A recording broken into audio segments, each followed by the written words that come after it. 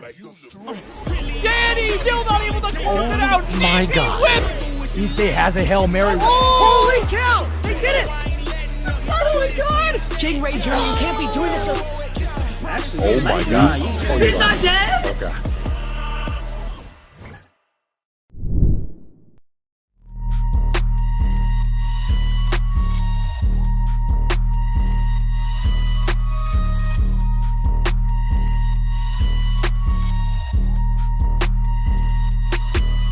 We got it next. That's how you finesse. We come for they next. We come to collect. Did it all on my own, yeah. When it brought it back home, yeah. Now they calling my phone, yeah. But I'm all in my zone. They not a threat. Tell them reset. When they're at their best, we still not impressed. Did it all on my own, yeah. When it brought it back home, yeah. Bought a watch with the stones, yeah. Caught them watching my throne, yeah. Ain't no one doing the shit that we doing. Ain't nobody moving the way that we moving. Hop out the Sprinter and shoot us a movie. We pull up to Paxton and get us some jewelry. Rocking the newest, but that shit ain't new to me. Watch how I do it, you think that it's two of me. They just be fluffing and that shit is foolery. Coolin', but that shit ain't cool to me. I'm as hot as it gets, yeah, they not on the list. Took a shot of success, hit nothing but net, yeah. Said they hit the rim, changed up my number and took out the sim. I'm on my hustle, I'm back in the gym. I can be humble or I could go in. I go for the win. We got it next. That's how you finesse. We come for they next. We come to collect. Did it all on my own, yeah. When it brought it back home, yeah. Now they calling my phone, yeah. But I'm all in my zone. They not a threat. Tell them reset. When they're at their best, we still not impressed.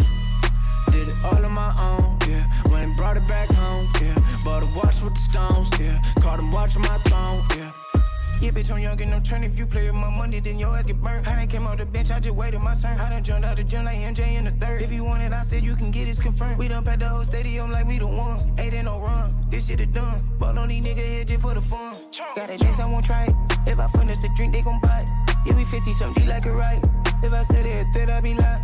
Yeah, I know niggas hate all the time. Had to change up my routes, niggas stealing my song. And I know bitches ain't worth the dime. Had to change up my line, they be wasting my time. Yeah, we got it next. That's how you finesse. We come for they next. We come to collect. Did it all on my own, yeah. When it brought it back home, yeah. Now they calling my phone, yeah. But I'm all in my zone. They not a threat. Tell them reset. When they're at their best, we still not impressed. Did it all on my own, yeah. When it brought it back home, yeah. Bought a watch with the stones, yeah. Caught them watching my throne, yeah.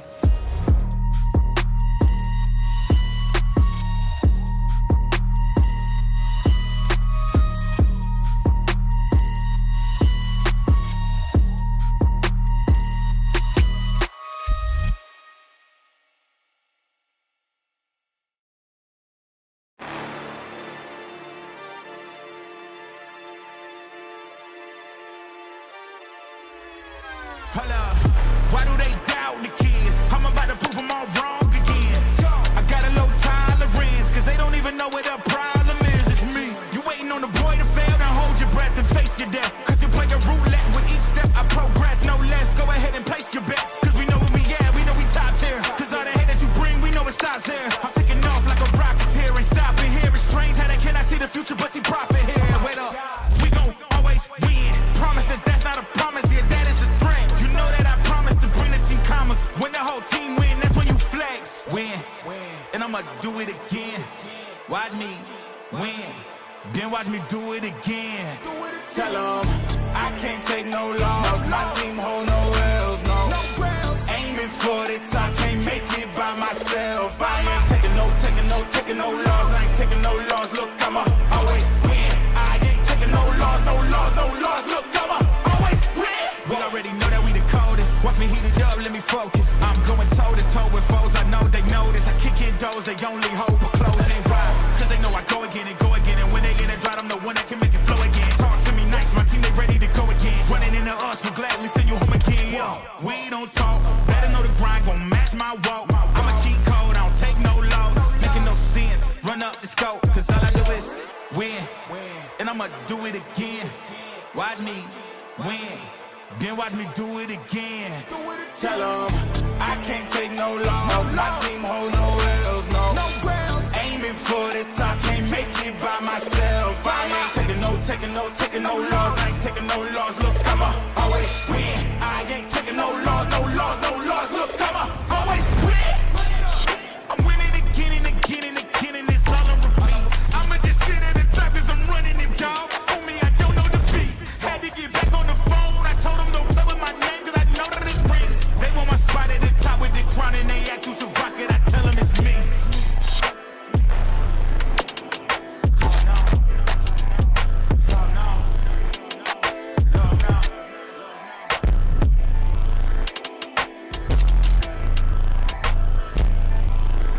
I'ma always win. I don't feel right unless the odds against me. Back against the wall of my strength. Yeah, I can't let it break. Everything I've been through, it made me better. Ooh, a little hate, it just made me better. Yeah, been through everything, it just made me better. Yeah, I can't waste the pain, it just made me better. Yeah, working every day, it just made me better. 1, 2, check, a 1, 2, I'm going in, is that an L? W is still a win. Got it off the muscle, all I know is hustle. All I know is making something out of nothing. What you think they see it?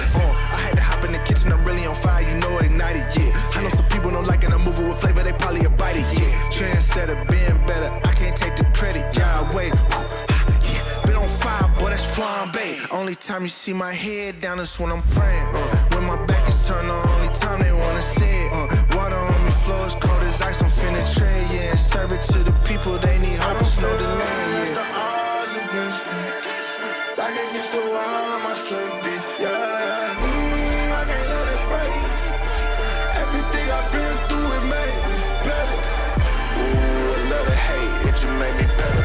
Yeah, been through everything, it just made me better. Yeah, I can't waste the pain, it just made me better. Yeah, working every day, it just made me better. Hold up, what they finna say? Tell it to your mammy, it don't matter, I ain't listening anyway. They just mad to see decide to drop, they look like ocean spray. You can get it too if you just work more than you talk today. This what happen when you take your pain and make it motivation. It ain't gonna be easy trying to be a legend, it's the payment. You need execution, not excuses, dog, you gotta face it. They don't want the truth, but if you quit, you don't deserve to make it. What you think they giving greatness out? Now you gotta take it. They don't know the hustle, they confused when they look at you. Till you hit your goals, they all shot, they think you Pikachu. Put your mind to it, you can do it, yeah, and I'm the proof. Unless the odds against me. Back against the wall of my strength, yeah. I can't let it break. Everything I've been through, it made me better. Ooh, a little hate, it just made me better. Yeah, been through everything, it just made me better. Yeah, I can't waste the pain, it just made me better. Yeah, working every day, it just made me better.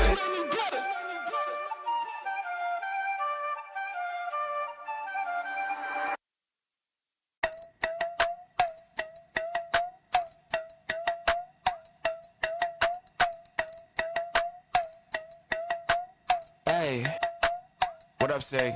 Yeah, all my life I told them I would do this, now I done it. Even as a child they tell me that boy, yeah, this Sunday. Now I seen them out, they ask me how the music coming. If I told them what I goes, I know they think it's so disgusting. Told them matter of fact, I said I'd rather not discuss it. Seem like every day I got another check that's coming.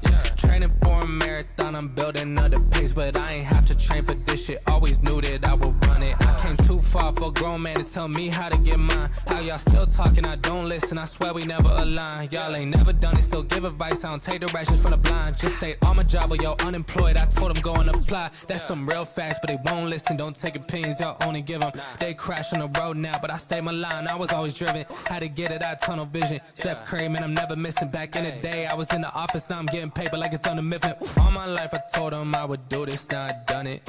Even as a child, they tell me that boy, yeah, this Sunday. Now I seen them out, they ask me how the music coming. If I told them what I goes, I know they think it's so disgusting.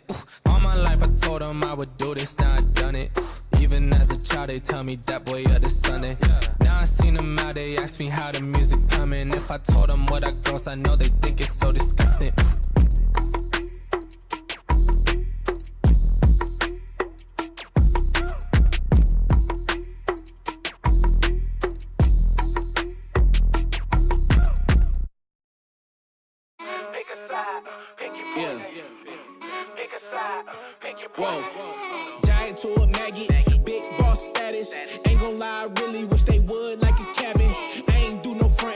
money on the back end. Yesterday's price ain't today, now we taxing. Way out the fear, ain't no way out for me. They always told me I'm the wave, like I'm way out. And see, I know some real ones turn state, ain't no way I could be. Out here living like a villain, only way up for me. Moving out the purges, I give time if it was worth it. If you coming from my fam, then you know I take it personal. Say that you the GOAT, I asked around, I never heard of you.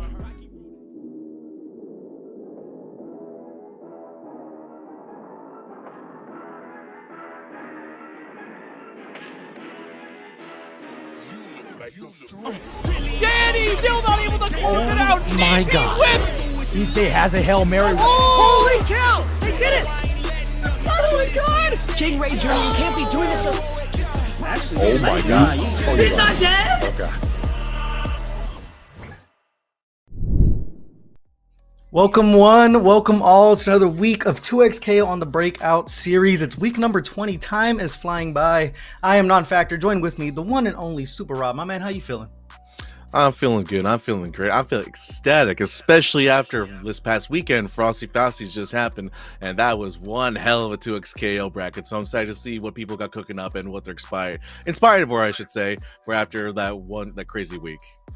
Yeah, I mean, you talk about Frosty Faustings. It was the first time we really got to see this brand new patch on display, the Season 1 patch on display. And I mean, it was a top 8 for the ages. That grand finals, not only the grand finals, but the winners finals between Bleed and Super Noon really shows the strength of this game. And I think it's going to have like great longevity when it comes to delivering hype matches to every single offline event that we have, including online like we have here at the Breakout series. But before we move on from that, I just want to say W Bleed. W bleed. Nah, but the gears keep turning in 2XKO, and it's going to be so interesting to see like how these teams develop going forward with the last patch. We're going to have people who are a little more used to playing Caitlyn, and we saw a lot of Teemo also at Frosty Faustings, which I thought was a little surprising because that's a character that didn't necessarily get shot, but you know, not as strong as the other zoners in this game right now. So it'll be very, very interesting to see who actually who's going to choose who, because there's a few returning favorites like we see on the screen right now. Maze Traps, I believe, is also in bracket today. F-Champ. And then I think I also saw... Actually, there's a few returning names. But if you look over at our leaderboard for titles, you have Maze Traps and F-Champ Ryan, the one and only, sitting at 3 titles apiece. Jazz Rap trailing right behind them. But then there's just an absolute murderer's row of players underneath that, including Hikari, Gladiated, and then we talked about it, W Bleed.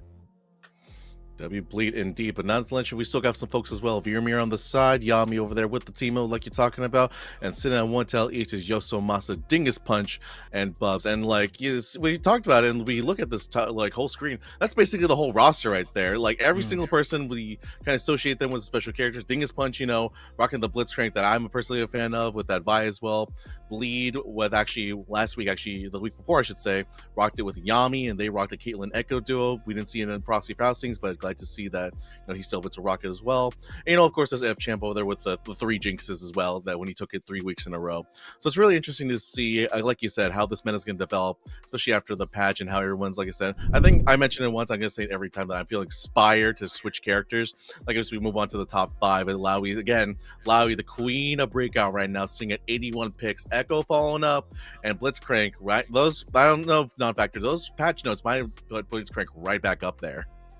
Yeah, I mean, you get a lot of quality of life changes. There's a lot more Oki he can get off, especially off of Splash or getting his S1 Super. I think you get a meaty 5M, but it's definitely helping him out in the long run. We unfortunately didn't see any in the top 8 over at Frosty Faustings, but we did see in the top 8 was a whole lot of Echo, and that character continues to be, some would argue, top 1 with the way he's able to set up the lob off of his OS with the Super 2. And then Alawi sitting in that first spot with 81 picks. That's another character we saw get highlighted by Bleed themselves over in Grand and Winners Final. So the big bodies are starting to show up a lot more, Rob.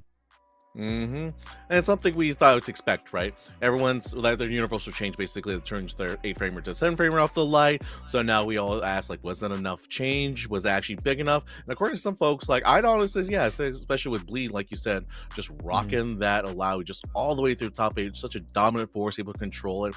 And we talked about some combo routing that had to be changed and something like that. But in the end, just, you know, the way that Bleed was able to control themselves with the W, or excuse me, so I was throwing W's out there, the S2 Super super just to take control and make sure, like, yeah, overall it's so good to see him, like, it's also fun to see the, like, oh, I saw that guy bleed also wins Breakout too, so the fact to see him take the whole thing at Frosty's, so it's, it's a good feeling in your chest right now.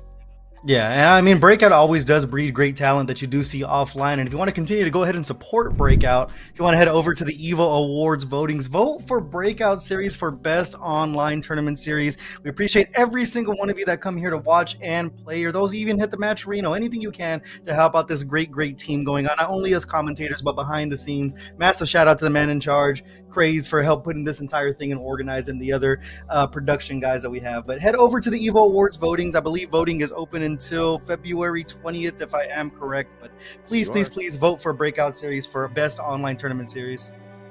Absolutely. And we also give a special shout out to Breakout's own Mr. Leapfrog as well. They are nominated for an award as well. They've been doing all the hard work with Breakout, commentating, putting things together, leading the charge. So make sure, if you're also in there, make sure you give a vote to him as well, as we sincerely appreciate to show him all the love and support that he deserves.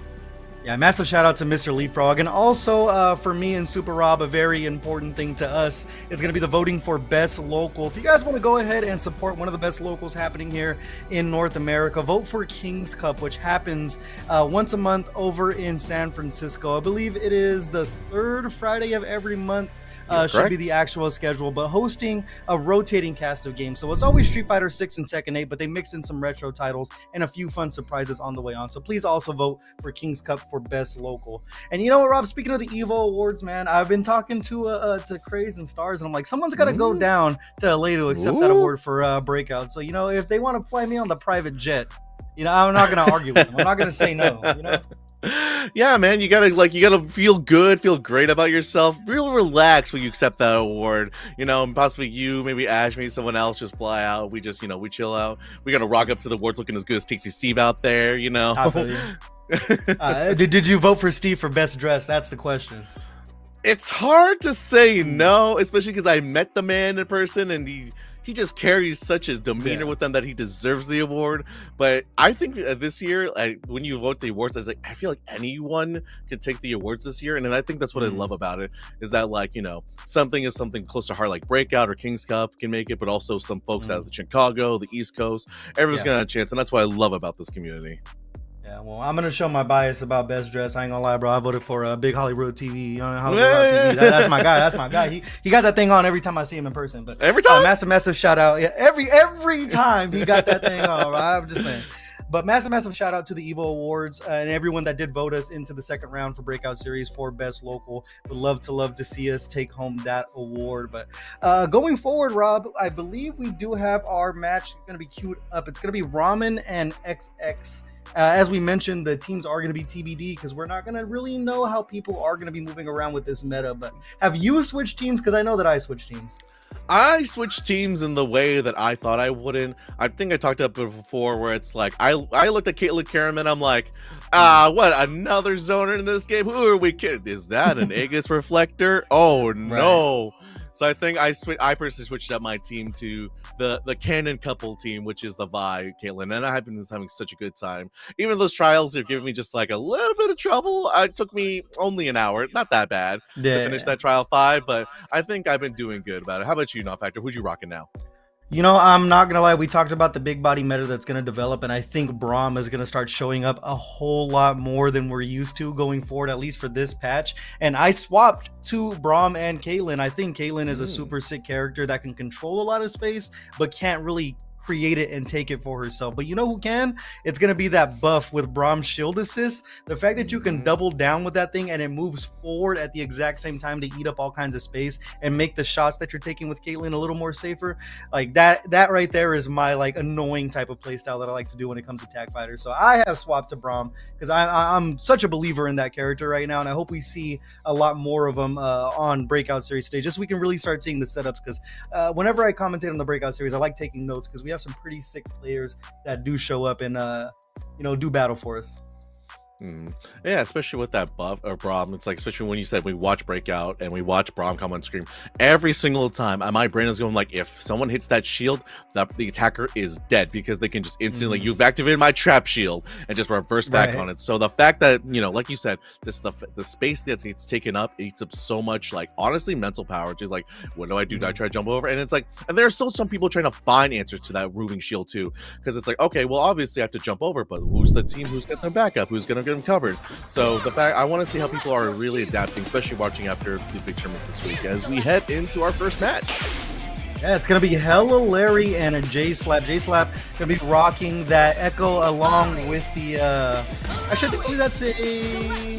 I didn't see what music. I'm a little blind right now. But it's going to be the Echo and the Warwick. We talked about Echo probably still being the top one character in this game. We're going to see if we see any kebab setups or if that throw nerf is going to be changed off of the clone. But we'll get directly into the first match of the day. We also have the Ari and Alawi. It's going to be interesting to see how things are played in neutral here. Ari, one of those characters that did get slightly nerfed where you can't double dash when you throw the Foxfire in the air anymore. So you're kind of left to your own wares. You can't really run too much, but see how it plays out here, Rob. All right, let's get back to him. Like throwing assist. I also can see on the side of Larry the 2-time assist on the Alawi, something considered very strong nowadays. Is we joke about double charging just being brainless, but at the same time, it is just a strong thing to do. And you can see like Larry just getting ready, but oh, this time looks like J-Slap was ready. Yeah, this got clipped on the middle of that handshake tag here. Going to be end up going coast to coast. It's going to be the freestyle rocking with over on J-Slap's side. He's going to take a limit strike there, trying to build up some meter. We're going to go with an early burst here, and we're going to clear up some space with the S2 Super. Yeah, I really like that Larry actually taking the space, like as you mentioned, to get them back in the game as J-Slap actually gets forced to burst to get them out. So now they're trying to find the freestyle side. The assist is on deck, but they don't choose to use it. Larry takes back their turn on that. This is what we've seen from Alawi. They're able to get so much extension when they do that S1 in the air. The tentacle is going to help him out here. Go directly into the S2 for the mix-up. Light kick reset, chasing him down, but just holding up back for J-Slap. Going to work out to get some space, and also Larry getting clipped by the 5M in the air. It's going to be a world of damage here. Just taking turns back and forth. Both characters should be able to build up the level 3 as well. Yeah, let's see if J-Slap does cash in as well. And yeah, unfortunately for the Ari, it's very interesting to see the hard tag and switch after the roll up from J-Slap to get out of that. Like I said, just jumping out.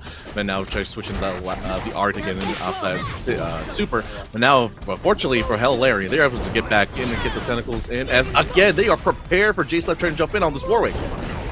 That's one thing about Warwick players. When they have the Bloodlust on deck, they really try to skip neutral, as we just see him take it to the skies repeatedly here. And 50-50 mix-up there, going to work out. We're going to pop the break once again, and unfortunately, the Ari is going to get sniped out. So one character down for Hello Larry. Larry does have a chance if there's anyone who can make a comeback. It's this Alawi as J-Slap actually going back and forth trying to trick him out, and finally finds the opening and actually just catches out the level 3 as well to take this first round. Yeah, very smart. Well aware of his meter. Had 2 level 3s on deck that he built up to really work on both characters. So great stuff from what we're seeing from J-Slap thus far in the first round. Definitely want to see how J-Slap actually, because like it's not a lot. They do pick the freestyle, so you know we're expecting the mix up in the left, right, and the sandwiches. Not really happening this time around as it gets flipped this time. As actually J-Slap actually goes for it for the Warfer, but unfortunately gets parried, and now Larry gets to take their turn back and push him all the way to the left side of the screen. Yeah, no maximum werewolf here. They're able to catch him out of the sky. He's going to get the tentacle extension. It's a smart break there from J-Slap. You really want to keep the Warwick alive, but handshake tagging right back in. Not really trying to work with the Echo against the Alawi, getting caught by the 2M there. And oh, I was going to say that should be a dead Warwick, but just able to get out of the tentacle's range in time. That tentacle now, Larry trying to take space with that, but unfortunately J-Slap is ready to jump in as well. Great call from them to let them know that they are not afraid to attack them, and now they take back the space once again. Larry, let's wake up attack to create more space, and again, the 2 times is coming in and gets on the other side of J-Slap. Now J-Slap is on their own, taking so much damage. Yeah, a lot of meter to work with as well. Should be able to, I think it should be able to kill here with the tag launcher. It is going to be enough to close it out into the S1. You saw that on full display from Bleed at Frosty Faustings, man. That S1 super from Alawi does a lot more damage than you really anticipated to. And now Warwick kind of left on his last legs here. You have a meter built up with the Echo, but not really too many options to skip neutral here. You are going to clip with the light low. Doors open here for J-Slap.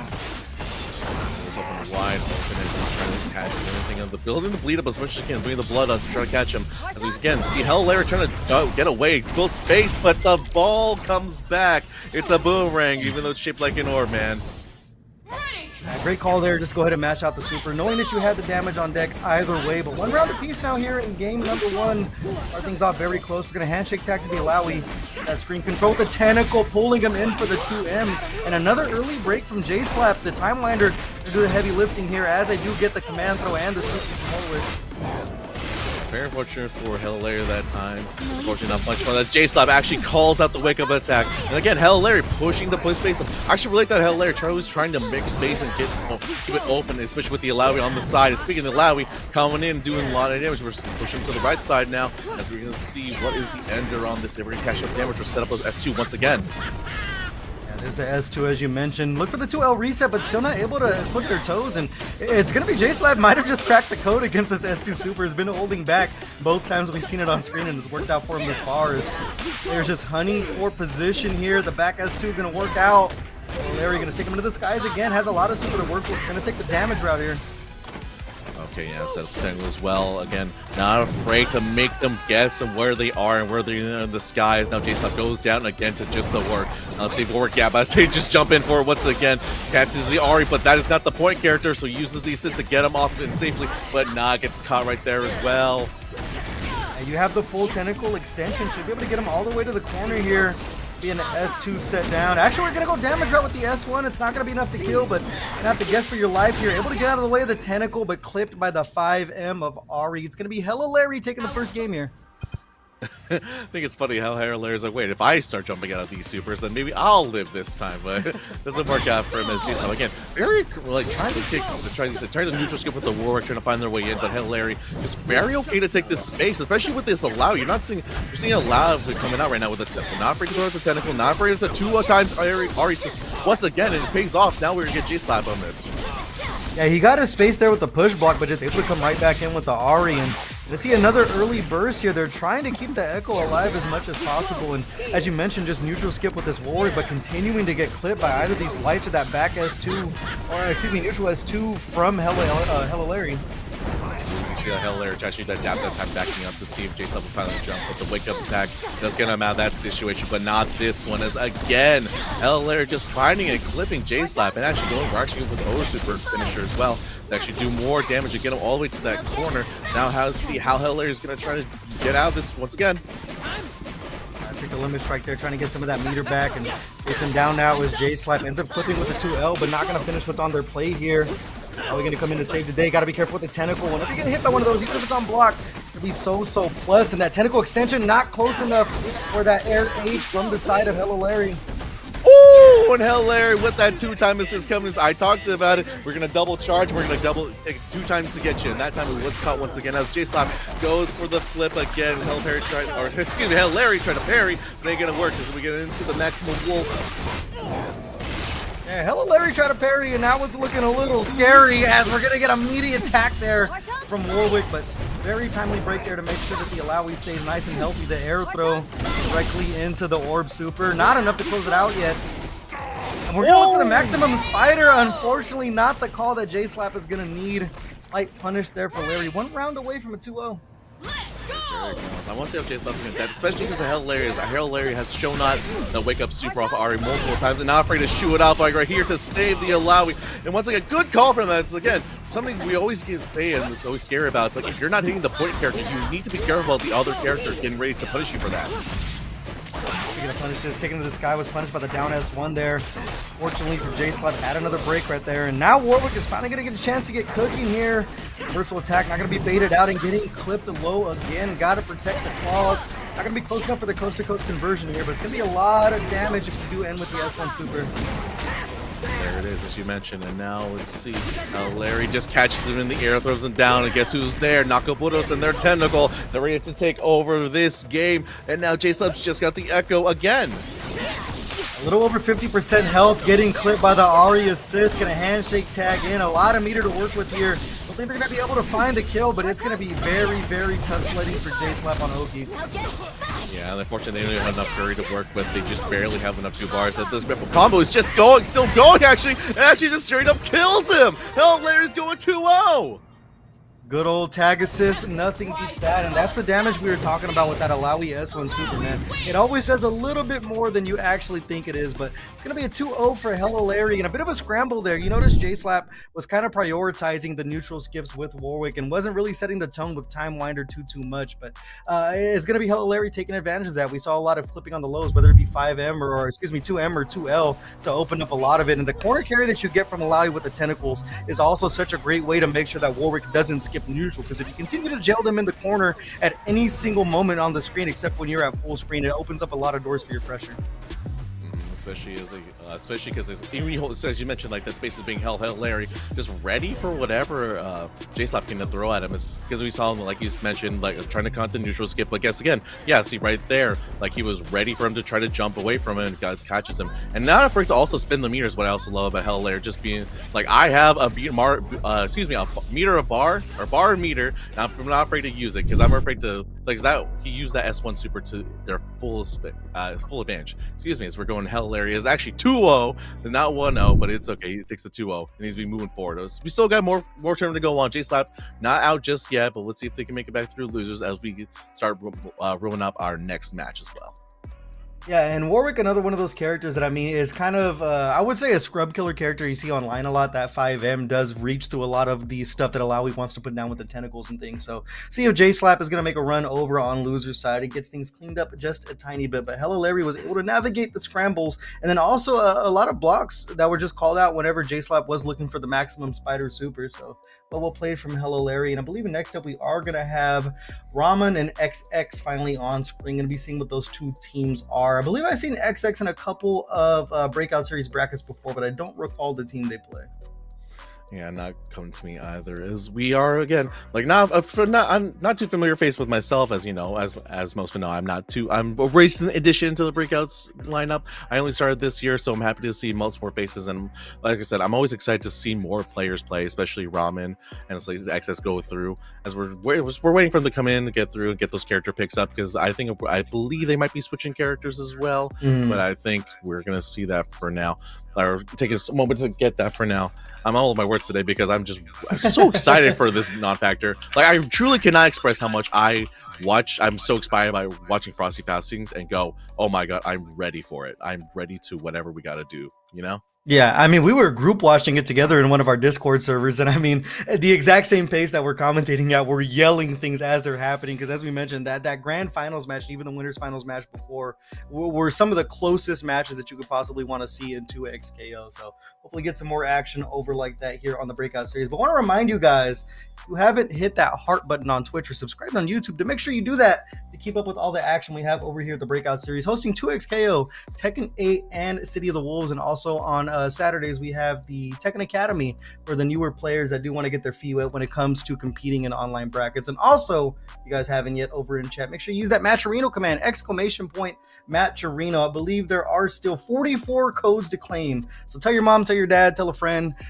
tell an ex-girlfriend that you haven't seen in 2 years. Just be like, hey, can you click this real quick? I promise you it's not a virus, but make sure you do claim those codes up and share it as much around as you possibly can. And if you feel generous enough, directly contribute into the pot. Very, very much appreciated.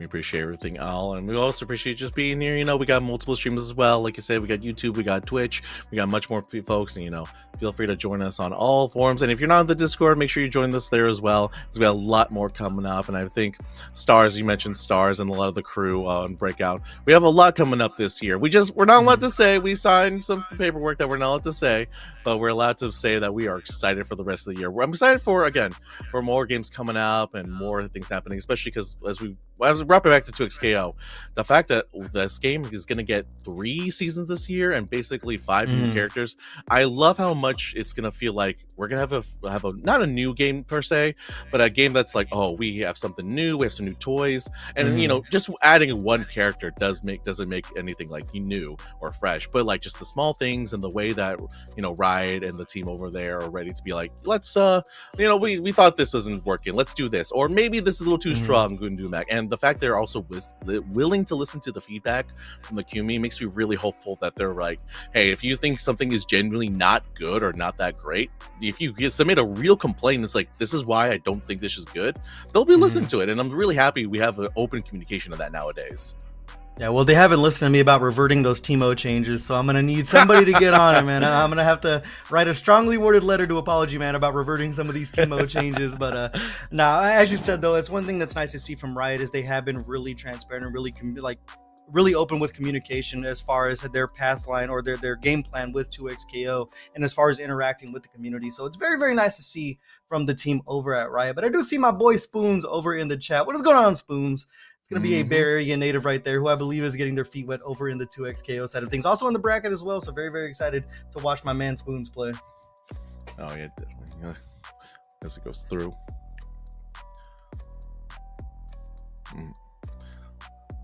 All right.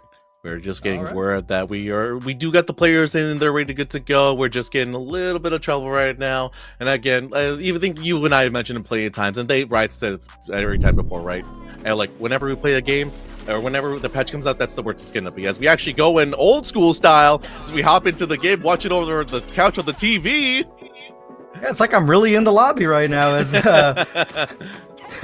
believe that's going to be Ramen on the right side with the Caitlyn and the Ari and freestyle. Unfortunately, we're getting a little bit of a stuttering right now. It's going to be Echo just messing with the sands of time, but thus far it's going to be a small life lead here for XX as they continue to put the pressure on.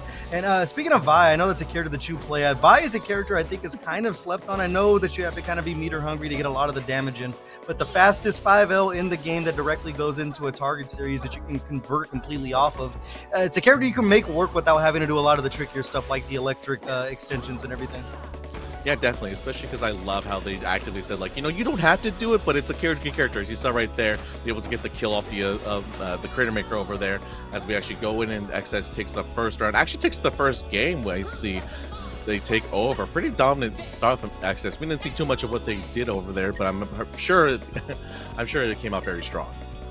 Yeah, you don't build that much of a life lead by accident. So it's going to be XX taking the first game here as we take our seat back in the couch, old school. I love the outfit that my boy XX got on right now with the bucket hat, the gauntlets, the teal look. I like that, man. I like that. That's one of the cool things about like these lobby systems that a lot of different games set up when you have your own little avatar. I love the style that the 2XKO team came up with here. Especially to get something nowadays. Like, I'm spoiled. I like anime games. A lot of anime games do have character lobbies like this. So the fact that I got that back, I'm also maybe a little biased because whenever the game first loaded up, the default character was just me. So made me a little too happy about that. I'm happy to see, like you said, the fact that we can express ourselves in this game, be it like the style or how we play the characters or how we play matches and the fuse we choose. It's so fun to see. As we see, speaking of fuses, I do love the 2-time assist coming out of XS because I truly believe that is Vi's best fuse, because the fact that you can Vault Breaker into the ground slam is such a strong option to cover so many options. And the fact you also saw them coming out that last match, so I want to see them do that more in this game. Yeah, it's a very interesting dynamic, as you mentioned, with that 2-time assist, because not only that, it opens up a lot of neutral skips, and honestly, a lot of mix-ups when you pair it with the Echo. When the time winder's down and you start looking for things like the Kababo S and everything, it adds a whole nother layer on top of what your mix-up game is going to be on Oki here, but I thought our two players got sent to the Shadow Realm right now. Oh, man, hey, Stars, show me what kind of emote you got, Stars. What's on the emote wheel, bro? Yeah, man. Well, why are you rocking just the fight stick? Why don't you get anything else in there? we got default Dan.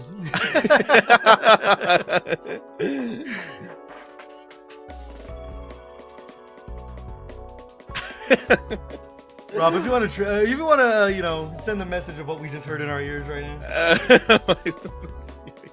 It's like he's quote, does not have anything until he got his girl in, and sorry, speaking of characters you want in, Rob, I think this is like a question that you have to kind of talk about when it comes to 2XKO, because the League of Legends roster is so massive.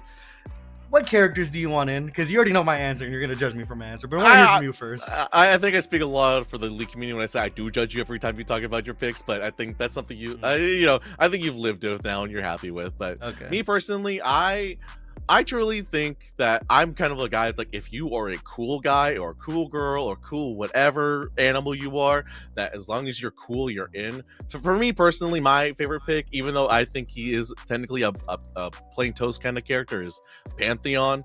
he is just like, in the lore, it's just like he was taken over by this like war god, then like he fell into this battle with a demon essentially, and then the war god died, but he kept the powers as a mortal and a human, and he's like, I hate gods don't mean nothing, like I'm just the man is restrained. I'm like, that is so cool. I'm like, he's just a dude he's a Roman soldier with a spear and a shield.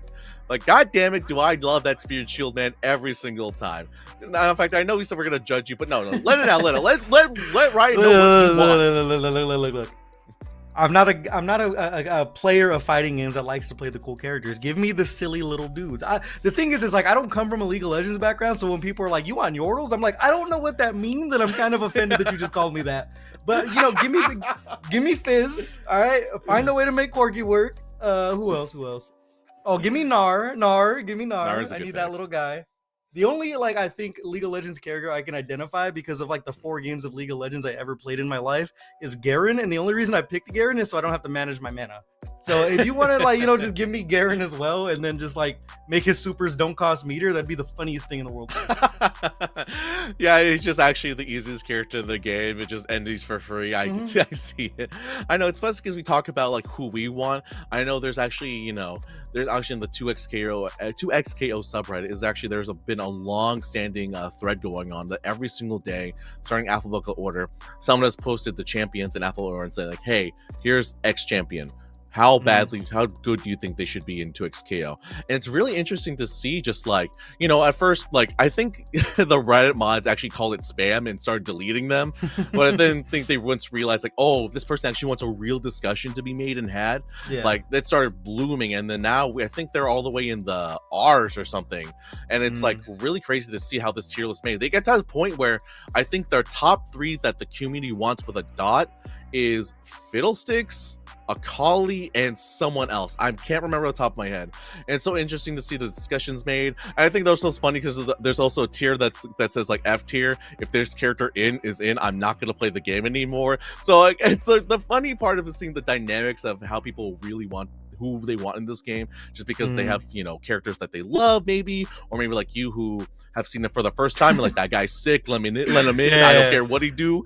So that's what I love about 2xko. I think we talked about this before, where like it feels like it takes over a certain spot that DBFC had, where it's like everyone is coming together. It doesn't matter what game you play, where you're from, how old or how young you are, you just want to play this game with cool characters, and you finally get it. Yeah, I mean, you were talking about the F tier like section of that. If you look at the F tier, you're probably going to see every character that I want. So, unfortunately, if Riot's listening to that tier list, I'm probably not going to get anything that I want. But we'll see how things go going forward. I think that's the coolest thing to me as someone who doesn't come from like, I mean, really playing League of Legends. I was a Smite guy. Kill me, but I was a Smite. I was a Smite guy for a while, so I didn't play League of Legends when it was like my MOBA of choice. So the cool part to me is that every character that comes out, I get to watch it from like almost like a third person perspective, to where I get to see everyone else react to it and kind of like have a reaction off of that, because everything is a surprise to me. It's like, I don't know who the hell Caitlyn is. I never even seen Arcane. Everyone in this game is a brand new character to me. The only reason I know Teemo is because Teemo's everywhere. You think of League of Legends and Teemo might be the first character that pops up in your head. Especially in how I look over in the chat, Red Rye Ross, you know, saying Bard and LeBlanc, you know, Bard, you know, also a character that most people want. Spoon's over there with Riven. Riven has been the one that I think most people have been like, I think, trying to manifest the most, actually, because for those who don't know, like, Riven is a character. Long story short, like, you know, an exalted girl came back with like a broken sword. I think people have been like kind of thinking like she might be the dragon install character, kind of, where it's like she gets those pieces of her sword back and she gets abilities that are way stronger and also, and I think that's also the fun part about having like not having all these characters just yet, is we get to theorize, we get to craft, just being like, okay, if this character does this, then he's gonna do like this move in 2xko, or vice versa, or do we consider this, and like it's also fun to see that all considered. Not to mention also, you know, that skins coming in as well. Like League of Legends, you know, no stranger to making Quinn skins and many more character skins. To see that, you know, it's finally translated to 2xko. I mean, I'm not rocking him right now, but the fact that I got to see Mafia Braum in all his glory now, in that full-on shirt and tie and tux, it feels so vindicating to buy that skin over in League of Legends, and I get it over here, and I'm like, oh, this is so perfect. I'm living the dream for Braum. Yeah, I think that's one of the cooler things with skins as well, as you mentioned. It's like with League of Legends, you're at that fixed camera angle, so you only get to really appreciate the skin like so much. But when you see it adapted into the 2XKO art style, they look way, way better. I know I'm waiting for BMO to hit my store so I can cash out on it. But that's another interesting thing is like, I wonder, no matter how long the game goes, I wonder if we're going to stick to League of Legends characters, because Riot has other properties with other characters. I mean, at some point I would love to see a Valorant crossover, because that is a Riot game that I'm very, very familiar with. So if I can get my boy Phoenix in a fighting game at some point, I'm not going to say no to that. So it'll be interesting to see how things go forward. It's going to be hopefully a game that's going to be supported for a very, very long time. But I personally have already sunk some of my money into the skin, so Riot's got me right where they want me, and I'm sure they've got a lot of other people right where they want them. And Riot, if you're watching, Breakout Series does love you, so if you want to send a few free skins over to your commentators, I wouldn't say no. Oh yeah, you gotta have to let them know, like, hey Riot, I played League of Legends since season 2. It's a long time. I really love your product, and I think going back to it genuinely, I think it's interesting to think about it, because Riot, like with their other games, has actually made like specific characters for their properties. Like back when they had Legends of Runeterra, hey Cooper, they actually had a champion specifically made for Legends of Runeterra, and their other game mode, TFT, Teamfight Tactics, they have specific only characters dedicated to them sometimes. So it's fun to see that like they're not afraid to be like, this character is only really for here. I don't know exactly if they can do that for 2XKO, because it's like, why make an original guy when you got like literally 100 plus back there ready for you? But it's interesting to see if they want to do it as we actually head back straight to the game. Yeah, it's gonna be interesting to see who we get picked on here. It's going to be it's actually going to be the Yasuo Blitzcrank. Is a very popular team. I believe it was Sadie Scott ran it with Sidekick. If I am yes, they did. Yeah. Your memory on point tonight, non-factors. You remember anything correct? I see on the other side as well. I believe we have Red Riot Ross themselves, 2XKO and JM Slammer as well, to see them cut back. So they are like no one does to toot their own horn at. So I want to see how they are as we go in straight to it. Now, that was a button check, but no, they're going swinging. Yeah, speaking of swinging, you're going to be swinging that Apprehend. That's a button that kind of got a strange change, or at least strange to me, because I'm getting baited with parry a lot, where you can charge your Apprehend now. And speaking of charge, we're going to charge up the steam here as Nate's going to get busy with this Blitzcrank, unfortunately getting clipped there. We're going to get a full extension into the headless, applying that bleed. Ooh, but unfortunately now Red Riot Ross just get caught by that once again. He gets hit to the punch to the face as Tate finishes well. Actually, Blitzcrank also has that steam in the background, so you have to consider that as we rock a solo Jinx to take over this round. Yeah, we talked about Caitlyn before, and it's a character that can't really create space with herself. Jinx actually can when she's throwing out the Clappy and other things like that. She can force the issue in a close space here. And speaking of force the issues, we're going to pop the Fury. We're going to believe in the solo Jinx here. That'll win this 1v2. Oh, but unfortunately that Fate might be a little punished right now, as a great catch from Tate as we go in for the full extension, because we have the heat, but actually holds for trying to catch him out, but does not work that time. As Tate now just pointed full damage, because might as well get this Jinx out of here, like suffocate with all this pressure. Yeah, you like the call from Red Riot Ross. You would want to believe in that solo character, especially a character that can control space like Jinx does. It's not going to work out for him there, so I mean, no break for a while here, as Tate's going to have a strong opening, getting flipped out though, and there's that Clappy we were talking about, able to get the 2H off of it and an early break from Tate. Yeah, small bit of scramble there, going back and forth. The handshake's finding it. Speaking of scramble, Tate throws out the parry, but does not find its mark. As Red Riot Ross just jumping right in, actually taking the space they just made, and go for this full extension combo as we switch back into the Darius. This is gonna kill as well. You know it's a lot of damage when you're taking Blitzcrank out like that. So solo Yasuo once again just getting clipped by the DP attempt there from Red Riot Ross, and time to start the zoning game here, getting caught by the zap, and this is gonna hurt big time, Rob. Boy, you saw that Red Riot ready to catch him, Jinx out, trying to provide cover for the Darius, and it worked out there. As they finally find the way out, and finally jumps in once again on that, as we are going to start this damage. We are probably going to push all the way to the corner to make sure we can finish them off and get a good position, as this Jinx is dying. Oh my goodness. Oh, the extension as well with the assist from Blitzcrank. A break there to keep the Jinx alive. And caught with the shocker, but gonna parry and dash right on in. Such a great reaction from Tate there. So 1v1, an uphill climb still for Tate. They are sitting on that level 3. All right, and And now, ooh, unfortunately, Red Riot Ross getting caught by that Triangle Yasuo once again, trying to provide cover. As again, go for the side switch mix-up. Gets caught once again. Tate does have 3 meters on deck. And then Mark can catch up for the reset action, but it's not finding its mark. Now Red Riot runs away to run back in to catch him. Great call from Red Riot Ross there. Yeah, I understand wanting to hit the reset with the Blitzcrank and not really want to spend that 3 meters. Unfortunately, not going to work out for Tate there. And it's going to be another great opening from Red Riot. Unfortunately, the drop there, but Rocket's going to keep the pressure on as the Clappy comes in. And this Darius is just catching the brunt of all of this damage. Oh no, and on the other side, Blitzkrieg actually taking care of the other character to push him in front. Now Red Riot Ross is in trouble as we got Steam with the mix-up. You got the tactic, good way to get him off. There's that shoulder tackle coming in, handshake tag back here, trying to get some space, but the Rocket Punch gonna clear out the projectile and Yasuo's gonna finish the job. Red Riot Ross left down to the Darius. They are gonna have time to build up Fury, so we've seen Darius, even when we were talking about our Frosty Fosties, make some amazing Fury comeback. Unfortunately, to get clipped off of the landing frames there. It's going to be all Tate as they are going to build up this level 3. Red Riot Ross trying to call out, Tate trying to jump back. Unfortunately, Tate with the patience of the Samurai of the Wind breaks over and opens him up, but gets opened right back up as Tate from the run under to push him to the corner to take this kill.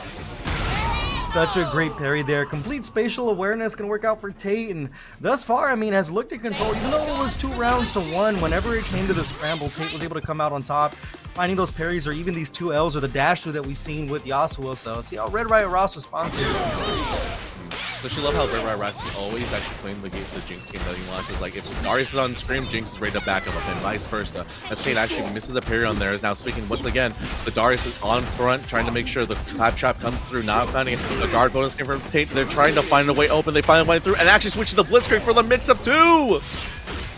Oh, unfortunately, gonna pick it back up though. I was gonna say drop the combo, but found the 2L there and trying to set up the Clappy and able to get themselves some space. A big time 2H, but the break on time from Tate to go right back in. Unfortunately, catching the elbow from Blitzcrank. No break in sight. Gonna have to eat a whole lot of damage here. Yeah, the S1, the Steam is set up. What is the, how to trace him down? Actually went for it, but actually parries him back. Tate is going crazy. They are ready for it, but Red Ross ready to catch that wrecking ball in the sky. Catches once again, but on the ground, there's still a Yasuo flying around. I believe you guys call that a gank over in League of Legends, but Yasuo coming in for the clutch right there. Darius left with 50% health. Finds the jump in early here, has a lot of meter to work with, setting the rocket behind, but getting caught with a back throw. Faded out with a wake up reversal, and Tate smelling blood in the water. 1 round away from a 2-0. Ooh, I really like that they realized, like, oh, wait, hold on. He's been putting so much pressure on Red Riot this whole time. The fact that you actually waited that time is so smart.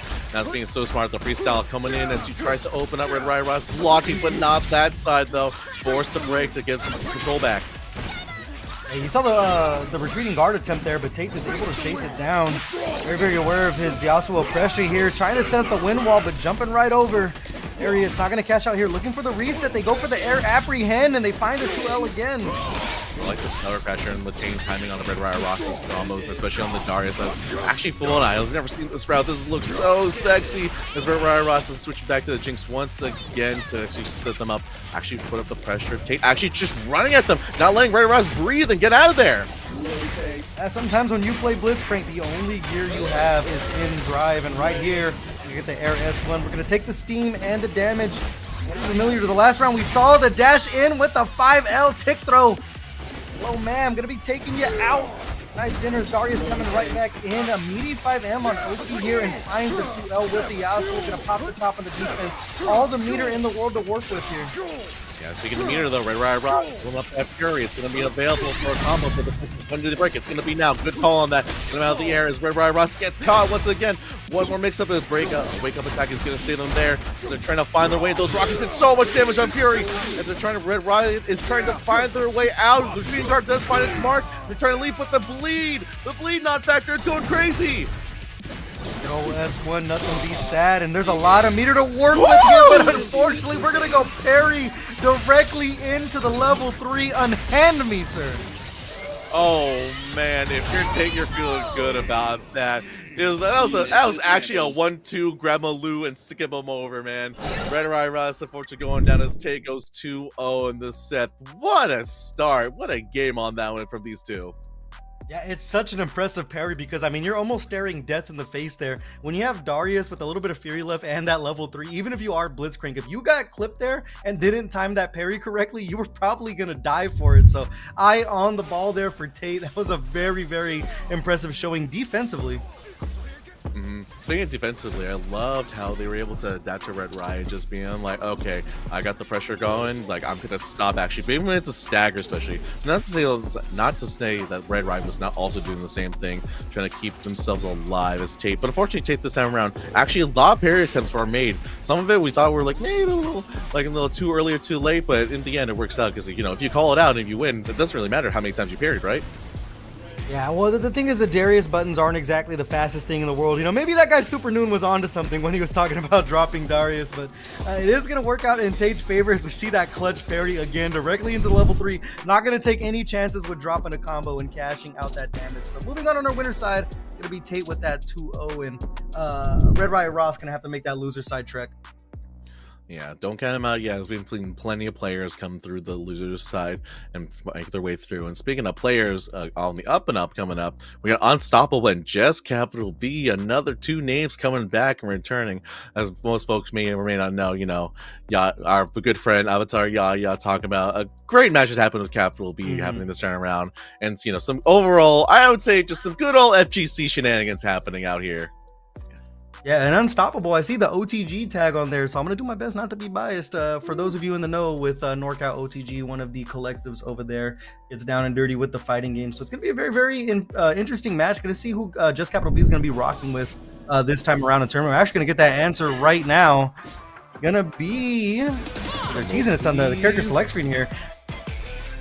Okay. Yep, it's like we gotta rock the Vi. Kaylin, we're gonna let the sister do us. Just Capital B. I want to see if they actually. Yeah, they do stick with the Echo Vi combo as they rocked up before. And the purple colors. I see you at Capital B. Rocking out there as. Oh, hold on. Wait, we gotta show off the color, the skins and the colors. Well, yeah. There we go. That's one of the funniest parts in there. You can tell when someone like.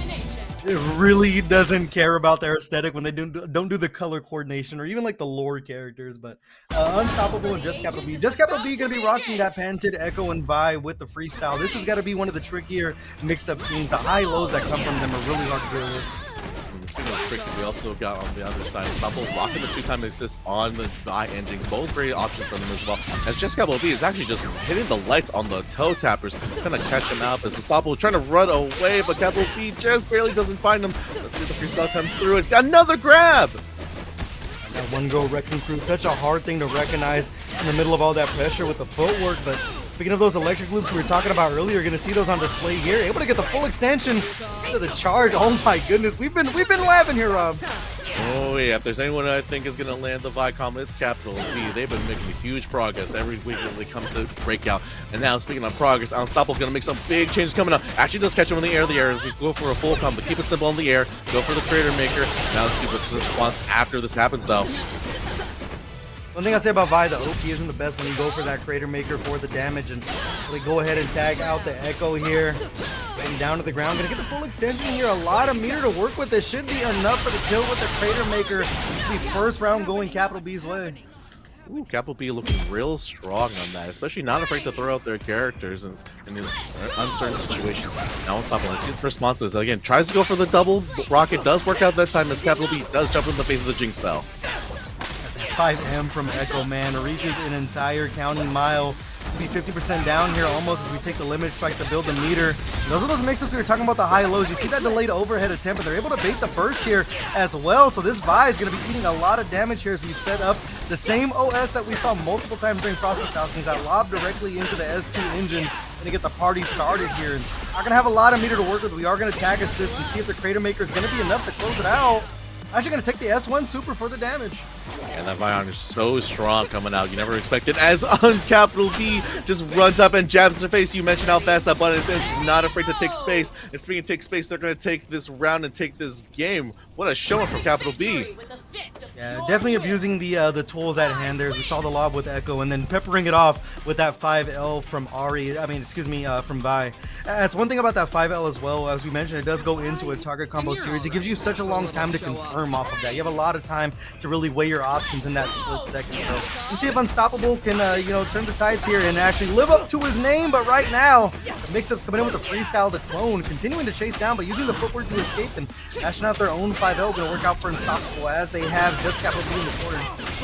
Oh yeah, going for one of the combos that one has done before. Actually goes for the limit strike one to put him on the other side to get the meter back. As they're trying to find it, gets a fist in the air, does not find a convert off that. As they try to go for the reversal, not happening. I love to see this Capital B with a charge Vi hit. Fist once again doing a lot of work as Unstoppable forces switch out to keep that Vi just a little more healthy as they roll in at Capital B. Unfortunately, not gonna stop Unstoppable with that. Yeah, I'm not going to lie, I did not see the forward roll coming, but it's going to work out for Unstoppable as he clipped the ankles of Echo there. The Vi going to have to solo things out here. A lot of meter to work with, but I mean, being able to get past all of these Jinx projectiles is definitely not the easiest thing in the world. Even when you have that sway, still not too easy to skip neutral. You see it take it to the skies and finally closing the distance for the pushback, being exactly what the doctor ordered.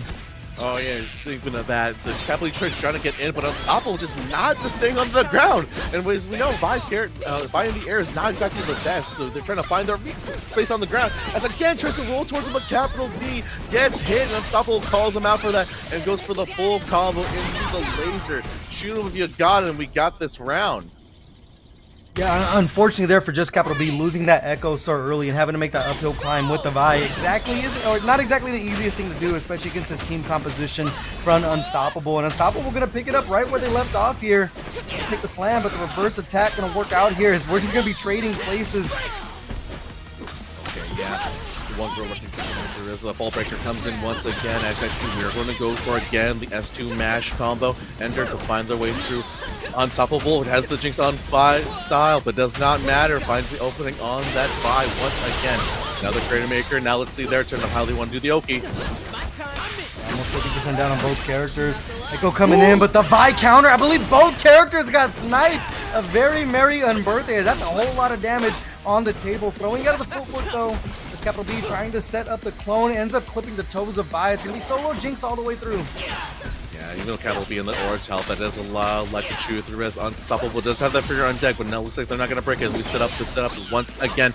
The assist coming in, not working out as Unstoppable gets the first beer out of it, and now we are coming down to just Capital B's Vi again to this Jinx.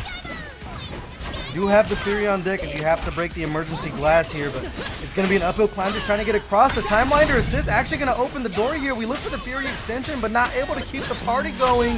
Vi, with this damage though, has a level 3 on deck. We are going to see the cease and desist for sure enough to close it out. One round apiece. Was really unsure if Capital B didn't want to spend it, but it looks like it works out in the end as Unstoppable, unfortunately, just was not getting chased down by the cops, man. Like, he just could not find their way. And even when the backup came through, it just is not helping. Immediately starting things off with the bionic arm. Unstoppable. No neutral in sight as they continue to come in and pester with these 5Ls, sneaking in the throw.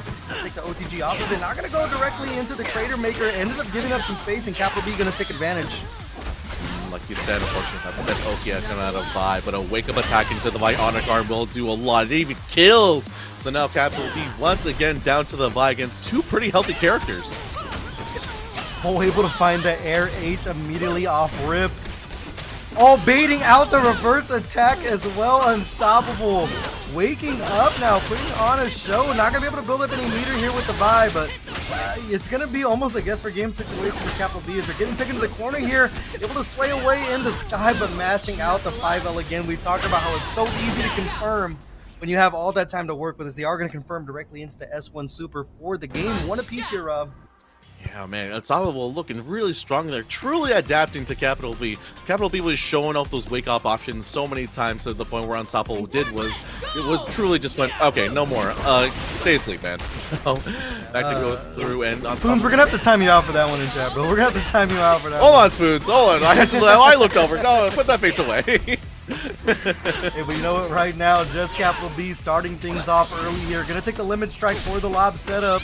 Looking for the parry, but it's not quite the answer when the pressure keeps on coming. Putting the body out of the air and trying to get some space with Jinx. Unfortunately, putting themselves in the corner of the side swap. They're looking for this dive, but just elusive as Capital B as the Vi is gonna take control here. They have some meter to work with. Want to look for this Crater Maker and the OP2L reset, and they find the tick throw. Now adapting once again, Lee said you're going to hold out the YI auto into the, actually, unfortunately drops, but into the reset, you pick up what you left down, and now Unstoppable down to their Vi once again, as Capital B adapting to Unstoppable's adaptations. Oh my god! Is the One Girl Wrecking Crew directly into the cease and desist. Not going to play any games here. Enough to close out the round. The combo routing from Capital B has been all about building the meter for this big damage. It's going to be a very, very clean round there.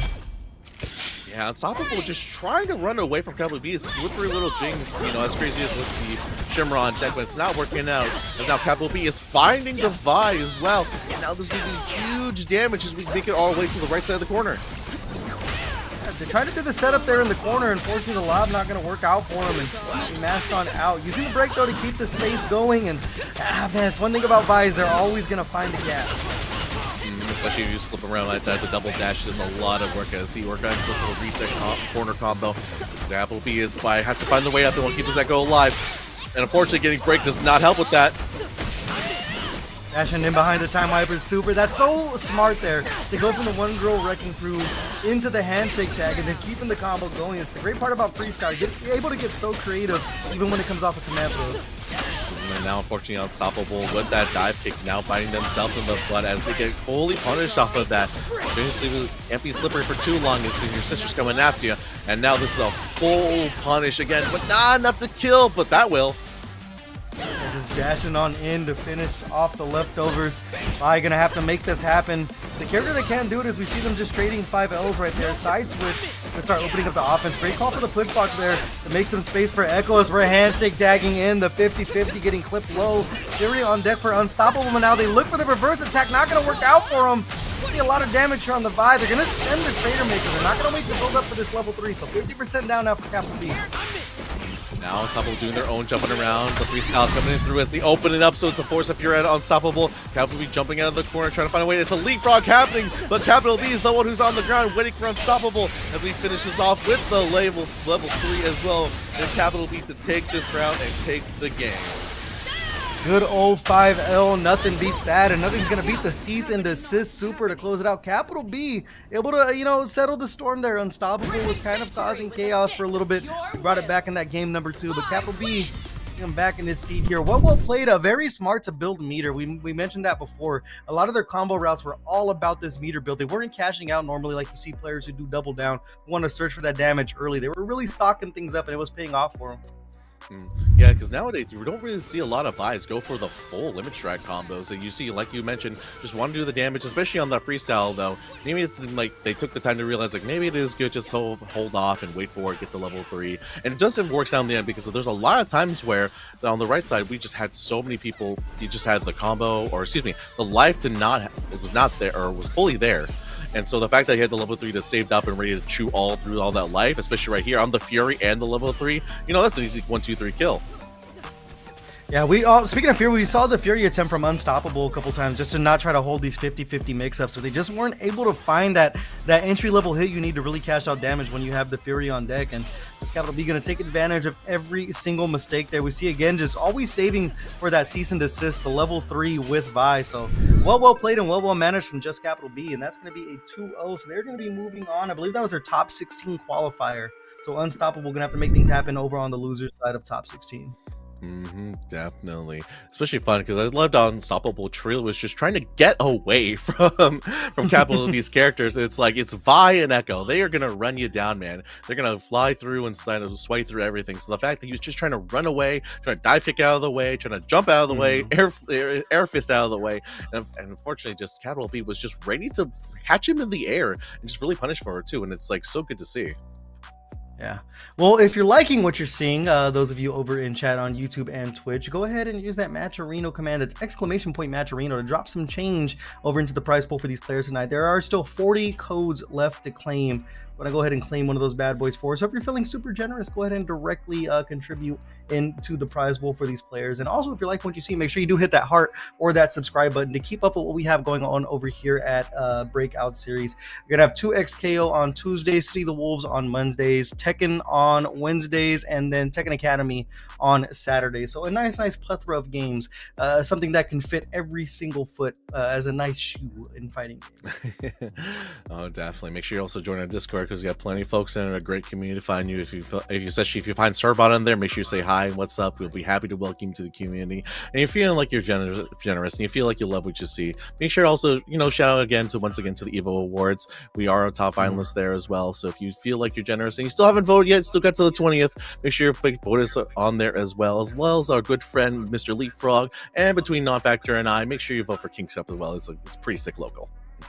Yeah, if you guys are anywhere in the state of California and you can get up to NorCal for King's Cup, make sure you do check out King's Cup. It's a one-of-a-kind local that, at least as far as I've been to, that has this really, like, I wouldn't say like nightclub vibe, but you don't understand the venue until you go into the venue, and then you're like, oh, this is like Fight Club going on in here. And the funniest part that I always tell everybody at the Foundry, which is where King's Cup is held over in San Francisco, that is the venue where the Lupe Fiasco and Daigo Street Fighter 5 match happened. So that building itself has some FGC history outside of King's Cup as a local. But head over to the link that was just posted in the chat with the Evo command. Thank you so much, Jay, at evo.gg/awards. And make sure you do vote for Breakout Series for Best Online Series. Vote for Mr. Leapfrog for Best Commentator. I don't think anyone deserves it more than that man. One of the funniest people you will ever hear on the mic. And then also do me and Robin solid and support a California local with King's Cup.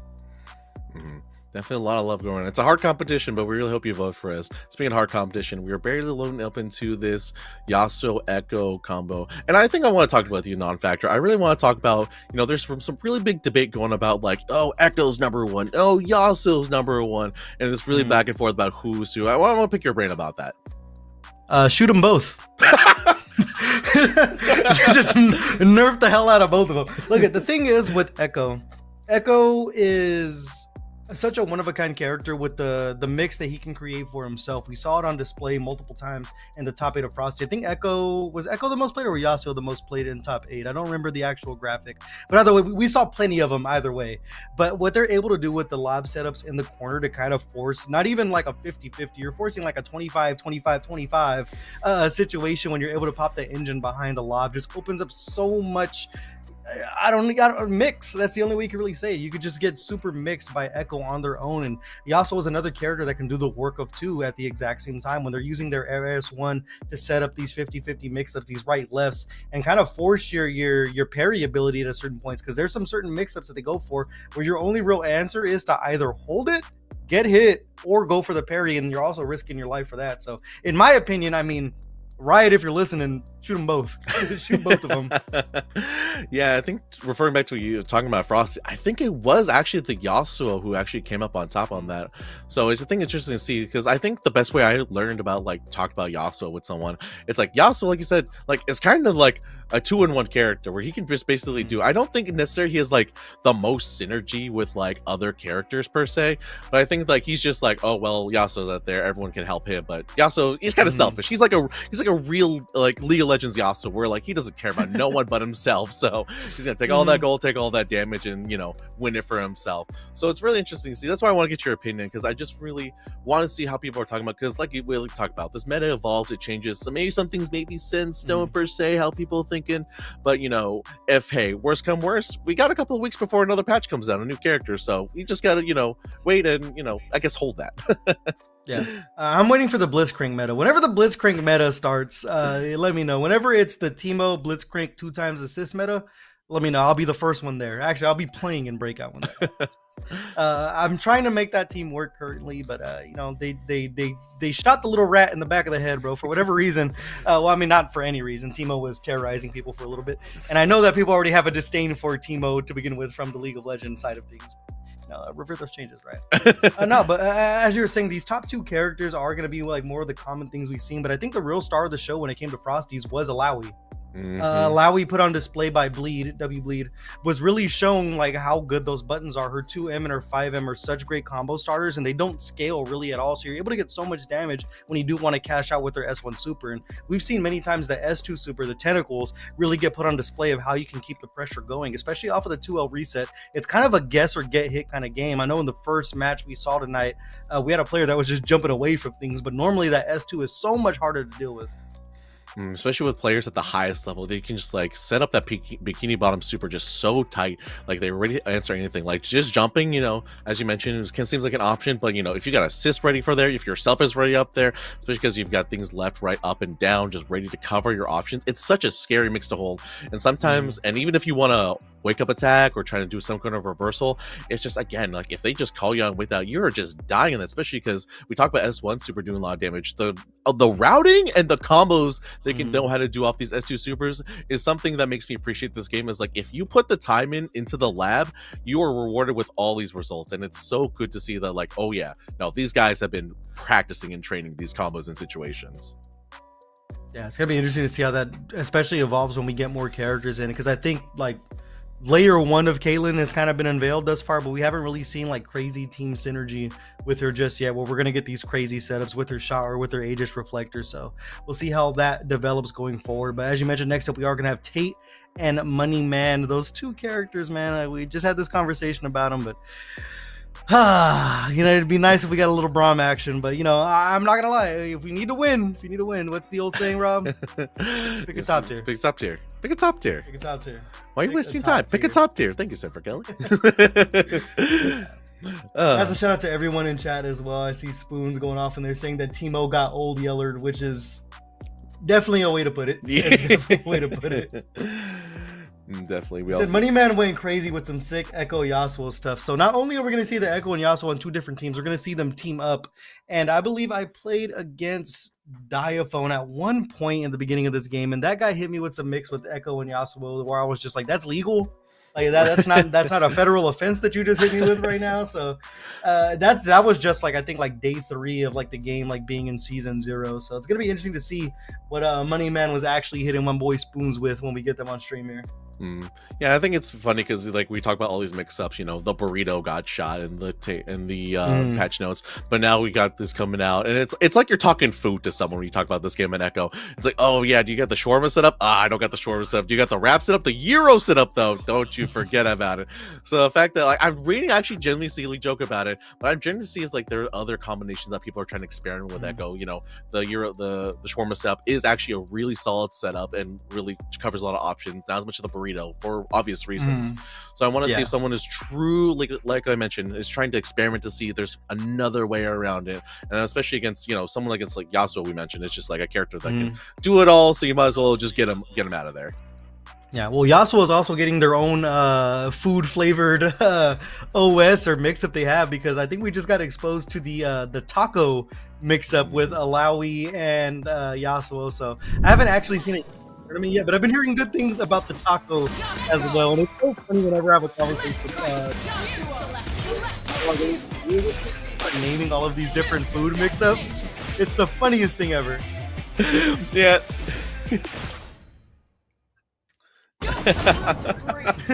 we got a call for production saying tacos here, which is the fun, most ironic thing, because we learned that, you know, as we get into it, it's for takoyaki, not for Mexican tacos as we get into the game. Oh yeah, it's Yasuo, my favorite Mexican fighting game character. We're gonna start things off early here. We're gonna see this Echo Yasuo team start to get busy. There's the Yasuo Blitzcrank we talked about before, but this time it's gonna be in the freestyle flavor. They are gonna be using the break early here. Tate trying to get themselves some space. Playing good defense in the air this far. Gonna get clipped with the light. And man, gonna use the early break as well. Want to keep the Yasuo nice and healthy. And the good parts about the break is you're able to use that assist to close out, so making space with the time winder, but you're not gonna be able to make space out of this command grab here. And the launch on top with the Yasuo, very clean there from Tate. That's one of the best things I love about these combos with Blitzcrank players, is that they know that they can convert off of that. Maybe not that per se, but converting off a grab into this handshake tag is so fun to see. As now Tate actually goes back into the defense mode, actually holds on and tries to grab again. The Money Man is on the money, calling him out every single time. As now we should finish out this combo to get Tate's Blitzcrank out of here. There should be no super needed as we dash through with the 6S1. We have solo Yasuo here. We mentioned if any character is going to do it, it is going to be this character. They are going to set up the tornado. Great defense thus far from Money Man, but the parry on the assist, able to dash through and punish the point character.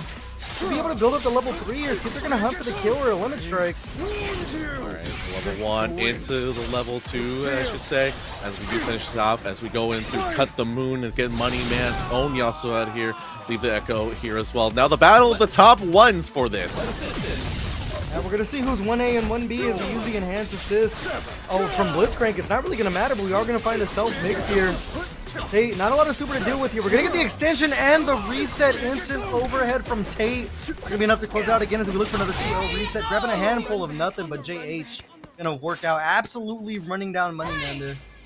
That's something we've been seeing all night, and some players have to consider. It's a blitzcrank. Most people's like, oh, the combo's done. I'm gonna get hit. Wait a minute, I got grabbed and I got restanded. The fact that Tate is so ready to convert off anything Money Man is not ready for. Now, speaking of converting, we are freestyling back and forth, trying to find his way. Tate does find the opening on that. The blitzcrank does find their way over. We're just gonna keep it real simple. We've seen this once. We've seen it plenty of times. There's the limit strike to build the meter. Dashing in, that was a great tech off of that tick throw attempt, but to get themselves some space and switch the sides as well. And right back in with that blitzcrank though, abusing those plus frames and the ambiguous mix-ups to find the throw. Dashing up, we're gonna spend the cash. Maybe a solo echo here. Real love how Tate takes advantage of the freestyle, truly. Anyone can say that, but the fact that he's doing Alpha Blade into back and forth, making sure that, like he's mentioned, the plus frame is always there. As again, Tate is now taking full control of it. Tries to reset this and get the grab off it as we hold it on back and forth. But Money Man actually jumps over both of it as it does force a breakout of Tate. On his last legs here is Money Man with his echo, trying not to go down one game, but the 5-knuckle shuffle rocket punch gonna work out there for Tate. Up one game here. It was a bit of a scramble, but Tate's really starting to get control and force their own handshake mix-ups. Especially when, like you said, like they're basically getting ganked all night, right? Like Yasuo's there, he's doing something, but there's a Yasuo coming into the side right there as well. As unfortunate, oh, the Alpha just dropped here that time. Trying to call him out. Money Man here's jumping away, trying to make draw Tate out on their own stuff. As the sword gets caught up, but guess who's in the air? It's a Blitzcrank. Excellent read there to go for the air command throw. A little bit of chip of damage there, but this 2H is gonna open a world of punishment as we are gonna get the built-in side switch here. Setting up the wind wall, and it's just so hard to play defense when that thing's staring you in the face here, and Tate has all the meter in the world to work with as Blitzcrank is gonna look for the reset in the sky into another pickup from the Yasuo. So smart to look for that reset there to make sure they build up this level 3. I don't know if Money Man is just pressing the buttons on directly or just fully and not paying attention as they are just keep getting by the reset on the restand as Money Man again gets opened up by the Blitzcrank. It's a steamed up Blitzcrank. He's ready to roll, ready to punch you down. Just completely as optimal as you can possibly want, and Money Man kind of lost on defense here as they continue to get opened up by Tate. The reads with the air command throws have really just opened the door here, and they're going to change things. The JH going to work out. I mean, these sandwich mix-ups are just so hard to deal with, especially they're trying to backdash and get away, and unfortunately getting clipped by that 5M from Blitzcrank and be a lot of damage here. So we're going to go directly into the Steam Builder here. That's one super for the damage, and another Frog Splash in. They didn't even have to confirm it. They stood in their face and used the armored command grab to stare death in the face and send this Yasuo into a solo situation. What's the thing about grapplers? You just stand in their face, the threat of being grabbed is just enough. And meanwhile, Tate is like, no, I am grabbing. I am going to win this game off of that. As they get all that through. But unfortunately, Money Man, making a comeback. They do have Fury on deck and go for the limit strike to put them more towards the corner. Tate actually does roll out and Money Man ready to get in their face. Now let's see, like you mentioned once, if they can actually cash out. But no, it does drop. Now Tate's going to find their way back in. Unfortunate, you had all the meter in the world to work with, but now you have this parry. You also had that level 3 to put damage on this Yasuo here. You dash in, get the lift off of it. You have the Fury. This could be a miracle comeback here, Rob. We are going to look for the reset with the stance L, the limit strike. He tried to snipe him out of the air, not going to work out. The reset into the 2L. There's the Fury pop, very, very timely. Level 3 still looming here. The break from the side of Tate to get some space, but unfortunately getting caught by the projectile and dashing through. 5M again, saving the day for Tate, as this for sure gonna be enough to close it out. Bang. Tate, oh man, taking this 2-0 against Money Man with a solid bunch of reads, and I was able to just honestly take control of the whole game, just truly mind melding and just like, you ain't doing nothing. Because I think that's something you have to really consider against Blitzcranks, no matter what level you are. It's like if you're asleep at the wheel, like they are ready to reset you, and you saw it multiple times during this game. And you mentioned those reads, man, these air command throws and the extensions as we see there, able to extend into the Yasuo pickup. I mean, I got to start taking notes, man. I might have to pick up the Yasuo and Blitzcrank if I am going to be a Blitzcrank believer, because the damage that Blitzcrank can just put out with his B&Bs alone when he juggles in the air is so much damage. When you add the Yasuo lifts on top of that, you open up a world of just meter building, and that's what we saw from the side of Tate, was just being able to build up those level 3s. And even though we didn't always see him pop, it's the threat of knowing that you cannot get clipped once without eating all that damage. Being all the damage, we got another Darius coming out as we actually get JTR versus F-Champ, returning champion. Not returning, as to say, champion, a 3-time champion, coming back once again to try to claim another title as we hop back into this. We have no time to breathe as we got all these games going on non-factor. Yeah, and F-Champ pretty much has been sticking with the same team from the entire time we've seen him over here in the Breakout series. It's going to be the Jinx and the Alawi with the 2x assists. Very, very peculiar team. I don't see a lot of people rock, but they're able to open up so much space for their Alawi behind that rocket. They are going to find a throw here, the tentacle extension, full launch, and I suspect we are going to see the S2 here. Actually, just going to set the tentacle reset. Interesting choice. Oh yeah, especially because those traps are taking up so much space and time to call out MPR, or just JTR to call him out. But speaking of call out, a pair into the Headless to push them back into the corner and take space and take their turn back, as now they're just full on styling on trying to get out there. The freestyle as well coming in handy. Just switch back to the Echo. FCF force a burst and get out of there. And the shoe on the same foot here as we're continuing the damage. Something we saw on display, speaking of Frosties, is that damage from Darius is still ever so potent. So we get back to the action here. If Stars can get us on the monitor. Okay, Stars on the monitor. Oh, hey, you know what? We're going to get the jump scare. The parry off of the level 3 attempt is going to work out for JTR. The Fury's still on deck if they are in a tough spot here. But it's going to be solo Jinx against this Echo. I mean, F-Champ going to open strong as they set up the Clappy. Going to hit the back end of them. Ooh, it's the back end. The axe not hitting that time as F-Champ loves just waking up level 3 when it's on deck. Throws out checks if JTR's been swinging. Fortunately, just covers just in time, but now you have to eat that mix from all that block stun. And now again, JTR's just pushing, trying to find an opening, but F-Champ finds him on the ground first. And it gets open with that level 3 attempt right there. Even if it is blocked, that missile does so much, like just taking up the screen space. You can't really see what the next mix is going to be, so that overhead is going to work out for them. And they're going to pick it up right where they left off as the Darius is going to start things off 50% down early. And a little bit more as they look for the push block, but F-Champ is spacing things out so well, sitting down the parry. And look at all this chip damage coming in from the Rockets. Especially now that JTR has Darius is so low, definitely does open up the goal. I believe we're going to just go for a switch combo to get him out of there. Now F-Champ on the end of his own damage, especially with all that bleed on deck. Actually just goes for the limit strike, actually fully believes in it. They're trying to chip in as well, but those rockets do so much damage like you mentioned, and a zap will kill you just like that. Yeah, unfortunately just gave a little too much breathing room to F-Champ right there and got tased for your troubles, and now everything's off with the Gatling, setting up the Clappy. Ambiguous mix up there with the defense on point from JTR until the Muscle Mommy comes in to finish the job. The full extension with the tentacles. You have the Fury. You want to get rid of this S2 Super. Oh yeah, now this S2, we're talking about how it's so dangerous there. Champ was actually backed up, trying to call out JTR and anything they tried to do. JTR now with the Fury on deck. If they want to save their life right now, they try to find a way. Opening the My Time is not funny, but that's a great start opening as F-Champ is, are we going to sacrifice? No, actually decides to switch up for Loud to save the Jinx. Yeah, great call there to make sure that Jinx stays alive. Unfortunately, getting clipped with this 2M. We mentioned that Fury is just looming over F-Champ's head here, as well as that level 3 on deck. It's going to be a full extension. We'll look for the limit strike here to set up the lob. Oh, look for the throw, but not on time with it. Allowing able to escape with her life as we dash back in with the 5M. Still hasn't popped the Fury. The threat of all of this meters just looming here as they set up with the teleport. The clone is going to save the day off of the reversal attempt here. And now Jinx once again left with her back to the wall, getting clipped in the air with the M. And JTR pulling an F-Champ right there, able to go ahead and steal victory away from the jaws of defeat with the solo character. Oh man, JTR calling out F-Champ on his usual habits, maybe some video sitting there, as he knew that F-Champ's not afraid to show up the defensive options to really get him out of sticky situations. JTR ready to call him out as now. F-Champ is just throwing out the traps. They did get buffed in the last patch, so making sure they're going to keep the space as well. Throwing out the rockets, throwing out the zap, trying to keep in space, as JTR just leapfrogging around trying to find an opening. There's the handshake tag. Unfortunately, wasn't able to fully commit off of that 5M there. They are going to get the apprehend out of the air. Dragging them back down. Might look for the damage here. Actually, just going to take the limit strike. Expecting to see the headless. They look for a frame kill. Dash back in with a reversal attack. Going to work out for F-Champ here. They're going to open things up with the Lowy. Be the tentacle extension all the way to the corner. The break's still on deck for JTR, but we're going to keep it saved. Yeah, it's scary thing about F-Champ is they love jumping back and just catching off guard, especially with that 2-time assist Alawi. So dangerous. Speaking of 2 times, we're getting hit twice over there. The tentacles are slapping around the Darius. Echo's now down. So close to dying. Look at that parry attempt on Wake Up from the Tentacle. They still have the Fury. I was gonna say might be able to get the 2H there, but able to block in time. And F-Champ is gonna go ahead and send in the Alawi, getting caught with a Time Winder in the middle of this. I think the shooting, if you got him, is actually gonna get parried, but you can only parry for so long. And F-Champ in the middle of a scramble gonna pull that one out of his hat.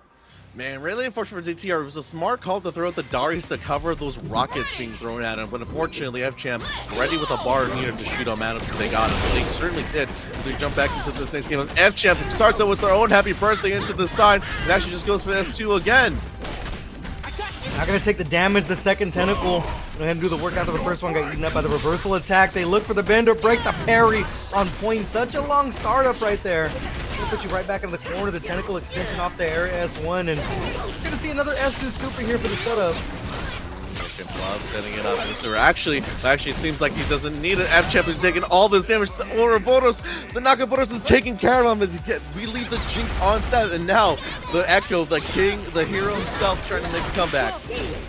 Hey, clip that combo, Chad. I need to rewatch that one back. I could not believe he got out of there without spending meter. And speaking of getting out of there, I don't think JTR is going to be able to get themselves out of this one unless it's going to be a hard read. The 2L reset with the Tentacles, trying to get the push block. Tentacles still keeping Echo jailed here, and they're able just to keep the pressure going with the Fishbones. And F-Champ Ryan right now in full control of the screen is forcing JTR to just dash up, getting caught with the Time Winder there. Gonna say no harm, no foul, but eating the 5M on Wake Up. JTR actually still real up. That Fury is very close to F-Champ Ryan. Just has to take all this damage this time around as we set up the lob once again. Does get pushed back at F-Champ Ryan. It's got the meter. We're going to send it out. Like you said, this is going to do a lot of chip and a lot of chip damage as we get in there, hold back on, and actually grab F-Champ to get out of the explosion. And now F-Champ's got to hold that, take the damage, and force the burst to get Alawi out there. Yeah, I didn't think anyone expected him to have time to go ahead and dash up unpunished, but it is going to work out with him. They start getting to work on this Alawi, that Fury in the back pocket here. Setting up the clone, they go over the top. It's going to be a full combo extension. Should be able to build up to level 1. They might look for Limit Strike and then go for the lob here.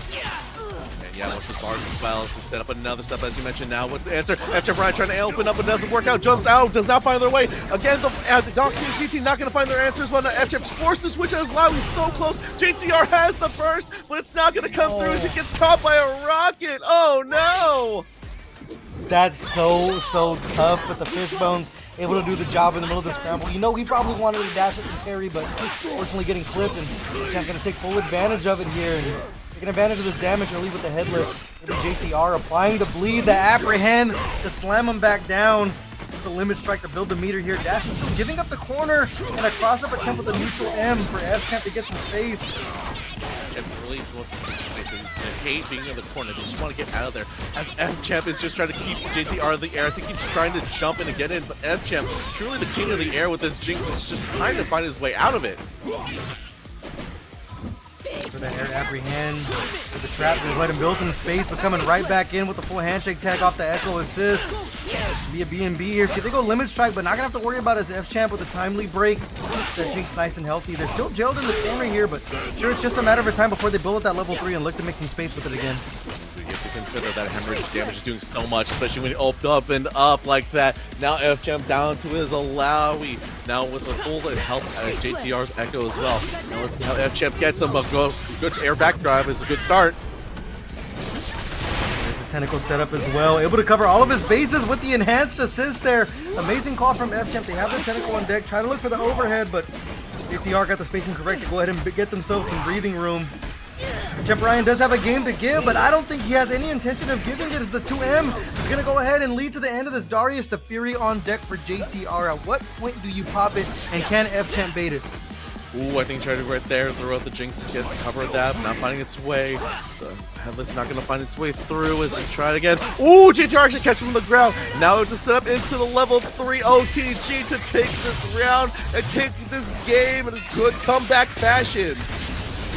Unfortunate for F-Champ Ryan there. It's not even a confirm that you had to really look for when it came to the Oki. It's just getting a throw directly into the meter spin. And now, one round apiece as JTR is trying to even things up on the scoreboard. Speaking of which, JTR just going up strong to strong.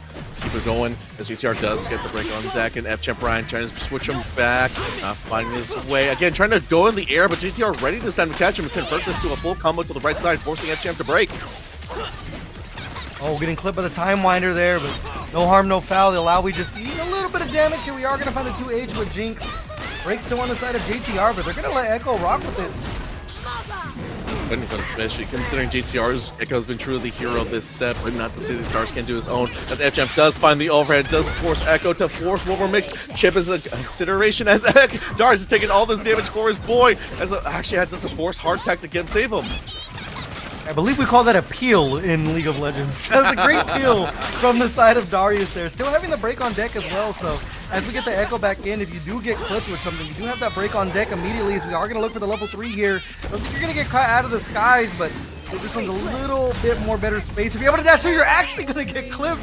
Excuse me, strike that from the record, as Echo's going to be taken out here. The Fury on deck, though, for Darius looking for the headless, and there's the Fury on command.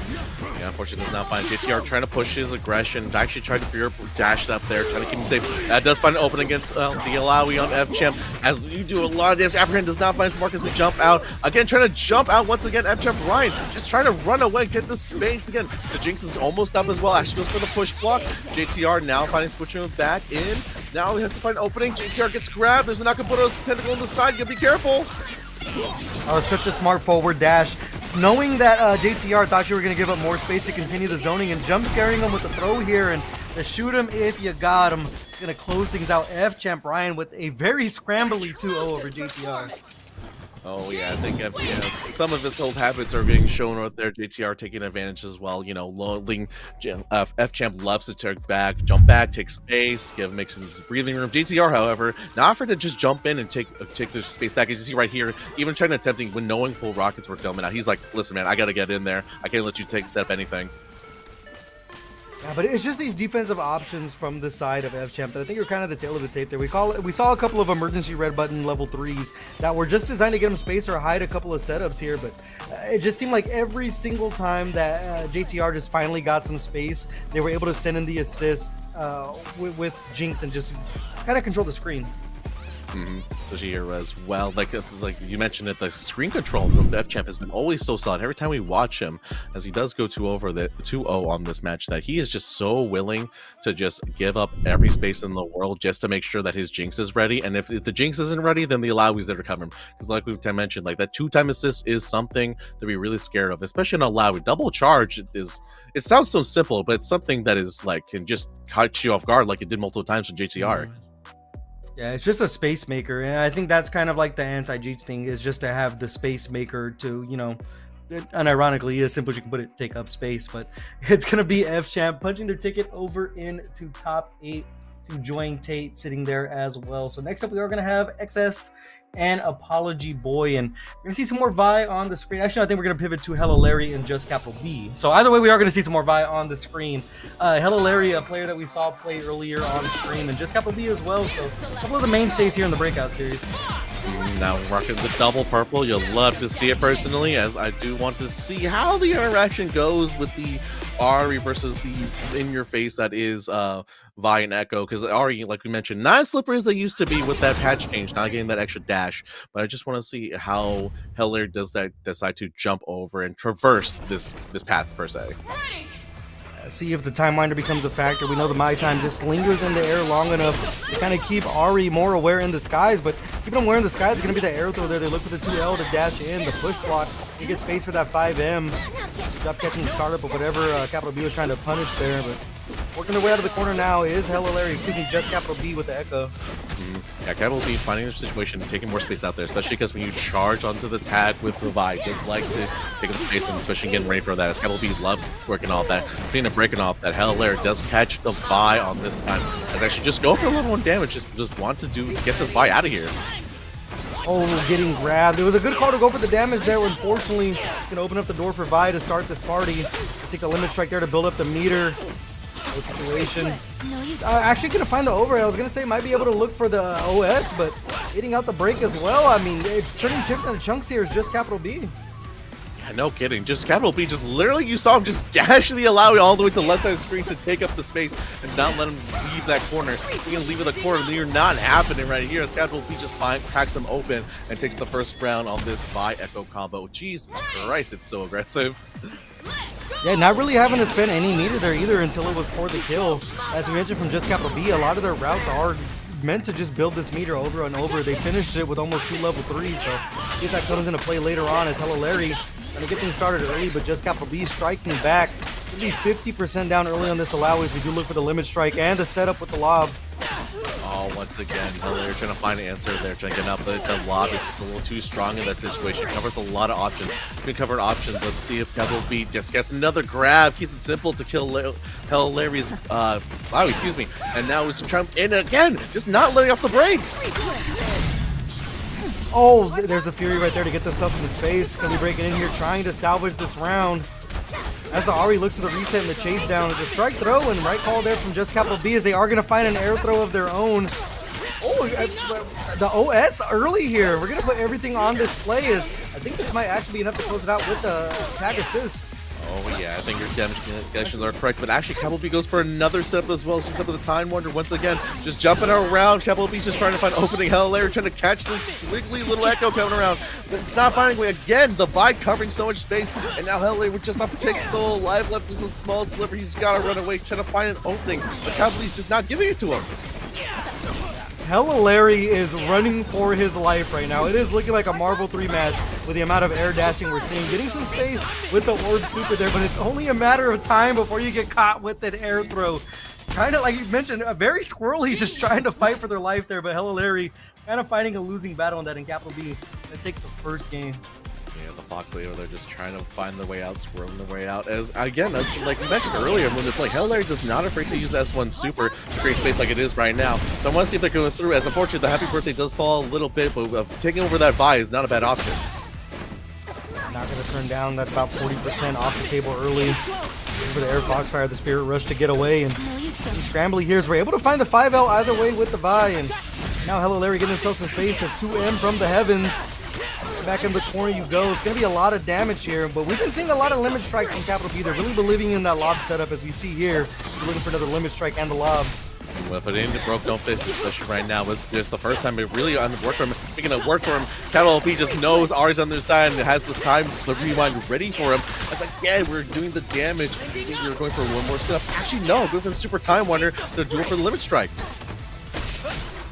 The 2L reset right there gets the forward throw. Going to be enough to close it down with the assist. Alawi on her own here. Don't think you popped a Fury. If things turn worse, you might have to punt the round, getting launched immediately with a 2H. I mean, we're talking about right now that might just be a forfeited round as you're not even going to have the chance to pop the Fury. Just Capital B looking unstoppable. I didn't even a chance because not even up. As Hell Larry just a sliver off left. And again, all right, there's the S1 Super trying to take him space and does Capital B this time. But that's only one bar at the start of the match as now he switches over to Loud to get more setups. This is what we haven't seen from Hella Larry. It's just an opportunity to set down that S2 Super right there, getting hit with the reversal attack, but able to put Baby right back in the corner, but the back throw from Just Capital B. A reversal attempt there just to make sure you don't get clipped low, and Ari going to come back in and finish the job here. Hella Larry finally coming up positive. Oh yeah, now that's a Vi against an Alawi and an Ari, the queen of the air right now. As again, actually gets slammed down on that conversion as Capital B showing the wake up option that he's known to do, and now has to take this all punished for actually getting that blocked. Fortunately, a drop combo there, but Ari going to come in and finish the job. You have a lot of meter to work with. I don't think this Fury is going to be enough scaling to go ahead and stop all of this damage coming through. Not as we get the break bonus. Capital B gets a little bit more, but too little too late as we hit him for the S1 Super. We say it once, we say it every time. Does so much damage. It kind of becomes a conundrum sometimes. It's a debate amongst 2XKO players. At what point do you use that Fury? If you're up one round, do you spend it just to try to double down and really force the issue? Or do you save it in case you lose that second round? We'll see how it pays off here for Just Capital B as they're going to find themselves having to make an uphill climb early, 50% down right off the rip, if not just a little bit more. Yeah, definitely. Hell Larry showing a lot of life right now. As again, the charge comes in, and we've seen this tentacle combo happen plenty of times. And again, slamming him down. Capital B, I don't think Hell Larry was touched, and now he's going to fight. Capital B's going to fight that. And this is kind of a situation where you wish you had that Fury, but Hella Larry going to take advantage as they open things out with the 2M. Scaling be damned, the double tentacle setup. We're going to keep the party going here. Be a whole lot left on the players. The artist is going to take the damage route with the S1 Super. Tentacle on deck. Not going to pop it here. Vi trying to escape the corner, looking for a 2M of her own. Actually is going to build up the Fury, so no harm, no foul. Great meter management from the side of Capital B. They can make some magic happen here in this last round. Oh yeah, now Capital B again just trying to find Hell Larry, just finds the opening right there, forcing the break out of Capital B as he just runs at him, forcing Hell Larry to break themselves to make him get out there. Take the space again from the S1 and catches him in the air to take the round, to take the game. Great reaction from Hello Larry there, just realizing that there was not too many options to deal with the returning side of that Orb Super, but to catch them out of the air. So 3-1 apiece here. Winner of this next game is going to be qualifying over into our top 8. Especially on winner side, you want to really make sure you get up there. You don't want to take away one of your extra lives. Speaking of extra lives, Hell Larry again just working on this Capital B. Turn against her. Capital B actually just breaks as soon as it's available. So now Hell Larry gets forced back, and now Capital B taking his turn. Well, no break just yet from Hello Larry, as you are going to find the forward throw here. Small OTG with an interrupt on the side of Hello Larry. Now we're going to spend the break to keep the pressure going. Unfortunately, putting themselves in the corner here, see if just Capital B can take advantage of it. Capital B actually throwing an SU Super, trying to get space, so going full screen to find an opening again. Hell Larry finds Capital B trying to wake up again and wake up again, but Hell Larry hitting the snooze button back on him. That was actually such a smart delay from Hello Larry. What a read. Right now, put this Echo in a world of trouble. They're going to take him down to the corner. Here's the S2 Super. It is time to guess for your life. If you're just Capital B, they're going to jump out and find that 5M. This could be the opening they need. So they're going to look for the limit strike here. Set up the lob setup. Hey man, we talked about it before. Sometimes you just jumping out work just fine. As again, Larry does block this time, but he's on the other side, non-factor. Now Larry's taking hella damage right now as Capital B is making their comeback. Still has the Fury on deck if they do believe in it. Gonna go for the Orb Super here. Block it, no harm, no foul. You have a lot of meter to work with. Getting sniped out by the Ahri though. Alawi trying to chase down. Not going to be able to punish the throw attempt, but coming right back in with the clone is going to take out the Alawi. It's going to be Ahri left on deck with a little bit of damage just clipped off of him. Basically a one-touch game right now. Was anything to basically kill these two characters. Hell Larry just opening to find, but Capital B finds Hell Larry stalling in the air and throws him back down on the earth. And that's what we were talking about with that mobility in the air nerf from Ahri. You saw them throw the Foxfire, but not able to dash again after it. So just Capital B minding their P's and Q's here. So they're going to send Ahri over to the corner. The full tag assist. Be going for the limit strike here. Actually going to get caught with the reversal attack and getting some space with the Orb Super. Getting clipped by it though is just Capital B's Echo. Unfortunately, Capital B, I think, does find themselves in the corner. Hell Larry wants, finding it right now, forcing Capital B to break again. Ooh, Capital B calls out Hell Larry in the air, throws him down himself, and now Capital B is just holding their space right now as Hell Larry is just trying to find opening with the 2-time assist as Capital B runs in with the wire on it, forcing Hell Larry to get blocked! Baited the break. It's going to be a world of trouble for Hello Larry here. The Ahri on her last legs, and Alawi just absolutely getting beaten to death here. So much meter to work with. We're going to go directly into the Echo tag. Super optimal to not even have to spend the level 3 from either side. It's going to be a guess for game situation. Go forward with the rocket punch there, and Hello Larry gonna open things up here with the Ahri. Unfortunately not able to finish the foot in their play here as the Time Winder gonna take the space, getting clipped with the 5M, and once again the Time Winder coming in. They're still alive though. Okay, now Hell Larry, they're on the S1 Super, getting more space. They got more bar to work with as well. Actually calling in. You allow each other to take space. The Ball Breaker not finding it smart. Capital B is just trying to find just one simple clip, one opening, and a lob shot. It's actually going to be what takes over the game as Capital B moves on to top 8 on winner's side. That was the most uneventful way for that match to end. An absolute scramble. And the slow, you're staring at it like it's a car accident in slow motion. And unfortunately not going to work out for Hello Larry there. But I mean, the name of the game, man, was just these Echo mix-ups we saw multiple times from the side of Capital B, the overhead mix-ups, the way they're able to carry to the corner with these Time Winder extensions, and the way they're able to build meter, not even necessarily looking for limit strikes all the time. We saw a couple of 2L resets to kind of force a guess situation, but they continue to just stack up this meter, and it seems sometimes finishing the round without even having to spend either level 3 that they worked the entire match to build up. Oh, yeah, I think it also contributes that it's being contributed by Capital B's like team synergy and how well they control it. As you'd see, like it's something that a lot of Vive players do, especially in their tag team. It's like you just charge the Vault Breaker to make sure that they have no space to open. And see right here as an example, just we're doing the combo, and even if it's being blocked, it's like, look, we're just charging that the YI audit into the bam, wham, bam, thank you, ma'am. As Capital B goes 2-1 and moves on once again.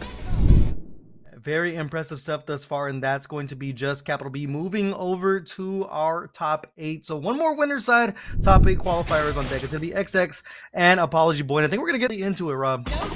Oh yeah, I think these players are ready to play, and so are we, as we get a double Echo on screen as XX is rocking that Echo Vi team, as again, another Echo Alawi team goes on too. I believe we're going to see a lot of lobbing here. And one of the interesting parts about the Echo Mirror match, we pointed out multiple times, is they can hit each other's time winders. Let's see if that comes into play here, but coming into play early, it's going to be this Echo doing a lot of the heavy lifting as the Vi. They get caught with a lot of damage off rip into the tag assist. They'll be going into the S2 here to set up the mix. Yeah, unfortunately, Apology Boy is ready for the XX, trying to go over there. Just goes for the grab. Again, being held down. Doesn't get that much damage, but look at all this chip damage happening right now. As Apology Boy just jumps in once again, finds the overhead, forcing XX to break and actually save the Vi. Yeah, here's the Echo just trying to do the heavy lifting. As you mentioned, the Vi getting saved, but not a lot of health to work with. It's always nice to have that character. You never know when the Echo is going to get clipped as we look for the overhead. Great defense thus far, but the delayed 2M from Apology Boy. 2 tentacles on deck for all the extension you could possibly want. The Nakapoto's Priestesses once again doing all the damage. Speaking of the damage, S1 barely not doing enough, but a simple clip or chip out will take it right there, as the push block is a little too early, too late. You're gonna have to make it happen, but I mean, look at these almost 2 full life bars. The one girl Wrecking Crew, gonna try to open that door. We're gonna go Crater Maker, gonna look for damage early here. Yeah, he said unfortunately not the OP as we mentioned before, as the Apology Boy jumps out just in time as we get pushed into the time winder. So Apology goes 1 up. Unfortunate for XX, truly almost has something cooking, but unfortunately just dies right there. Alawi trying to chase down, and one thing about XX, we've seen them on the back foot a lot, and they're gonna open things up in the exact same spot, on point with the tentacle extension. Apology Boy, actually a smart break there, to make sure that you don't have the opportunity to put down the S2 super, get yourself some space. Unfortunately, got caught with the incoming mix, and no matter what, you are gonna have to deal with some tentacle pressure, as you gotta watch the back of your head. I like your cut, G. Says the tentacle. Too good over there on the side, as XX now taking all this damage and again gets grabbed for the tentacle pressure. The mental stack looking a little too strong for Apology Boy, as once again we are down to just the Vi. The overhead there, look for the 2-0 reset. They are going to find the forward throw. The tentacle going to take them back to the skies. This should be enough to close things out, as we're going to cash out all of our meter. Apology Boy with a 1-0 lead, and it's been dominant thus far. Yeah, definitely. The Apology Boy deeming XX unworthy as Nakabuto takes him down. As Apology Boy looking real, like you mentioned, real clean, especially because like you look on the left side right there, he took barely any damage. Yeah, very, very clean thus far. That's a gentleman's perfect, and Success gonna go directly back into it, and now we're gonna pick things right where we left off. A drop combo there from the side of Apology Boy, but the Time Winder gonna continue to set up more of this pressure. That 5M just reached so far. The Forbidden Handshake. XX not gonna be able to take advantage of the whip throw attempt, and just having such a hard time of fighting out with Vi. But now we get the opening, Rob. Yeah, thankfully, Echo was there taking the damage at the time. As unfortunately, the tag draw combo does not find its mark right there. They jump back into the 2-time assist. That's what we're talking about for the Bolt Breaker into the Crater Maker. Once again, we're doing its work now. Apology Boy finally in orange life, and the One Girl Wrecking Crew comes through. Yeah, such a good call, though. I mean, I think the last thing anyone was expecting was a wake-up command throw on Oki there, but look out for XX. He's starting to come alive. We're going to pop the Fury. Apology Boy has been filling themselves with the momentum, so they're going to go ahead and bet it all on this round here. Oh, the delayed 2M. He baited out the reversal attempt. Ooh, now XX actually holding back right there, completely just waiting for Apology Boy to do answer. The answer is to just run back at him, as again another grab to his face as we go for the L reset again. Wake up attack, it's interrupted this time and delayed as they're getting punished once again. We go limit strike here. We're actually going to take the S1 route. Taking the knockdown, able to chase down the roll, but it is going to be a chip kill either way. The level 3 is on deck here for XS. Oh, excuse me, that's the assist. Has 2 bars of super to work with, so I mean, you still really can't afford to get clipped if you are Apology Boy, but speaking of getting clipped with the low, the tentacles doing some of the work there. Apology Boy able to weather the storm. It seemed like XX was finally getting their momentum going. Apology Boy shutting that down. Yeah, definitely Apology Boy is just reading what Action is just trying to respond, trying to keep themselves alive, keep themselves afloat. The Apology Boy is ready to delay and punish that like it was right there. Take the knockdown here, no super. Tentacle into the forward throw, gonna get the extension with it, the full charge lift off. for Breakout there, but XS in a bad spot as we're going to go for the sandwich mix-up. Defense on point thus far, but you are so plus after that tentacle summon. Yeah, oh, Apology Boy again calling out XX guys now, fortunately. Now he's gonna get out, but does get opened up this time around. Now XX Echoes now taking all this damage and switch back to the Alawi. Apology Boy keeping it real strong and trying to call it the delay wake up on XX, but it doesn't even matter. If you're in the air, you're taking all this damage. Using the plus frames again with the tentacle, forcing the mix up with the overhead from Echo. Let's send the Alawi back in here. It is time to fight for your life. RXS as you're staring that loser side of the bracket right in the face here. See what he has in the pocket as Apology Boy. He's just gonna walk back. Gonna play the jump scare game with the S1 there, and they are actually gonna get the jump scare with the Echo assist. A very solid 2-0 for Apology Boy, and they're punching their ticket into winner's side top 8. Oh man, Apology Boy just keeping it really clean that whole set, quite honestly. I think I truly love just, we mentioned just the ability to be like, okay, if you're waking up, you're really feeling real desperate, wait, hold, and punish, and we'll go for the kill. Really love that out of him.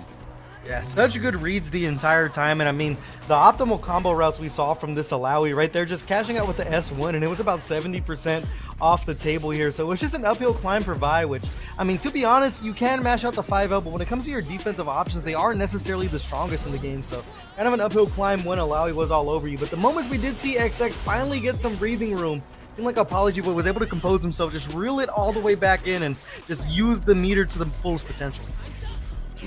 Especially you can see all this damage coming through. The combos are not dropping, especially XX, excuse me, repeating myself because I'm seeing 2 times assists as do 2 times the damage as it goes through. And you can see just trying to keep up, but Apology Boy just opening up XS as they move on to own this set, as XX still alive but still gotta fight their way through the loser side. Yeah, so rounding out our winner side top 8, it's going to be F-Champ, Ryan, and Tate, and Apology Boy, and a Just capital B. So the cream of the crop is rising to the top. But one thing I do want to see rise is this prize pool. If you guys haven't used that Matcherino command yet, use !Matcherino in the chat to go ahead and claim some of these codes. We still have 37 codes. I believe we have, hold on. Let me do the math here. Let me calculate. We have 68 people watching the stream right now, man. I need to see these codes claimed. Hit that Matcherino command down below to go ahead and claim those codes. If you're feeling generous, throw a little bit of cash in there yourself. But we were talking about the remaining 4 here on the winner side: F-Champ, Ryan, Tate, Apology Boy, and a Just capital B. And those are 4 very strong players, Rob. Definitely, but make sure you also don't count out the loose sides. Well, Unstoppable did make their way back to the top 8 as well, as we still got Hell Larry, XX, James 06, JTR, Nymph, and Dapper Dinosaur all the way down there fighting for their life for a chance to be up here, as they're finding their way to see if they can truly come out on top against all this strong competition tonight, I will say. Can we talk about Apology Boy's sponsor tag? I just got John Pork on Breakout series right now. No! I just got John Pork. John Pork is calling, and I just got John Pork on the Breakout series. But we'll see how things shake out over on the loser side of things. But this winner side top 4, man, absolute murderous row. So if you guys are enjoying what you're seeing thus far over in the Breakout series, if you haven't yet, make sure you hit that heart button on Twitch and the subscribe button over on YouTube if you are watching from that side of things. We host 2XKO on Tuesdays, City of the Wolves on Monday. Wednesday is for Tekken, and then Saturday we hold the Tekken Academy for the newer players that want to get their feet wet with competition or on the online variety. But one more thing I want to remind you guys about is to head over to the Evo Awards voting. It's going to be the !Evo command over in chat that I just punched for you guys. Breakout series, if you guys haven't heard, we are in the top 5. We are nominated for the chance to win the award for best online series. So if you guys do enjoy what we do over here at the Breakout series, and want to give the people behind the scenes the shine that they deserve, like we mentioned before, the CEO Craze and all of the production team that puts their heart and souls to this every single week, head over to the Evo Awards and vote for the Breakout series for best online series. Oh yeah, and while you're there, make sure you also vote for our good friend, our greatest caster out there, Mr. Leapfrog. He's been on the hard work, keeping you entertained, keeping you laughing, keeping you hyped, and we really hope that he gets the love he deserves this time around. So if you feel love for us, make sure you feel some love for him as well. And also to a non-factor in myself side, we hope you also vote for the best local. We hope you vote for King's Cup. The voting does end on the 20th, and we do have coincidentally another King's Cup on that time. So if you're ever in the California area and can make up to San Francisco, we really hope you can drop by, see what the vibe is about, and then afterwards we hope you can vote for us as well.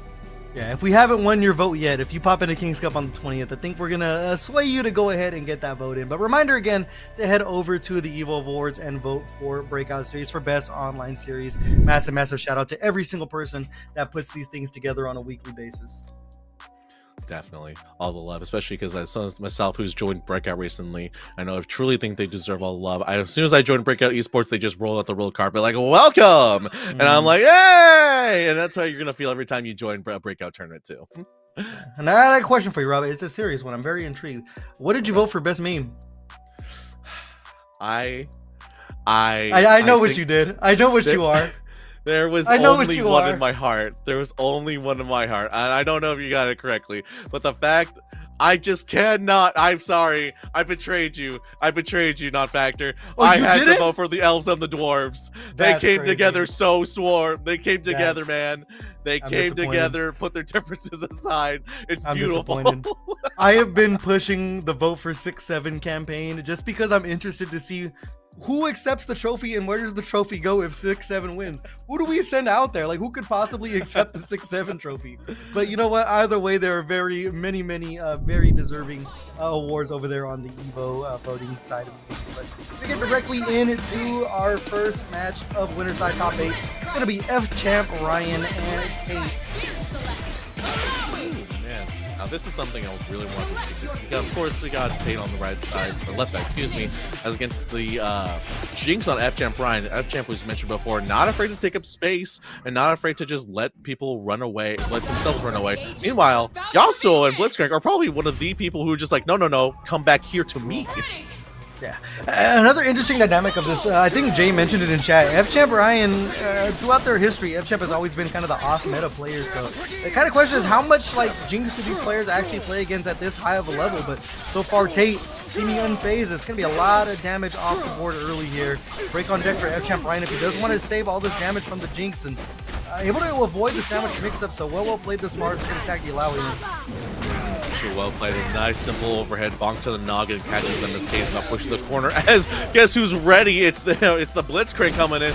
As wow, a full empty jump on the side to try to mix them up, but F-Champ Ryan said no, I'm the grabber now. Get over there. There's the break to keep the pressure going, trying to hide behind the rocket punch. The Alawi getting out of the way, but the overhead. The thing we talked about Yasuo, they're able to create so much mix on their own when it's the 50-50 high-lows and eating a little bit of damage there. And F-Champ Ryan is going to strike back, full tentacle extension. Goes into S1. I think this should be enough to close out the character rub.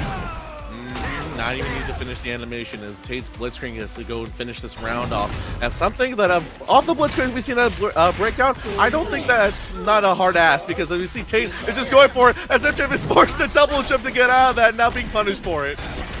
Said, where my hug at?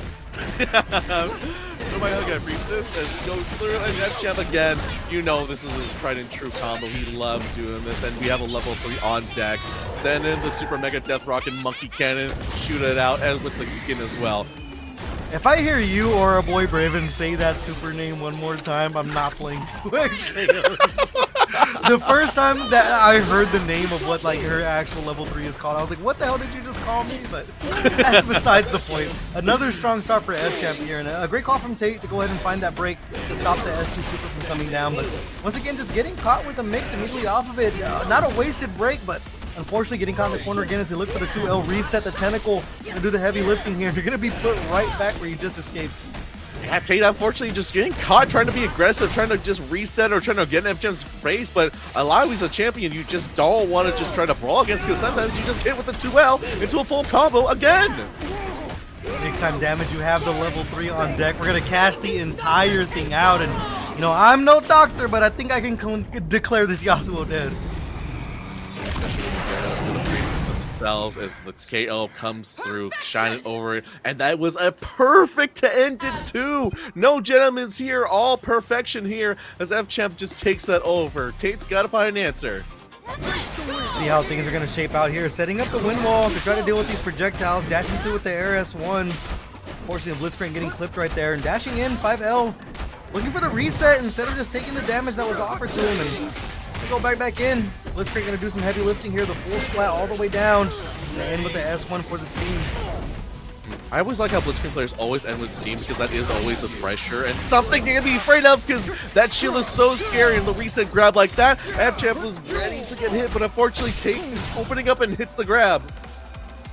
All gas, no brakes. The Jinx left to their own wares. We've seen F-Champ pull this off before, but can he do it against this team composition? Sandwich mix-up, guessing on the wrong side there. We're going to go to the same loop. Steam setup. Scary as Tate now going to take their own gentleman's perfect. Right, hit him back right out. F-Champ saying, I am still in this game, man. See how much fight they still have left in him. Is that round on the board? F-Champ right now going to take the full corner carry. Another timely break there from Tate. Make sure you don't have a chance to put down the extension. The charge, heavy. I mean, you're going to take up all the space right now. They're playing with no fear. Yeah, we mentioned before, Tate just ready to run up and saying, like, I'm not afraid of you, especially with the shield coming up. Now Steam, as he is a little faster, jumps in, and oh, that 2H into the wrecking ball comes in once again. As it does a full reset, opens up F-Champ on that. I don't think he was ready. Yeah, no harm, no foul, even if it was a drop, but now Tate coming back alive, striking back, and has a massive life lead. The 2H from F-Champ, though, to open things up. To the corner you go. How much are you going to spend as they just catch him? What a read there to go for the jump back fadeaway H, and that's going to be a dead Yasuo. One character apiece, Rob. Yeah, man, if there's anything I've learned about watching F-Champ over these past weeks is you don't want to jump at F-Champ. He's the king on leapfrogging around right now. So you can see right when he's just jump at him. Whoa, the super parries come in and Tate to get the Tate back in turn once again. As trying to send in the supers, this is not happening. F-Champ ran. It's eliminating those tentacles as finally opens up from the clapper coming through. Now he's going to take all this damage to Tate. And that dash M just opens up such a world of trouble for Jinx's enemies. And I mean, the scaling is not too hard. And the scaling's not going to be bad on this level 3. All of the Blitzcrank health is going to keep him alive by a shred. You have the Fury on deck if you do want to bet on it, but just running away with the Skybones is F-Champ. 1 round apiece here, and F-Champ 1 round away from punching their ticket into winners finals. Tate's bravery and being their undoing right there. They just ran into the rock right there. As now Tate again, now laying up the gas, letting F-Champ and Ryan trying to find their own way out, but unfortunately Tate is ready for them to get some dead. The reset, and once again, as F-Champ Ryan jumps out, actually makes Tate break, actually to try to take their turn back. They get the full down S1 with the Lowy. Be over the corner here. No break in sight, so we are going to be able to set up the tentacles. Right now, Champ staggering. He loves doing that as well. And now taking an 8 that says, oh, actually goes for the reset or possible drop. Either way, Tate is still being the one being blocked right now. Is Jeff trying, again, just running away. Yeah, does not want to be in range of that rocket punch. Not going to have to worry about getting any of those rockets knocked out of the sky or having to deal with that long range command grab. And this right here, as a Blitzcrank player, I know all too well. Getting caught with the zap there. See if they're going to take their damage. They're going to have the level 3 at some point to lift the entire cash out. As I mentioned, the big fist coming through. As I'm trying to find their way. I actually just tried to parry, but not unfortunately too early, too late. As Tate gets the delayed into this one. Now F-Champ Ryan has one more chance to kill him off of this. Such a good roll to get themselves in space. The tentacle going to stop the pressure, though. Back in looking for the 5L, but the 2H gonna get the full slam down, and F-Champ Ryan not trying to hold any of that, trying to punch the Clappy, but keeping their eye off the ball was Tate, and F-Champ gonna make them pay a little overzealous with the level 3 spin, but sometimes you gotta put someone down and make sure they're down. It's gonna be a 2-0 for F-Champ Ryan as they're gonna move forward into winners finals. Oh man, now that fun interaction too. Tate just going for the rocket punch, just trying, like you mentioned, just block out the rockets, anything trying to at him. But again, it doesn't really matter if you're in the air and you're taking advantage of his him whiffing.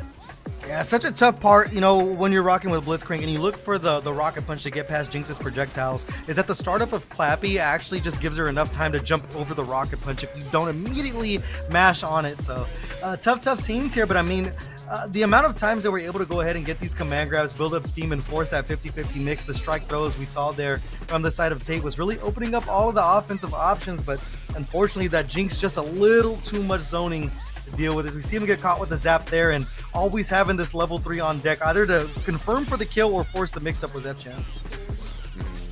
It's in the back pocket every time, is like and just shoots it off as F-Champ goes to moves on once again to try to reclaim their title here at Breakout. So go to Tate, still got a chance down there, as I believe we should be jumping just straight into our next match of Apology Boy and Capital B. Yeah, I think if Epchamp takes it today, that's going to be their 4th breakout title, which is very, very impressive, but can't expect anything less from a player like Epchamp. But as you mentioned, we're going to get directly into Apology Boy and Adjust Capital B, and not going to lie, man, I would not know how this one's going to go. These are two players that I very much enjoy watching, so going to be sad to see one of them go over into loser's side, but get that action underway as soon as things load up here. Match is ready. I think we're just getting ready here. The stars are just waiting for the console to load up, hold up. Just getting ready. Yeah, I can see also. It's sad to see Apology if he loses, because look at him. He is on fire right now. Love that change out of Riot, by the way. Thank you for letting us carry that over. Yeah, it's always love when you get to show off that you have the streak and everything, but see if we can get things underway here. Oh, there we go. At the champion select screen. So it's going to be Apology Boy rocking to Echo the Alawi as we've seen him with the freestyle, and just Capital B with his very, very deadly Echo and Vi. We've seen talking about a lot of Capital B. I want to see if Capital B is going to be adjusting, maybe not showing off the wake up options this time around.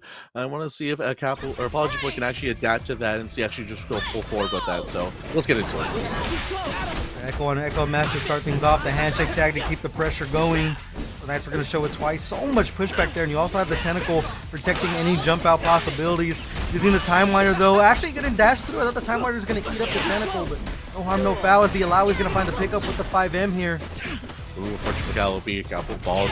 Echo wins out that time as, speaking of getting hit, now Apology is the one getting clipped as well. As now, Capital B just backs up, trying to get the buy some space. The ball breaker on deck, ready. As again, the jump out, once again, Apology winning that. So much meter to spend as well, and Apology Boy, or excuse me, just Capital B knew it. Had to spend it right there with the break. 5M coming in. Just the staggered pressure is something that you see with Echo so much, which forces the mix-ups, but unfortunately getting clipped there. Alawi gonna finish the job. So with Solo Vi, we've seen just Capital B in these positions so many times tonight. But unfortunately, that's not a good start if we want to make this comeback for our hero.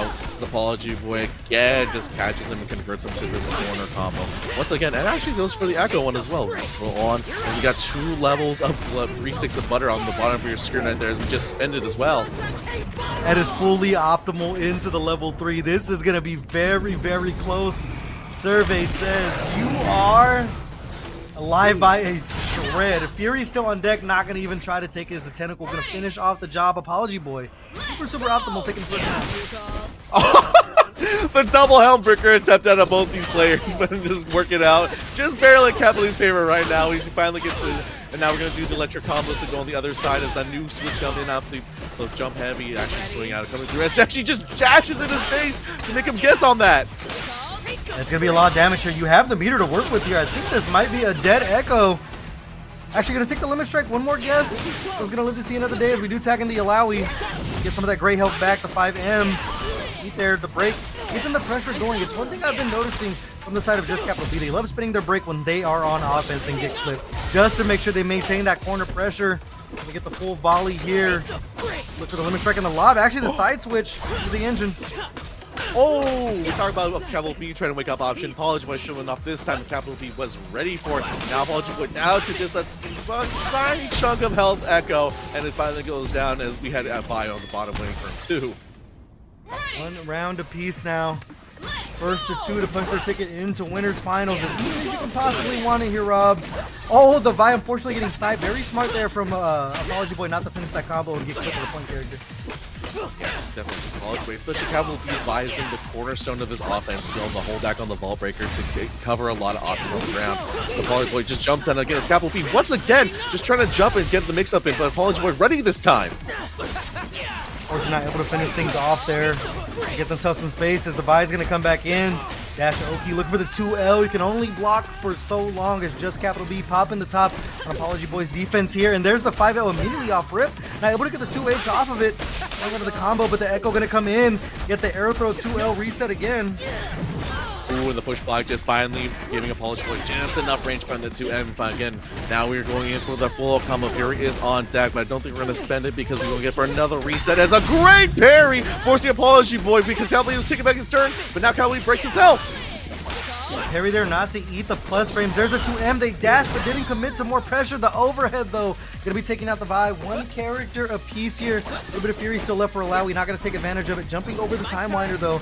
Gotta pay attention to that super meter. Apology Boy almost gonna build up that level 3. Getting caught by the enhanced Vi assist. Gonna be a lot of damage here. No super. You have to look for limit strike. For 2L reset.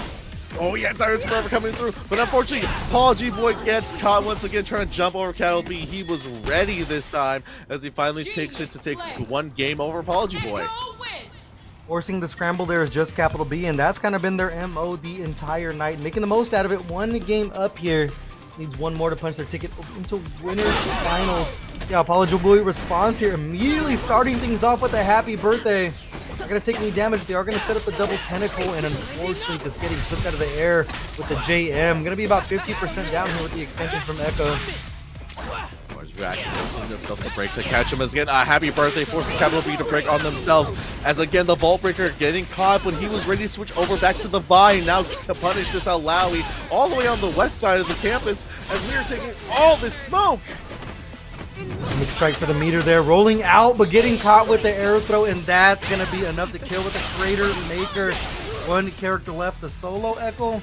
Are gonna build up a lot of meter here, but just see if you can crack this defense thus far. We're gonna open up with 5M right off the rip, and it's gonna be a lot of damage early on this Vi. Oh man, the bat reaching so far right there. Hit a dinger out there as again Capital B charges up the vine, does cover all the options. Apology Boy is unfortunately getting hit once again. The duo of the Vi Echo is doing so strong. The Zonettes are cheering as again Apology Boy gets hit with the Hellbreaker, and now Capital B is just not stopping on him. These boys are definitely swinging here. Just a little bit of health left on this Echo. Getting clipped though. They have the super. This should be enough to close it out unless you want to use the break to save the Echo. Ooh. And that was down to the last second of the test right now. This Capital B again is able to do it. The jump 2H not finding its open as overhead, not finding a way. Again, Apology Boy catches Capital B in the air, calls him out as they're trying to force it through. Again, not finding an opening. Apology Boy is trying to take himself defensive. Got the Okabuto's ready as well. Has that 30 on deck. If you want to hit the emergency red button, got clipped there. No harm, no foul. Echo on his last legs. A tech to stay alive. Here we go. All the options getting clipped out of the air. It's going to be enough to close out the round. Apology Boy making it work. What a sick conversion of Apology Boy, keeping cool and keeping under all that pressure, able to make it out as now Capital B jumps out, goes for the Hellbreaker, catches the Alive that time. As we're holding back right now, Apology Boy does answer through and now catches Capital B in that air. Tentacle baiting it out. What a call for the backdash there. The shimmy gonna take them all the way over to the corner. I don't even think you're gonna have to use any super here. Actually, you are gonna have to cash out the S1, but man, that is super optimal. What a great read by Apology Boy. Now Capital B down to his bias, no touching on Apology Boy as he gets hit once again. Now Capital B is not going to be dropping this, no sir, as we do all this damage. We even got 2 bars right there as we went combo rounding. We are going to switch the Alawi into the S2 Super. As the Tentacle is going to stay put, eat a lot of this chip here. Great defense this far, going to punch right back out. The 2L to open things up, and Apology Boy taking a page out of Capital B's book with that offensive break there to keep the corner pressure. Woo! But unfortunately, the break barely doesn't work out again as now Capital B gets punished for his troubles as one more reset should take it unless Apology Boy shunts him down as now we go 1 up in this set. Yeah, very back and forth here. It's been dominant rounds this far. Things have gotten close, but most of the time we've been seeing these 2 characters left fighting against one, so see how things shake out here, if they're going to change anything on their approach. A lot of 5Ms just immediately off rip from these Echoes, and right there, Apology Boy going to be ready with the whiff punish over to the corner. Not going to set up anything, going to take the Tentacle, the 2L reset. Apology Boy trying to jump over, but Capital B was ready and was ready for the handshaking scramble as well, as knew to punish Apology Boy's Echo. Now this is going to hurt. Dashing it out, going to work out. Not for so long, though. The offensive break to keep the corner pressure going. Holding on to those plus frames, but sneaking in the throw. Wow, really smart Apology Boy recognizing the mix-up coming through as now punishing Capital B for his troubles as he takes him out. Now Capital B down to his Vi once again. Now, again, he loves starting with Vault Breaker on that Vi. Yeah, you're going to be eating a lot of damage with this Vi early. No Fury inside. We're going to set up the S2. Tentacle's doing work. There's the vibe reversal, though. The reversal's going to see one again from Apology Boy. Fighting with such a lead right now, you can tell the only thing on their mind is offense. Definitely. Cal will be forced on the back, but actually dashing back, not even swaying back and forth. Oh, actually trying to open up with the assist Echo again. But Apology Boy sees Capital B trying to fly over his airspace and shuts him down once again. Look for the parry on the Tentacle, but the delay, the jump over, and the 2L Apology Boy. Listing out every single layer of these mixes with the Tentacle thus far, forcing a wrong guess from just Capital B, and now just one round away from going to winners finals. Pickup options are finally coming out. These players do not want to take the smoke on the Oki. And now Capital B throws him back. He has to get the clip once again on the right hook. We're going to go through this. The electors are coming in. These do a lot of more damage. They're going to go for the 2L reset. Yes, you get reset. We're going to open the grab. Now Apology Boy taking his turn once again. We are going to be sending themselves, unless Capital B breaks and try to take the turn back. Saw the Tentacle just missed the Echo right there. Unfortunate for Apology Boy, but we are going to go coast to coast here with the 2L reset. We're going to mash out the 5L for the target combo series. The electric's on point as well, Robin. We're just going to keep on resetting. Not going to spend the meter here. Yeah, you mentioned earlier, like Vi just has the fastest game because we talked about this before. It's like sometimes you just hit the funny button because it's so good. Speaking of the funny button, the bionic arm goes through the time winder and catches him once again. Now Apology Boy forced to switch out to his Echo, actually back to his Echo to finish this combo. Gonna take the damage here with the S1 super from Malawi. I don't know if to kill, but you're gonna have that Tentacle. Oh! Look for the Vi reversal. What a smart bait from the side of Apology Boy. Yeah, we talked about how we'll be showing those reversal options, but this time Apology Boy is ready. Speaking of ready, he's ready to punish this Echo, take him to the west coast, put him down with all these tentacles set up. We do not have 3 bars, but we have enough to start setting something up. Hey, he started the combo with the 2L, so not gonna be enough. Actually, the full extension off of it. Gonna be forced to use the Fury to stay alive. They look for the overhead. It's not enough to kill. The reversal attack.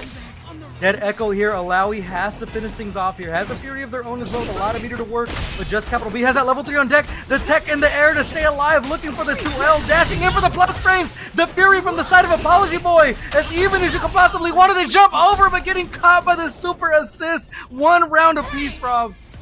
Oh man, no one's ready for the Diamonds of Forever coming out of the bias is when he's dead. But when it comes, it hurts. Speaking of hurts, this happy birthday is gonna hurt. Apology Boy's doing for the full optimal damage to get him over there. And she sets up the 12 system, catch him up. Oh my god, they are down to half already, non-factor. At 50% down on 2 characters as the Echo comes in. The sandwich makes up the Tentacle, very ambiguous. Gotta watch your toes. The S1 to close it out. Apology Boy has decided that this match is when they're going to bust out all of these tricks, and just Capital B with an absolute uphill climb, getting caught by the 2L early. So we're going to go for that same route with the tag assist. Taking the knockdown, 2 Tentacles though, 2L reset, reversal attack from Capital B to stay alive. Oh man, what a catch out for Apology Boy. Calls him out, says Capital B's jump at him. I don't think so. This is my airspace, bud. We did this once. We did plenty of times. Speaking of plenty of times, Apology Boy moving on to winners finals and put Capital B to losers. Nimbus says this pleases me, and I'm not gonna lie, from an Alawi player that also pleases me. We saw these layered mix-ups just come so late in this match, and every single time Apology Boy went for any of these ambiguous setups, it was working out for him. I mean, even cashing out the damage there, as we just saw with the level 3, just fully optimal and aware of his resources. Especially right here, so they're so aware. Capital B unfortunately not coming through. Again, just like we said, when the gas was on for both players, it really was a call of like almost a game of chicken, where it's like, okay, are you gonna try to do one defense option or a wake up, or am I? Because either way, whoever does it first is gonna get punished for it.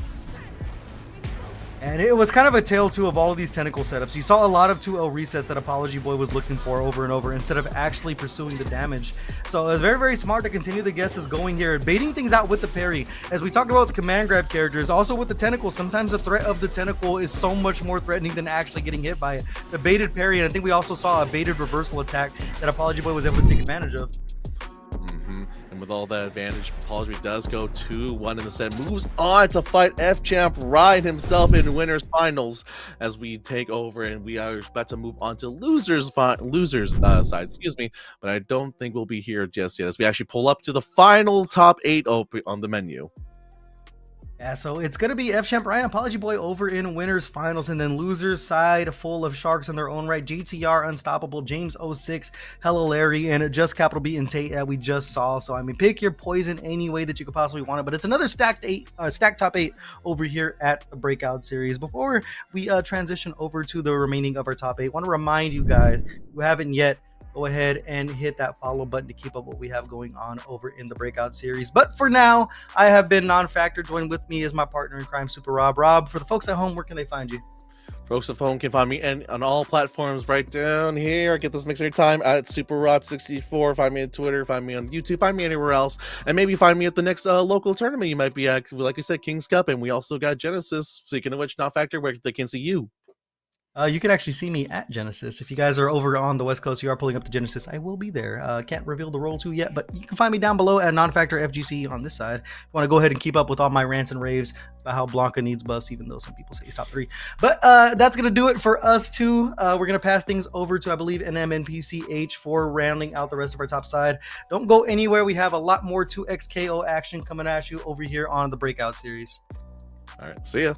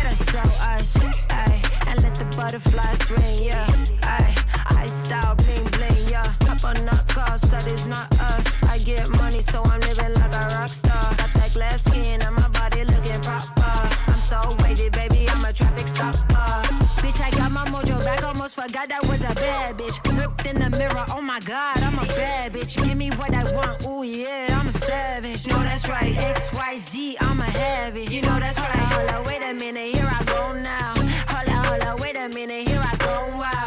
It's all over before you finish when I show out. Got him staring at me when I pull up, roll up. Yeah, hold up, wait a minute, yeah. Hold up, wait a minute, yeah. Hold up, wait a minute. When you see me coming through, wait a minute, hold up, wait, yeah. Hold up, wait a minute. I see me coming through, yeah. Wait a minute, yeah. Hold up, wait a minute. Bitch, I'm feeling brand new, cause I'm big. Too busy getting money, getting pesos. Big business, bitch, I'm stacking up my Legos. If you ain't up on my level, then just say so. I'ma paint the town every color of the rainbow. She thought she could do it like me, but she can't though. Still a bad bitch in designer or in plain clothes. They love my husky ass voice, so they wanna throw me bankroll. Hold up, wait a minute, yeah. Hold up, wait a minute, yeah. Hold up, wait a minute. When you see me coming through, wait a minute, hold up, wait, yeah. Hold up, wait a minute, I see me coming through, yeah. Wait a minute, yeah. Hold up, wait a minute, bitch, I'm feeling brand new, cause I'm big business.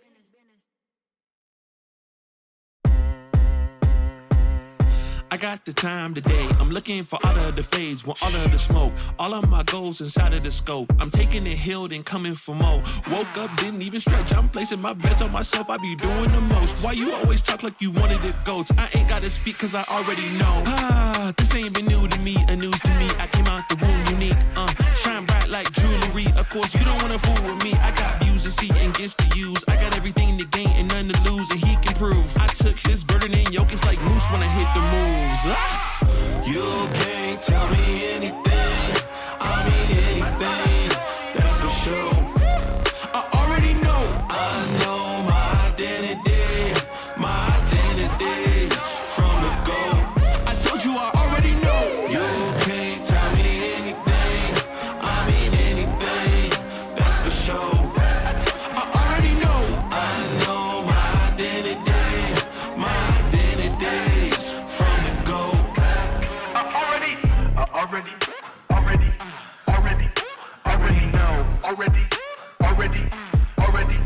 Already know. I already know.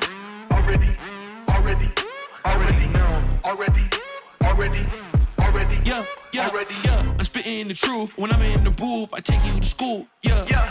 This ain't a lesson. I put on this armor like it was my weapon. I'm stepping. The ops can leave. My props are these utilities he put inside of my belt. Feeling me, it's just the face I can tell. But really, the king is the one you can smell.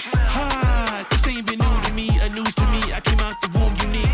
Shine bright like jewelry. Of course, you don't wanna fool with me. I got views to see and gifts to use. I got everything to gain and none to lose, and he can prove. I took his burden and yoke. It's like moose when I hit the moves. Yeah. You can't tell me anything. I mean anything. That's for sure. I already know. I know my identity. My identity from the go. I told you I already know. You can't tell me anything. I mean anything. That's for sure. I already know. I know my identity. My identity from the go. I already know. Already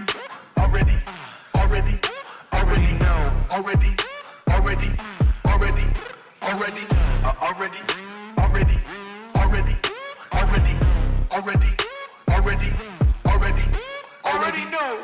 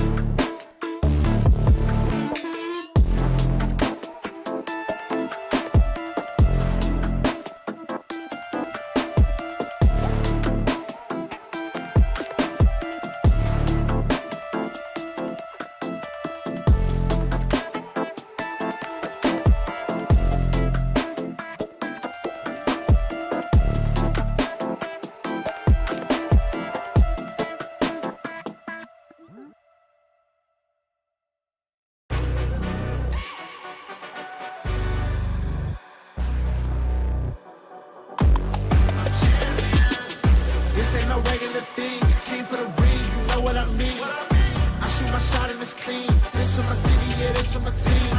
If you talking and talking me nice, I play with all of my life. You see my name in the lights, better get right, I'm champion. The game is in trouble, I've been in my depth for the piece of the puzzle, I got it for real. Still keep me going, I wake up and hustle, you won't see me buckle, I've been in the field. Man of the town, you been in your fields, I'm adjusting this crown. Call me your majesty, either that or your tragedy. We shutting everything down. I've been hot like somebody put a candle on them. Off top, I don't really stand opponents, this mine. The moment is run out and start a bunch of pandemonium. More game, I got some, the skill is by one, y'all done, the game in the coffin. Referee screen, rest in peace, and think twice if you next to me. It's West. This ain't no regular thing. I came for the ring, you know what I mean. I shoot my shot and it's clean. This is my city, yeah, this is my team. If you talking and talk to me nice, I play with all of my life. You see my name in the lights, better get right, I'm champion. It's our repetition, I'm stacking these trophies, I'm good with addition. I spit like a pastor, I give you the vision. Up early morning, enough for the sleeping. My life is a dream, but you wishing you lived it. Haters get livid, my pocket's Pacific, that's deep if you get it. So therapeutic, I sleep on the critics. Don't feel like competing, I'm hearing these tickets. Whoa, let me switch the flow, a new bounce. Coming to the den with a lion, I'm gon' pounce. Know I've been a king for a while, got a ring and a crown. That's the bling with the blow, what the team is about. Champions, you can tell by the ambience of this sound. Referee screen, rest in peace, and think twice if you never see me, just no doubt. This ain't no regular thing, I came for the ring, you know what I mean. If you talking and talk to me nice, I play with all of my life. You see my name in the lights, better get right. This ain't no regular thing, I came for the ring, you know what I mean. I shoot my shot and it's clean. This is my city, yeah, this is my team. If you talking and talk to me nice, I play with all of my life. You see my name in the lights, better get right, I'm champion.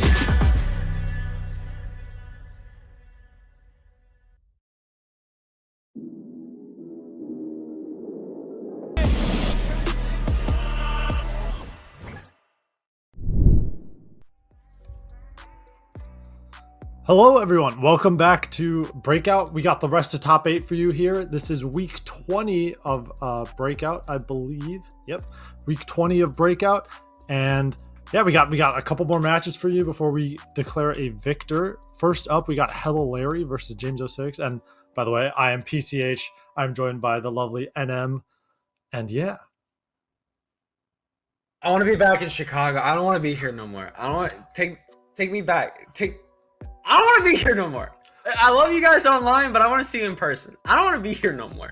This is torture. This is torture. But I'm still happy to be here.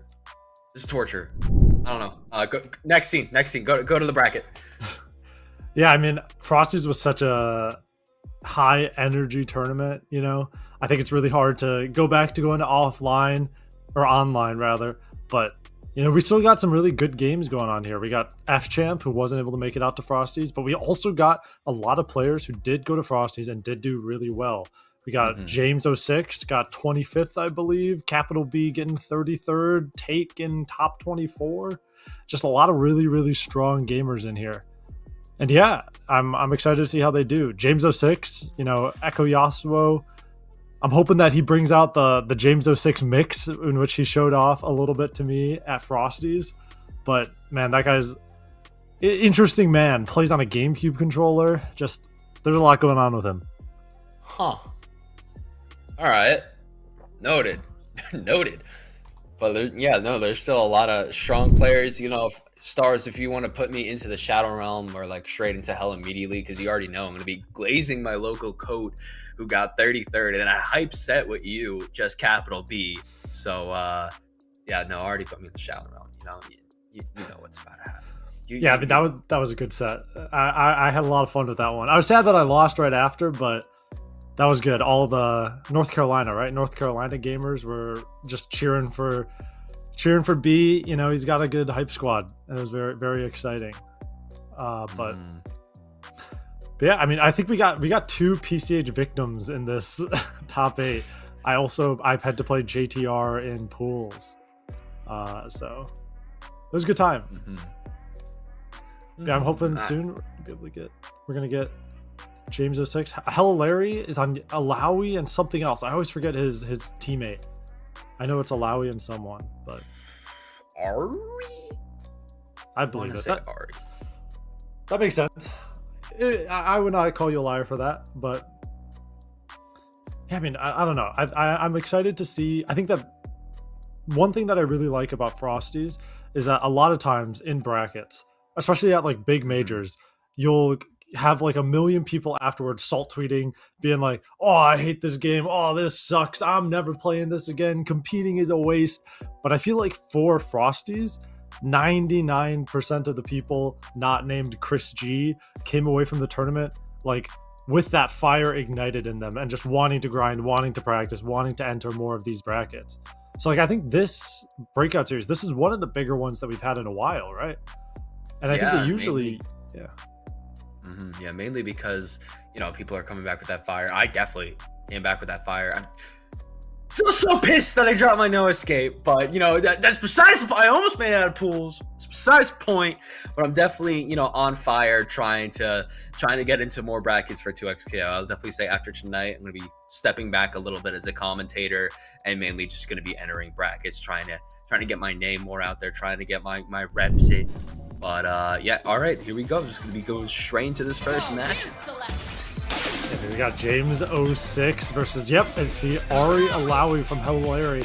I'm very, very excited. I think that James really, he plays in an interesting way. He likes to do some cool stuff. He likes to get a little crazy.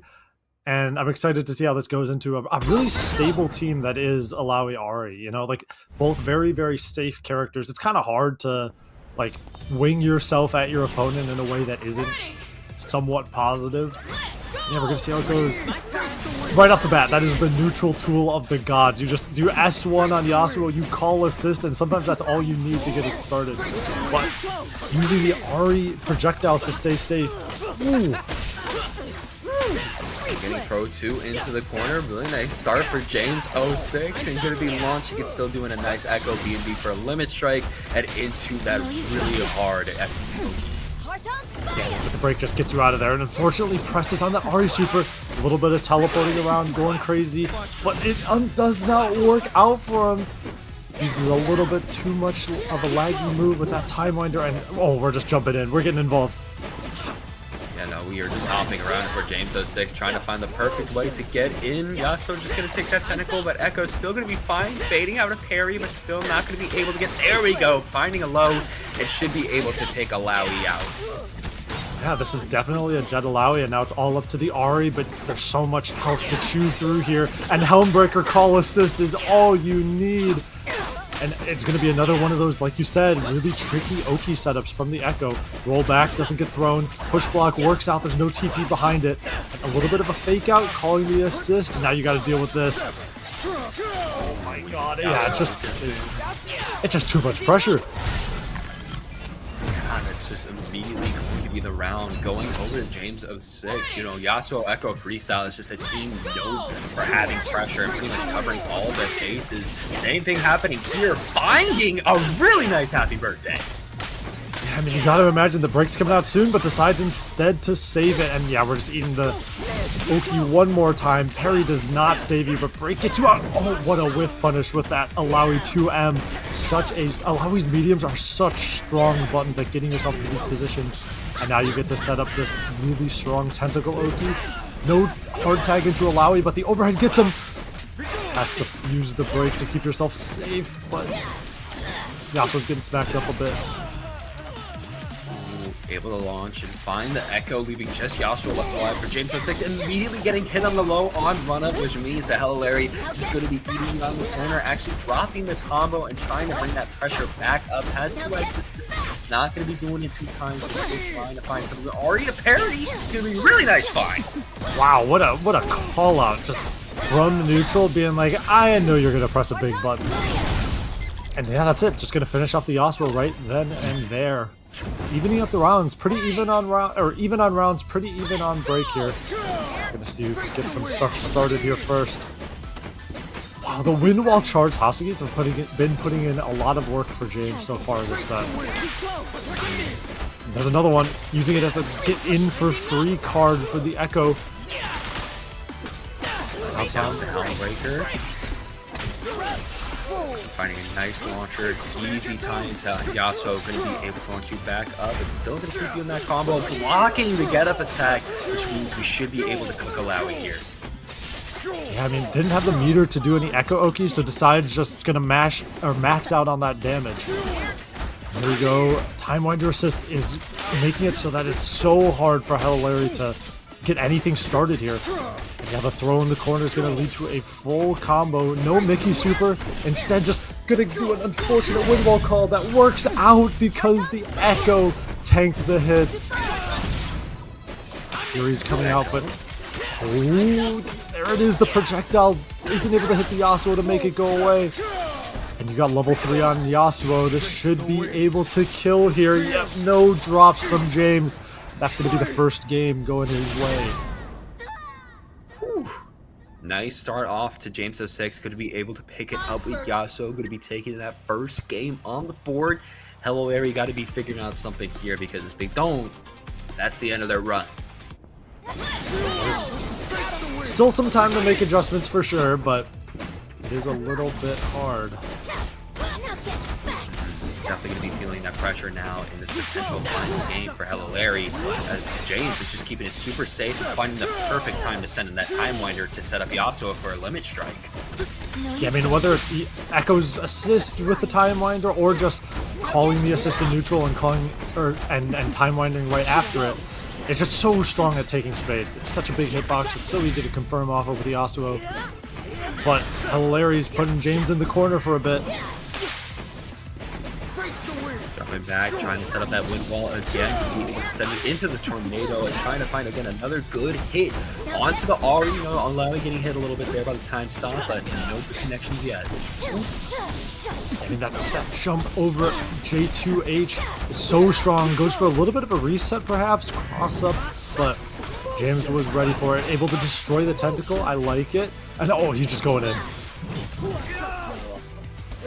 Finding that tentacle too. Going to be able to jab it out as Alawi's trying to send it to James 06. So going to be able to find the opening on Hello Larry. You got 3 bars of meter here, so we're definitely going to be getting those mega Time Winder setups.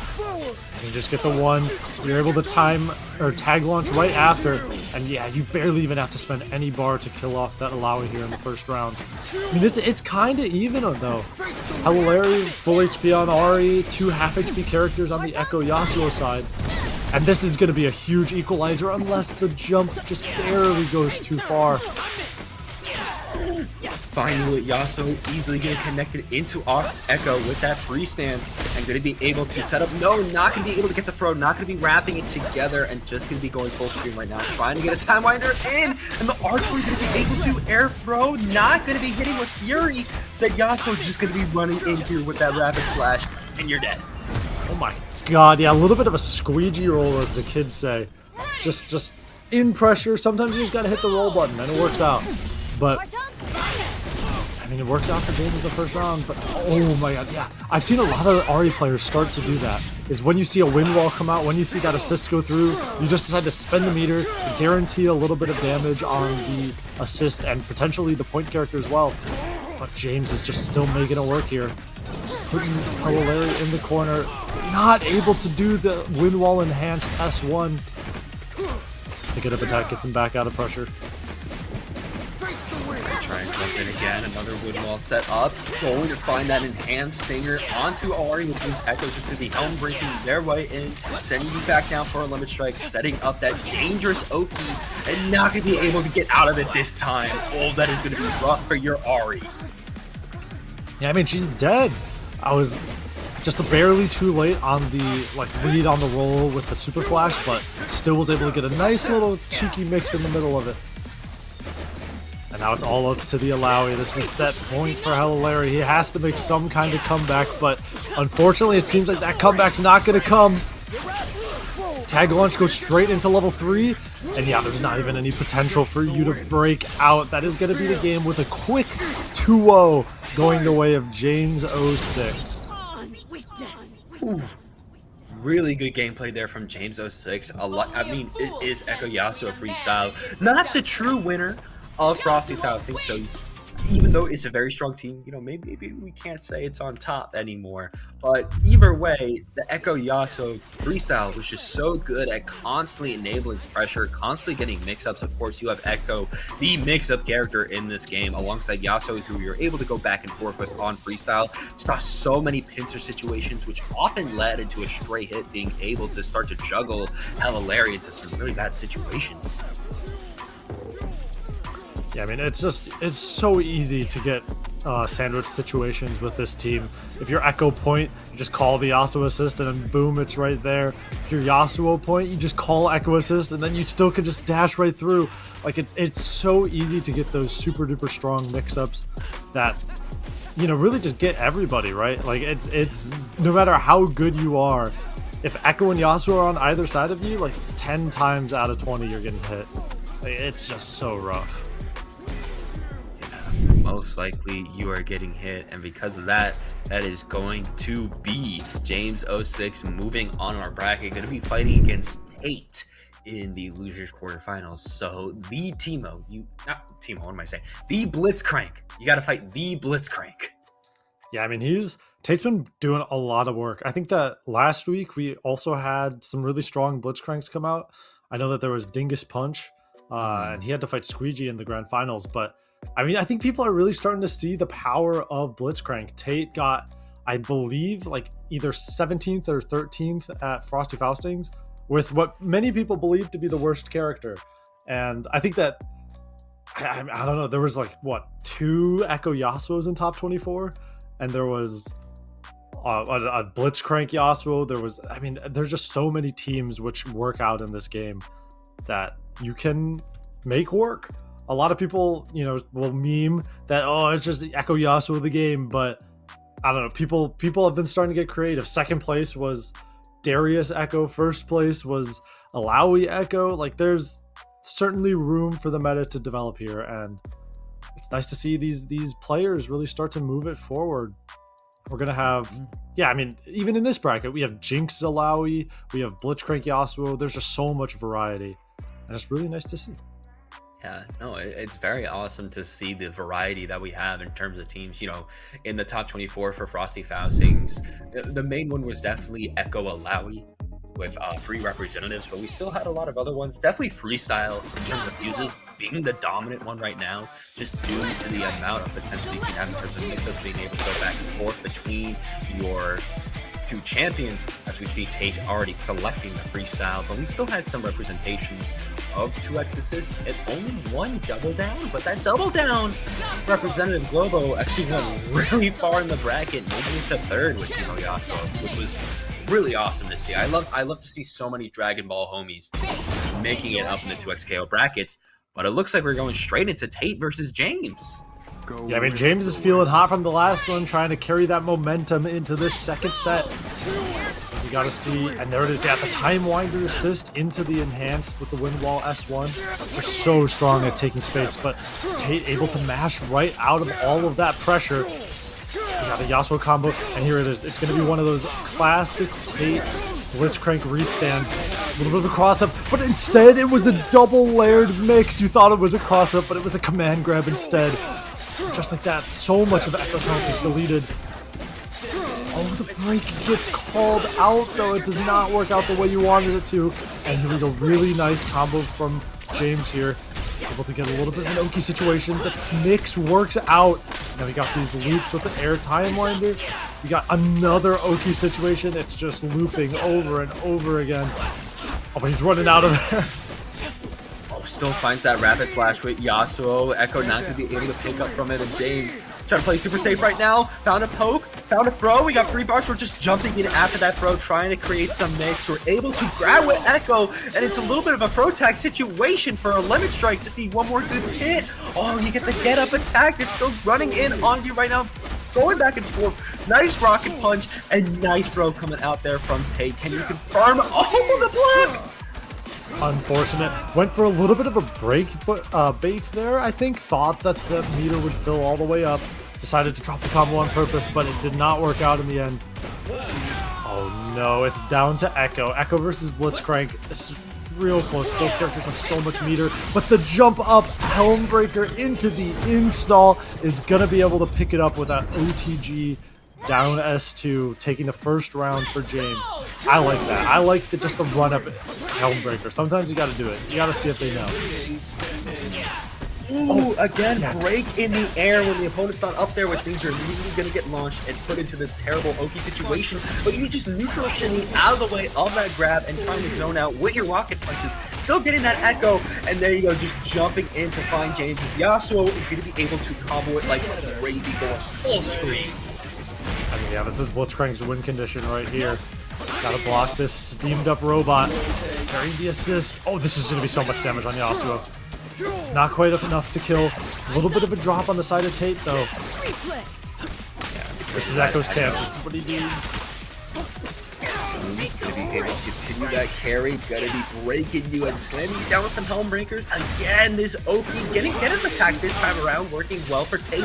And finding a launcher, a stray one with Blitzcrank. Yeah, I mean, just deciding to keep it nice and simple, going straight into the super. And I really like Tate just placing a hitbox on where that clone is in case any kind of like teleport back shenanigans happen. Just always being ready. And then, what an ambitious Fury. But with the Yasuo, all things are possible. The cross-up goes wide, but oh my god, just baits out the parry and was able to have the wherewithal to throw Tate back into the corner. But it doesn't matter. The rocket grab full screen is going to be able to finish it off. Oh, that was so close to being a hype comeback for James.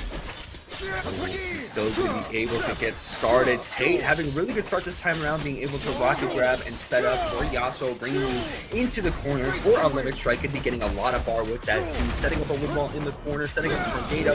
Nothing going to be poking just yet, but a nice grab, a nice command grab. Going to be a pro tech situation onto James, and we should be taking out the Rift Quest Yasuo here. Yeah, I mean, it is so strong with freestyle Blitzcrank to just put you in a situation where you don't know what's going to happen next. And if you guess wrong, then you're eating a Yasuo combo, and we all know how much damage those do. The cross-up is going to be able to work out on James here. Taking him to the corner, decides not to use the...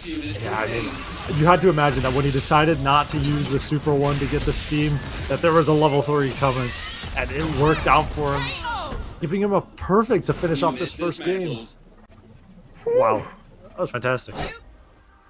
Nice job with the perfect. Going to be getting a game up onto James. Tate definitely going to be feeling good after that. And oh, we're immediately getting a happy birthday from James? Okay.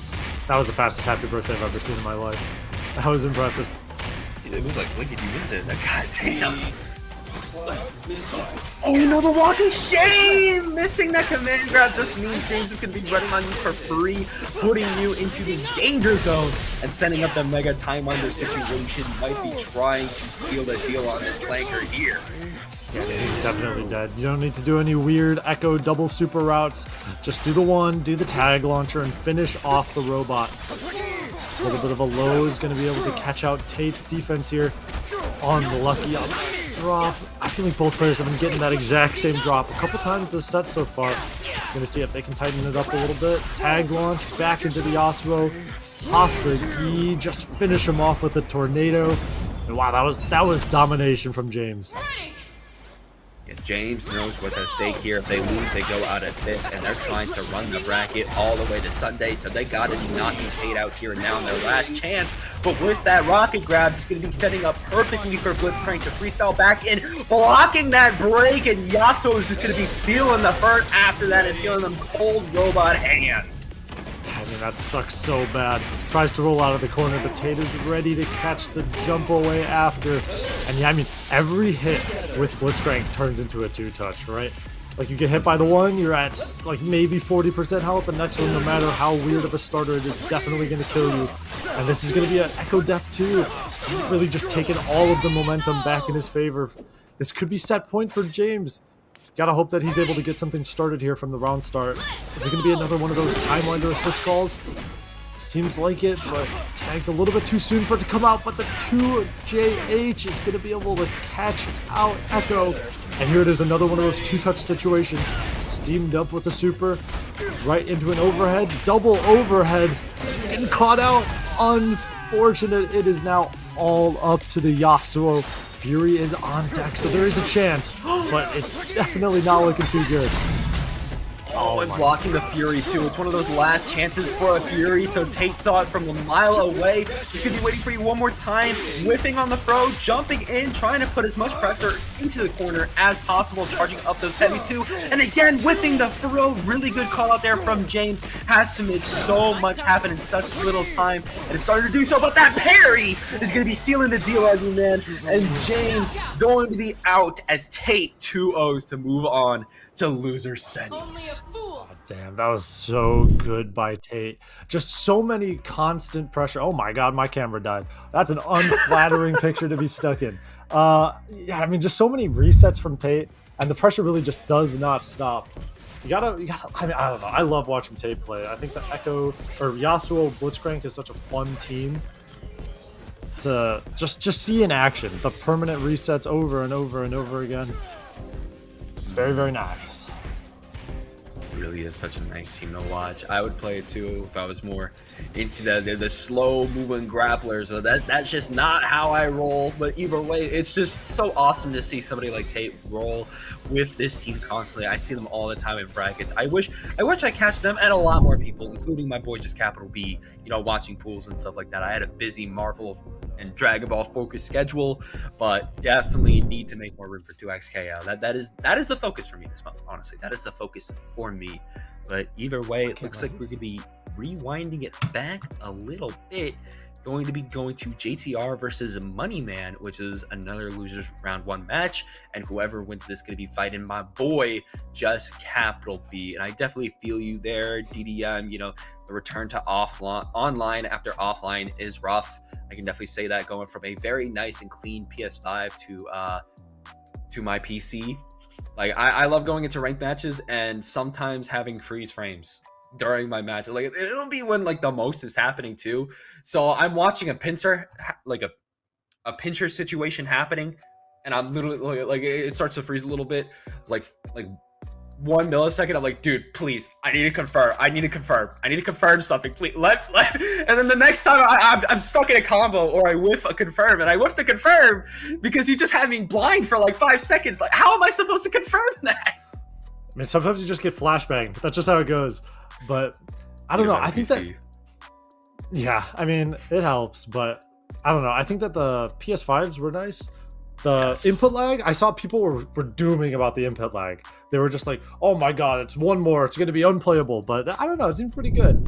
I think the biggest issue was that screen tearing, but hopefully they're going to be able to fix that in the coming weeks. But right now, we're going to see JTR versus Moneyman. Oh wow, it's Super Noon versus the Super Noon team versus Echo Yasuo. I'm a big fan of the Super Noon team. I think it is quite strong. Sadly to say, it's not the Super Noon team anymore, since I did see a little after Frosty's who's like, yeah, I'm done with Darius, I do not want to play him anymore. So, oh yeah, fortunate there. He's been saying he's on the Hasugi train, but still very good. I think that, I don't know, I think that Darius has to work a little bit hard, but with the amount of puppeting that you're able to do with this character, it's hard for him to be bad, especially with someone like Echo. But we're gonna see if they can make it work for themselves here. JTR Timewinder set up where that clone is, but a little bit too far as it flies. Yasuo's gonna get a nice combo here. No break coming out from JTR, kind of just content to hold it. Oh no, it's his time. No freestyle coming out to bait that. There we go, just trying to hop into a parry, gonna be coming out. JTR trying to make something happen, but Moneyman instantly going to be just slashing you away after that break.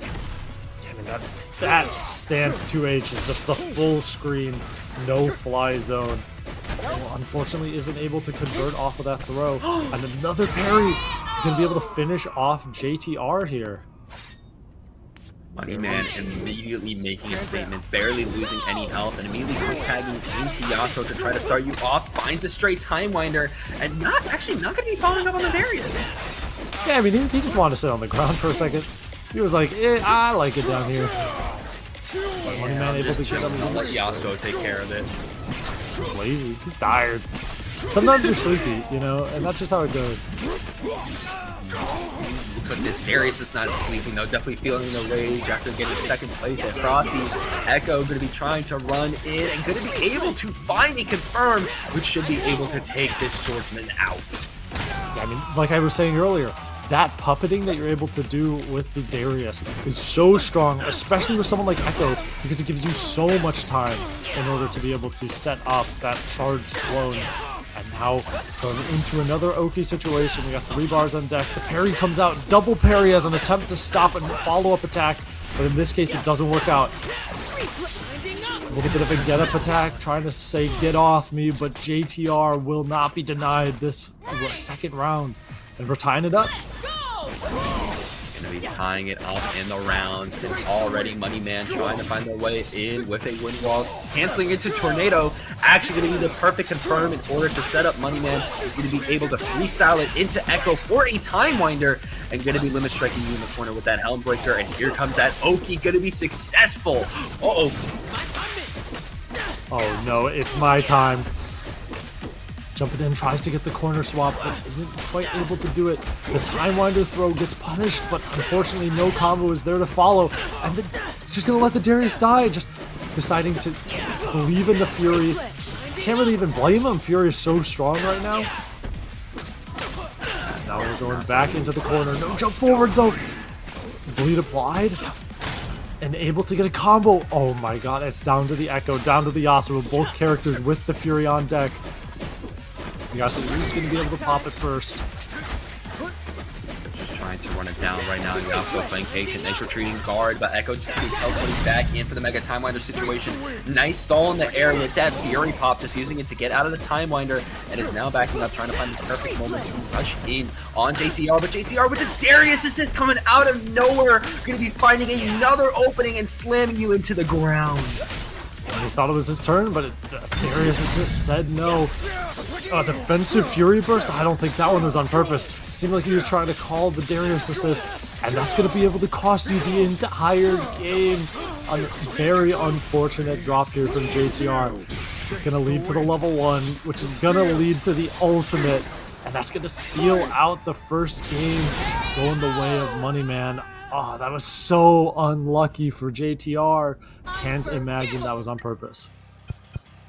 Yeah, I can't imagine that was on purpose either. They were popping it when Moneyman was recovering after that combo, so I don't imagine that was going to be used in any sort of situation, but it looks like JTR has to figure out something else too, because they're already getting hit out on this Darius by a nice combo setup from Moneyman. Yeah, I mean, it is easier said than done, certainly. A little bit of a parry attempt isn't quite going to work out for Moneyman here, and now it's JTR's time to shine. Breaker's going to stop any combo from coming through here, though. The Darius attack, no puppeting, no freestyle tag back. We're content to just apply the bleed, and now there it is. Oh, but the defense from Moneyman, you gotta love it, but holding back does not stop grabs from hitting you. And now you gotta eat all of this. Limit strike, set up the frame kill. GS1 call assist doesn't quite work out, but oh, what a roll through the fray. Really good call out there from Moneyman, who's still going to be chasing this Darius down, but the Echo out of nowhere with that assist is going to be the perfect way to get in against Moneyman, and is trying to carry this. Yasuo drops the combo though, and now just going to be batting heads with this Mega Time Winder, not going to be getting it through though. I mean, that was such a sweaty confirm. If it worked out, you gotta imagine that's going into the combo video, but unfortunately it doesn't, and that attempt to swag is going to be tragedy for JTR as Moneyman takes back the lead in this game. Oh no, the jump in medium. I mean, yeah, this is death, right? Surely. The only question is what route he decides to take. Yeah, that's death. That's the most kill this guy I've ever seen. Alright, Moneyman on set point right now. This is JTR's last chance in order to make it out and not go out at 7th place. And already Moneyman chasing you down, going to be getting you into a pincer, and nice to be able to go high with Echo so that Yasuo can get in there, but a nice break in turn. But yeah, no, Darius is not getting in there. That was so unfortunate. The DP just not having quite enough hits of armor, and now JTR is just taking so much damage for it. tagged back into the Echo after. And luckily that the Darius is able to fall out. But I mean, still, Echo is eating so much damage, and now you got to make 1 million mix-ups. Oh, Darius gets right back in on some strays, getting out, but Echo gonna have to eat that. You've barely touched Money Man. You got a low health Darius. You're so far away from Fury right now, and you're getting thrown, which does mean that Money Man is gonna be taking it 2-0. Wow. That last round was, it just all came up Money Man. He just was picking every right option. That was crazy. I mean, I loved that setup at the end with the Echo JH to hit the Time Winder right after, and then just having the throw, you know, made you look kind of situation. I really, really like that. I think that was really creative. I haven't seen anything like that before. Yeah, really, really good stuff to Money Man there. We got to see. Hopefully he's able to keep this good momentum going, but I mean, next he does have to go into just Capital B, who, as we've talked about before, very, very strong player. But yeah, I mean, it was a lot of Money Man. I think that 99% of this game was Money Man making money moves. A little bit of an unfortunate drop there. Yeah, I mean, after this first game, it really just felt like Money Man was in control this entire time. It really did feel like Money Man was just constantly in control. And of course, because of that, they're going to be able to fight against my boy. You already know who it is, just Capital B, going to be on the Vi Echo. I mean, that pretty much is the meta right now. Just going to be having Echo with kind of whatever character you feel like. We see so many different Echo variations. Money Man versus JTR was Yasuo versus Darius. We have Vi coming in now from just Capital B. So you can pretty much just say this is a, you know, if you want to say it, it's a 1v1 game featuring an Echo assist. Yeah, I mean, it's strong. Does every character have Echo assist left over? No, F-Champ and Tate both are non-Echo enjoyers. But yeah, I mean, the Echo assist is just so like universal. Like Time Winder will always be good, bar like a horrific amount of nerfs to it. And my time, you know, it's not one of the best, I would say, of the forward assists, like the forward advancing assists. I think that like Darius forward assist goes farther, is a little bit faster. Alawi forward assist has a little bit of a better hitbox and is a little bit faster, but it is just such a strong, easy to use, works with everybody assist that it makes Echo such a prevalent character in the meta. Oh, and it looks like we're going to be getting straight into things. Money Man versus Just Capital B. Of course, selecting your characters. Going to be having the Arcane fit for Just Capital B. Man, I really need it. After being able to go to Frosty's and having like full range on skins, it's like, oh, I know what skins I want to spend my money on. So that arcade bundle is a lot more enticing. I mean, yeah, it's really, really good. But Capital B rocking the full purple fit like always. And we got to see what he's able to do with this Vi Echo freestyle. And right off the bat, we're getting involved with the charge Hornbreaker. Ooh, that makes us dirty. This is going to be a really rough start for Just Capital B right now. Money Man just making it into the corner and going to be launching you straight into a nice BB from Yasuo. Oh, not going to fall off the stance, but able to dash back and going to be able to break your break. That was so unfortunate. A little bit of a reset and was just spamming those really short moves to see if he could get any sort of a break there. With the command grab from Capital B, we're starting to get some motion going. A little bit too early on the throw though, and the get up attack goes just barely wide. Just two really unfortunate situations in a row for Just Capital B, and it is going to be costing him the bye in this first round.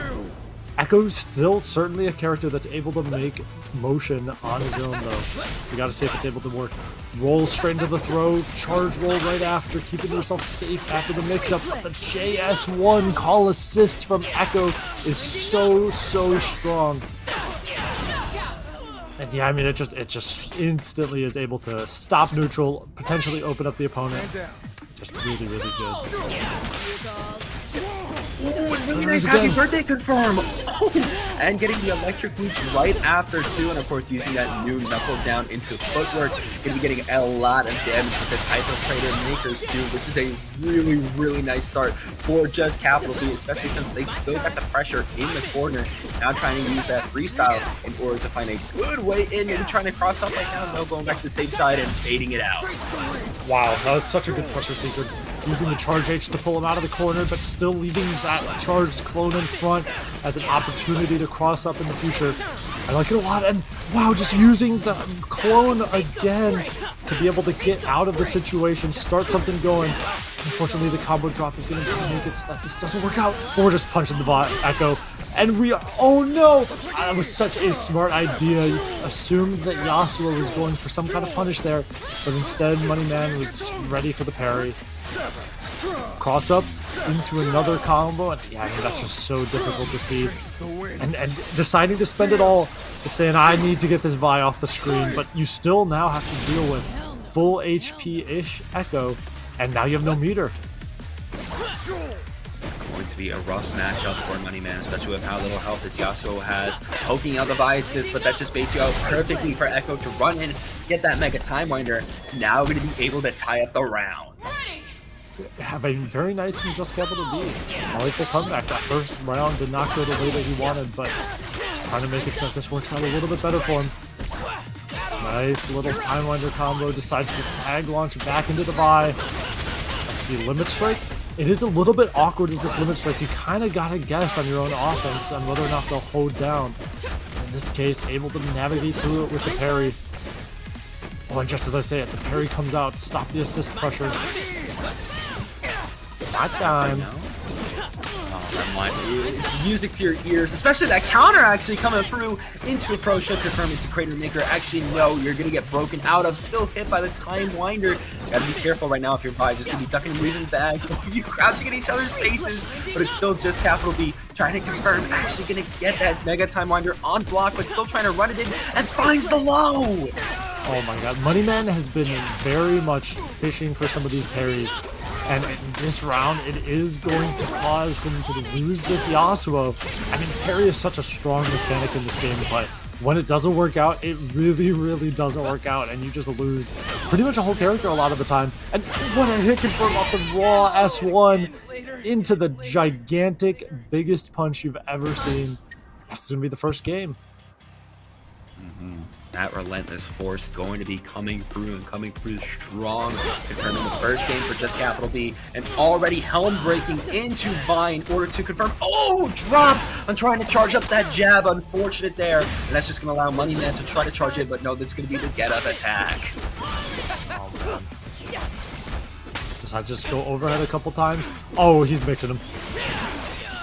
Charge Clone is unfortunately getting caught out by the Helmbreaker. I mean, Helmbreaker is truly the great equalizer. It is such a strong button, and as I say it, Helmbreaker into the assist. Oh wow, what is this combo? Oh, that was swag. Capital B getting put back in the corner, but the Limit Strike goes slightly wide. Calling the Echo. Roll through, yep, you gotta block that cross up after. The Breaker's gonna be able to save you, not quite able to use the freestyle to get himself out of that situation. Go just straight into another Oki situation. It's time to take 1 million mix-ups. Overhead, but it's ready with the throw. Knew that the overhead was fake and just max him back into the corner. Trying to run in, gonna be able to get that jump in against Just Capital B, gonna be able to take out that Echo, leaving Just Vi, the Piltover Enforcer, alive on the bridge in progress, but still gonna get parried out. Such a good call out from Moneyman, and instantly going to be cashing out on that ultimate, slicing the moon, and gonna be slicing Vi's life. Nice round get up for Moneyman, not trying to go out in 5th without a fight. I mean, just instantly deciding to use the super, but another round start. Happy birthday. This has happened so many times to Moneyman so far. Using a little bit of the new combos. Tiny little drop, but we're about to build the Echo Assist right after. There's no access to any sort of push block here, anything like that. And we're doing the fake cross-up overhead into a low on the same side. And there should be a dead Yasuo, right? I mean, unless there's a break at the very end. But yeah, I mean, even if you did build enough bar there, Yasuo was 1 HP. He was not long for this world. Break so fast from Capital B here. Nice combo from Moneyman, able to get a bit of a quarter swap here. I like it. Going into the Oki, and we're just waiting out that get up attack. Gonna have to eat these Time Winder loops. One more. Take a break. The super assist from Yasuo, able to finish out, get that last little sliver of damage that he needed. Oh my god, and that stand medium, just able to catch out capital B here. I like it. Money Man really trying to cash out here. Nice on the strike. Again, going for that Oki. Still hit on the low. And trying to cash out here on the Fury. Really trying to confirm this next game as there's both of them hopping on each other. But it's confirmed from Money Man that's going to be taking another round. And now going to be tying up the set. Yeah, I mean, they were hopping around each other. There were two little bunnies on Adderall. They just did not know where they wanted to be. But in the end, Money Man was able to make it work for himself. And yeah, now we're tied up 1-1. I mean, I like it. They're both taking a little bit of a break. They're thinking about their actions. Oh, but actually, no, I lied. We're getting right back into it. I already saw Capital B do a Helmbreaker. A little bit of a drop, but it was a reset. We're going to call it that instead. Boom, gonna be able to hit the brakes. Nice break though, in order to get just capital B off your tail and confirm into that tornado, which is now gonna be juggling Echo into a little strike into that Oki. Not setting up the time winder yet. We're gonna be baiting out. Oh, that break doesn't even matter. We just teleport back in. Oh, that was so unfortunate. Charge clone, and yeah, the Rekka is actually just gonna be able to hit him there. Gonna eat this Yasuo limit strike ender. No! One more chance for the Echo, but the get up attack does not work out for Capital B, and it's all up to the Vi in this first round. S1 Raw, not gonna work out, but the little bit of a low mash after is. Ooh, perfect optimal. Unfortunate drop though. That was the chance to utilize those new optimal sway off of the charged heavy combos, but it's so tight at the end there. It was really, really rough. Now we got Yasuo once more, sending you into the corner. Probably gonna set up a wind wall. No, instead just goes for a throw, but it just does not run up quite far enough. And now it's Capital B. It's his chance. I mean, this is pretty much even. One hit from Capital B could end this if Fury gets built. Jab. No confirm after. Get up attack though, coming through from Money Man, trying to helm break it. Nice little ball breaker, nice mediums, popping out on the Fury. Money Man really trying to cash this out right now. Jumping in, finds that overhead axe kick, just trying to chip it out here and chips it out, and it's now in set point. Oh no, I mean, Fury is just so strong. You just pop it and you're like, alright, I'm gonna chip you out one way or another, you're gonna die. There we go, just be able to block that, and the overhead axe kick too. Gonna be pushing Money Man into the corner with that mega time winder situation. Launching you to, or to convert into another time winder, which means, yeah, we're charging up our Air S1, getting that denting blows in for a limit strike, and immediately jabbing out and taking this Echo out. I like it. Might have to spend a little bit of meter for it after that combo drop, but still, Capital B's got to be so happy here. You got full break, you got full health on both your characters. This is a really good spot. Parry goes a little bit wide, but it was all according to plan to make it to the J2A to whiff. Able to tag into the Echo, set up the time winder, charge, punch, O-clock, and yeah, we're still look at the tag launcher right after. No Oki situation, but the throw! The throw from Money Man goes wide once more in this set. And there it is, the time winder, the charge S1. Gonna be able to crumple you full screen. And yeah, I mean, Money Man just deciding to save the Fury for this last round. Going into here exactly dead even on games, even on rounds, even on break meters. Just seems able to take the leads first here. A little bit of a slingshot tag situation there, but charge S1 isn't quite close enough to make it work. Getting out, running into the time winders, unfortunate, but immediately breaking for Money Man, trying to cash it out early. Happy birthday though, gonna be coming through for just Capital B. Gonna be able to bat about a swing you into another time winder. Vi gonna be going with that Cradle Maker after JH, trying to get a combo that more confirms his happy birthday. This is such a good situation for just Capital B. I mean, that's just so much damage. My time, able to scout out that Vi charge S1 with the Yasuo. Those buttons are so gigantic that sometimes you can just make it work. Now we got Echo in the back, able to regen some HP, but Capital B's Echo is not feeling it. Trying to jab out, gonna be able to get the one girl wrecking crew. And now it is literally just up to Echo in order to protect Money Man, and already getting hit. Wait a minute, we drop the combo, but we pick it right back up. I almost made an extremely strongly worded email to Riot Games about how they cost Capital B the match, but he's still able to find the combo after a little bit of a reset, all according to plan. And yeah, able to make it work out for him. And wow, that was a hype set between those two different Echo shells. Capital B able to make it work out for him in the end. That was really, really good from Just Capital B, able to make it work in the end. And going to be moving on to our losers semifinals. Going to be going up against Tate, which that is going to be a very, very exciting match to see. But of course, that is the losers semis, which means we're going to be having to redirect our way over to the winners finals right now. Oh my god, Tate, let me in coach in the chat. It's gonna be Tate versus Just Capital B. A little bit of a, I know that they're in some similar circles of practice. You gotta love to see it. I mean, I love Tate. Tate is such a cool guy and just a really cool player as well. And yeah, I'm excited to see how these two people run into each other. You know, I'm obviously also a big fan of the Just Capital B, and I mean, yeah, that was a great set. Capital B really showing why people like to watch him. But I think, yeah, we're like you said, we're going into the winners side, I believe. Winners finals here with F-Champ and Apology Boy. Yes, going to be going to F-Champ and Apology Boy. Of course, F-Champ is a character that comes in time and time again to Breakout series in order to try to get more crowns. I'm pretty sure they're at 3 dubs throughout our Breakout series for 2XKO. So they're trying to go in for more. They did have a streak going on. I'm pretty sure they DQ'd or they lost one of the previous brackets, which is why that streak ended a bit ago. I'm pretty sure after 16, if I remember correctly. So now at the 20th week, F-Champ Ryan trying to get a run back and trying to get another title in there. Going to be going up against Apology Boy, which is a new face in terms of Breakout series, but they've been making a run. Yeah, I mean, I know Apology Boy, maybe this is his first time in the Breakout series, but he's a big grinder in a bunch of the other tournaments like the Geekly and TNS. I always see him doing really well in those, and it's nice to see him get this winner's final spot here against F-Champ. We're going to see who's able to make it work. It's going to be the Alawi Jinx versus the Echo Alawi, I believe.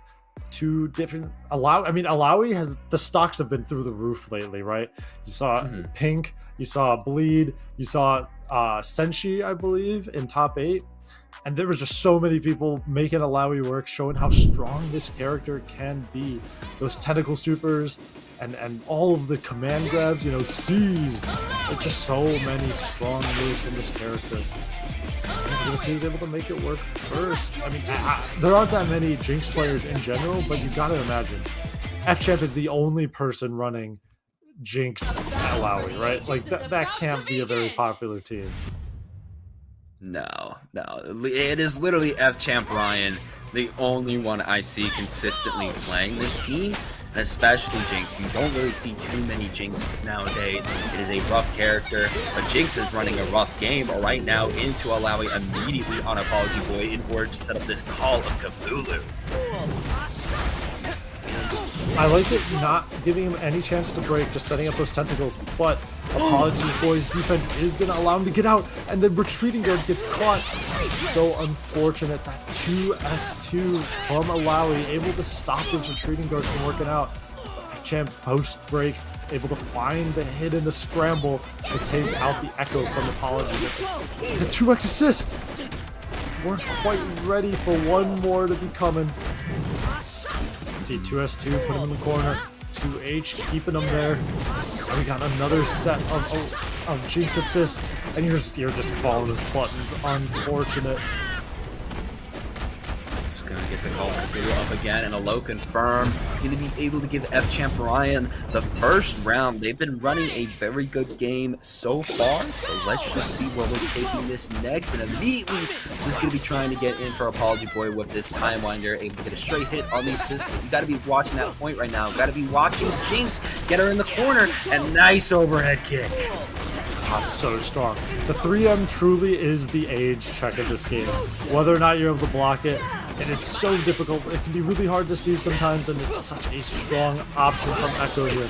But the retreating guards are going to be able to get F-Champ out of there. Oh my god, using the super to hit the Alawi assist. But the Jinx was using the Zap, made it so she got hit, and you're going to die for it. Oh, wow. What a play from Apology Boy here. Taking out the full health bar from Jinx, getting half health on the Alawi. It was just absolute disaster for F-Champ, but the super assist, maybe it was all according to plan. Definitely be running in right now, popping the break, but with that push block, the break's just going to be going to a different station as F-Champ Ryan just going to be escaping from that corner, just saying, I push block at the exact right time. What the heck was that? Breaking during your own pressure? Unfortunate misinput coming out from Apology Boy. And now it's pretty much even. F-Champ getting the first hit here, using the Jinx assist to keep this combo going, and you have Fury. Oh wow, this turned around in a second. The air throw back into the corner though, but like I said earlier, F-Champ has Fury. You can kill here, yeah, just popping the Fury. Able to do real easy ABC combo, but a drop. There was a chance to do it before the Fury was built by Apology Boy, and now it's all dependent on whether or not Apology Boy can keep the break. Oh no! Sliver of health. F-Champ wanted the chip out so bad, but Apology Boy said no thank you. Because still trying to put this pressure on you right now. Going to be able to get the low to break your guard and setting up that Mega Timelander situation. Got to be feeling good as you about to swing with another. Going to be able to just put you down to the ground and just try and launch you down. A nice break coming out. Oh man, get up attack into double Jinx rocket assist for full screen, and then just deciding, hey, I'm gonna send it with this overhead going all the way in. See, I mean, there's a monkey coming at you, there's chompers on the ground, and the Gatling is able to catch Apology Boy's jump in. There's no combo to follow it all up.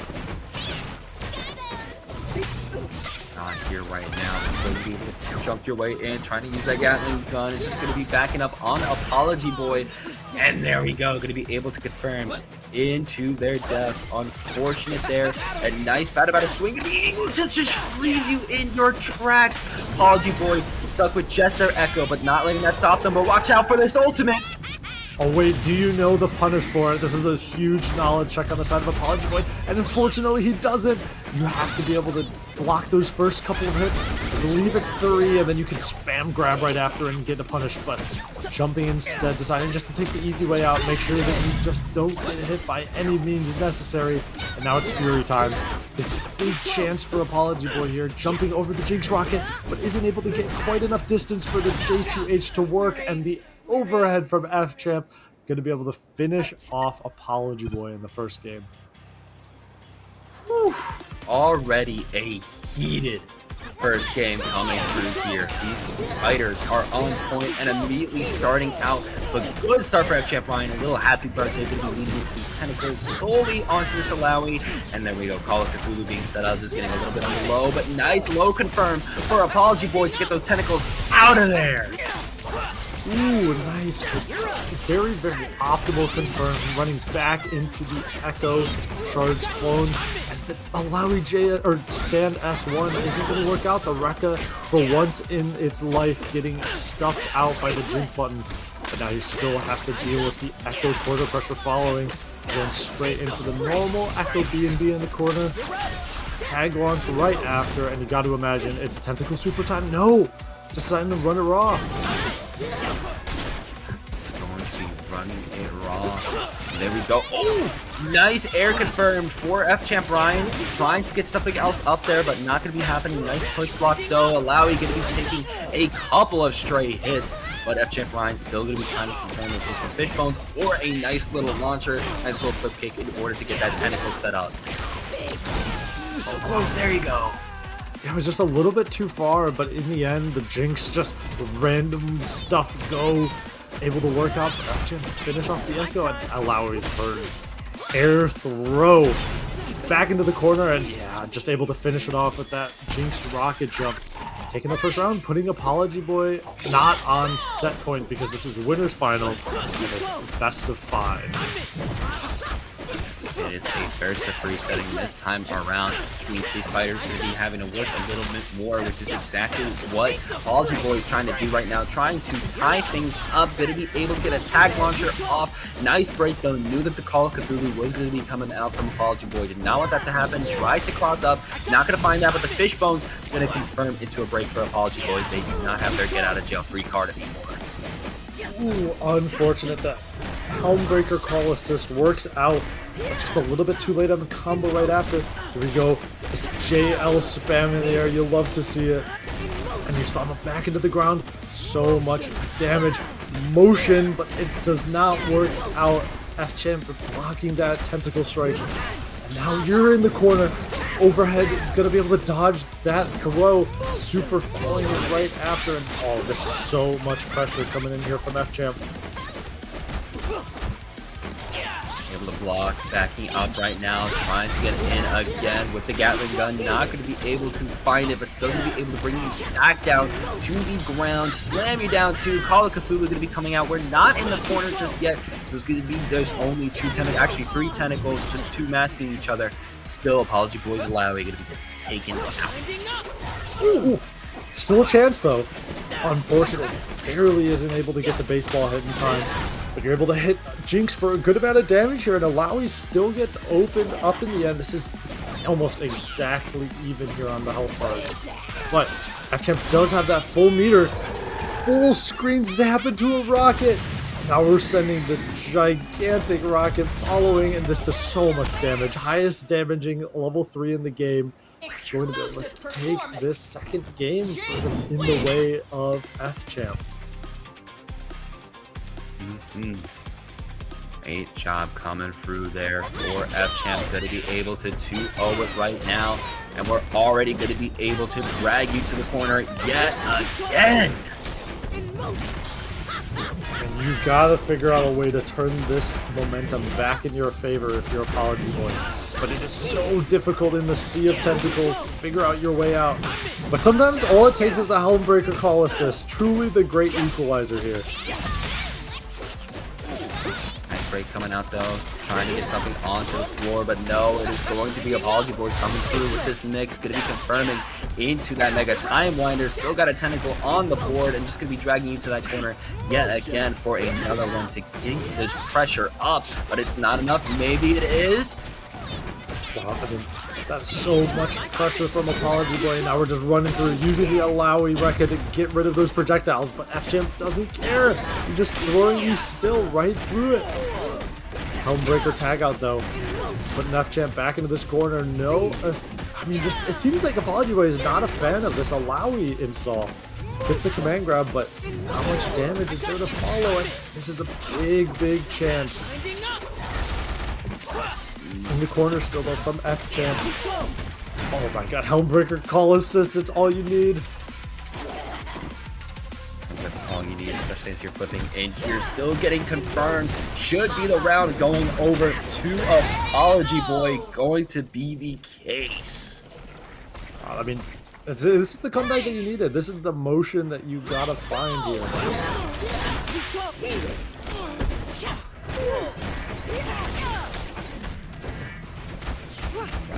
Corner right now, still trying to jab it out for F-Champ Ryan, trying to make your way out. Nice air dash though, gonna get broken out as Jinx is trying to set up a chomper, not gonna find it, and gonna get Helm broken. A perfect startup for Apology Boy.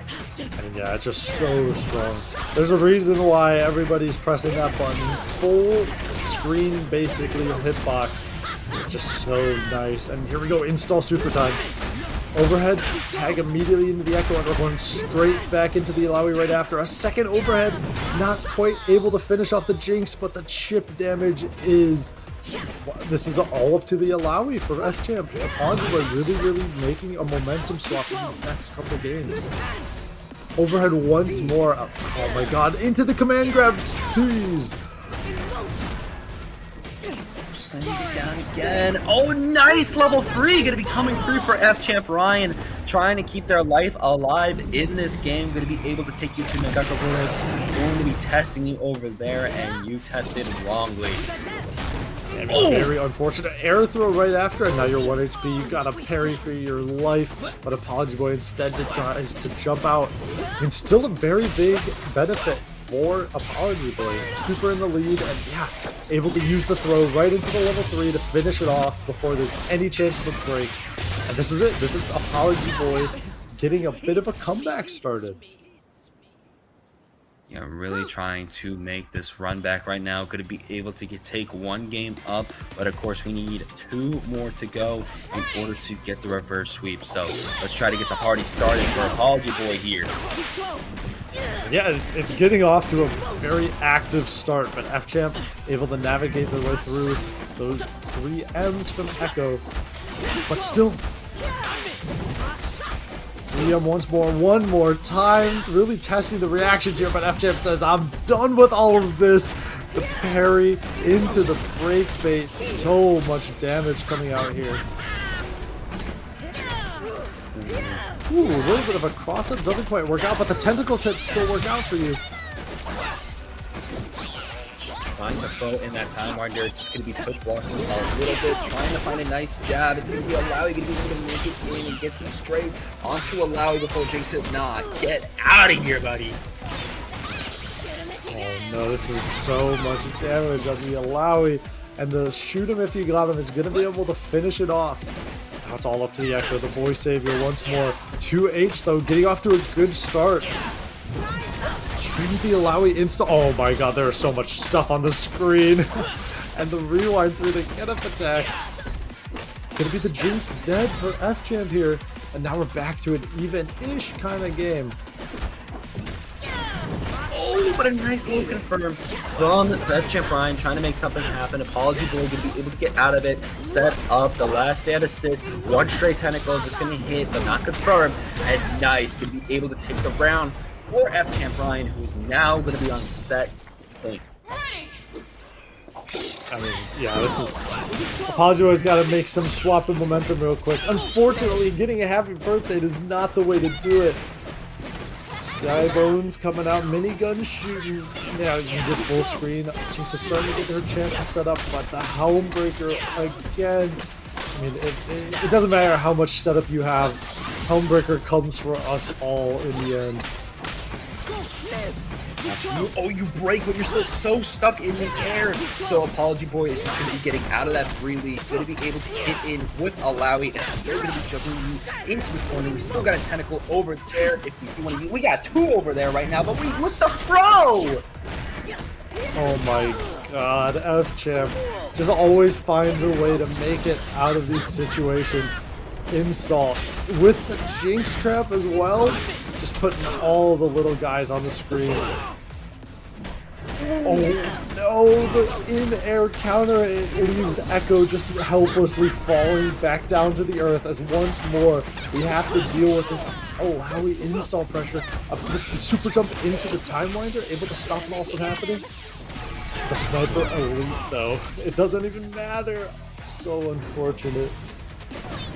Still got Alawi in here, and you still got that Fury when you want to use it. It's getting dire. Nice spacing out, realizing that you can't get really all too countered with that Gatling gun, just creating that space. But you try to launch, but they're on the other side. Jinx was right behind you. Gonna be able to find this combo, get Alawi in here, still gonna be able to launch you up and all the way down, testing you all the way towards death, but we're not quite dead yet. We're still alive, trying to find one more hit in. Fury's going to be gone, and all the mess on the screen, there was still an Alawi poking you on the low, which means F-Champ Ryan punches their ticket to Grants. I mean, that was just so much pressure. It's really hard to see, especially when you're jumping all around, you're getting all involved. It's really hard to see where, I mean, even someone as big as Alawi, it's hard to see where she is, hard to see what's going on sometimes. So it's really easy to get opened up. But I mean, still a really good showing from Apology Boy there. Still had a lot of moments where he was really, really popping off. And even though in the end, you know, obviously F-Champ was able to take it, Apology Boy, I think that in a run back, it certainly could go the way of him. Yes. course, we could see a run back in the future if they do get it for the grand finals, if Apology Boy is able to make their way back up from the loser finals. But still, that was a very heated set. A lot of good Echo setups. You saw there our first Echo ultimate of the top 8 coming through from Apology Boy. And now we're going to be going back down to the loser semifinals. We did hype up that set before of Tate versus just Capital B. You see Tate in the chat saying, "Release me! Release me! I want to fight!" He's ripping off his shirt. He's going, ah! He's saying, "Let me at him. I want it now. I pity the fool." Oh my god, I love the energy that Tate brings here, and we're going to see who's able to take this match between Tate and just Capital B. It's going to be that Echo Vi versus the Yasuo Blitzcrank.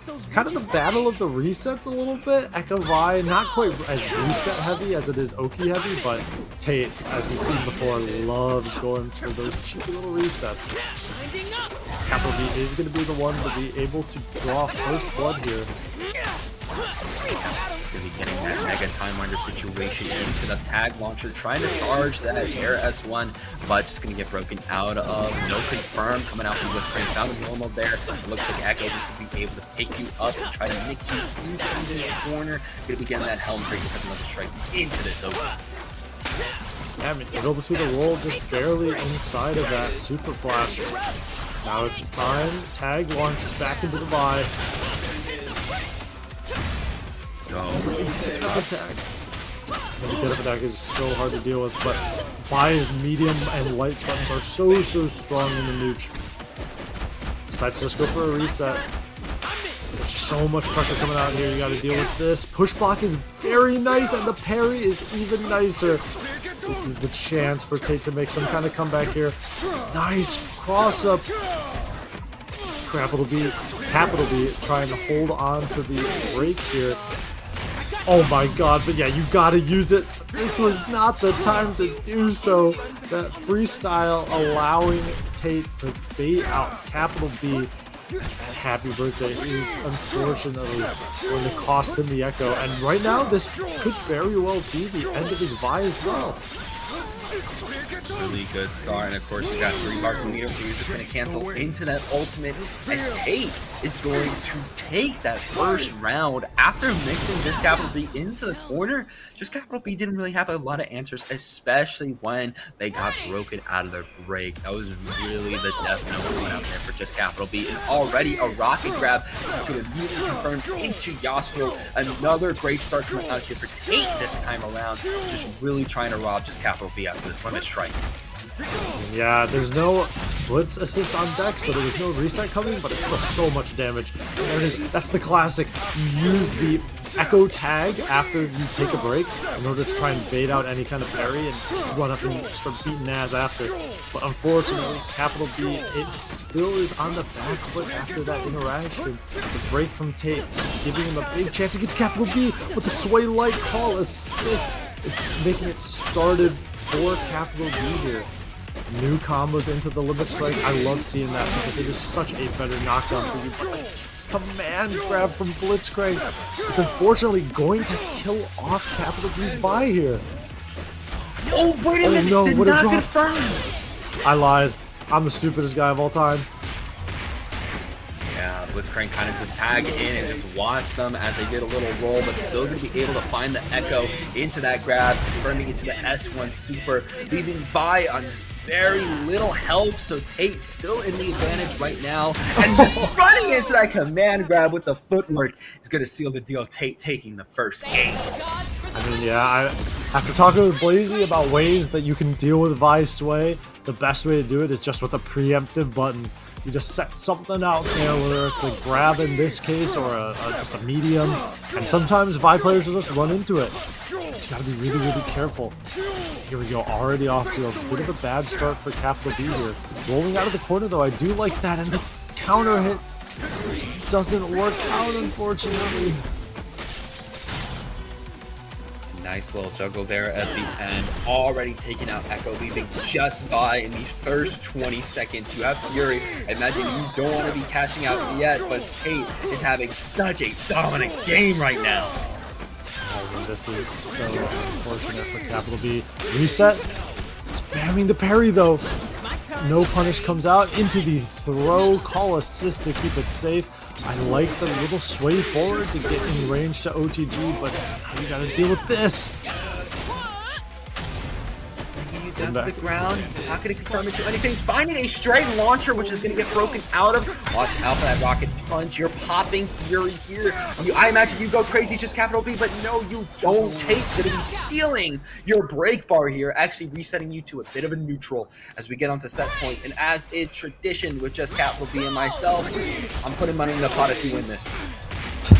Yeah, I mean, it's the comeback capital B pot bonus that we all know and love. But I mean, I don't know, it's going to be even more money at this rate. This is so dangerous. And the tag, he had the armor. You can't helm breaker through that.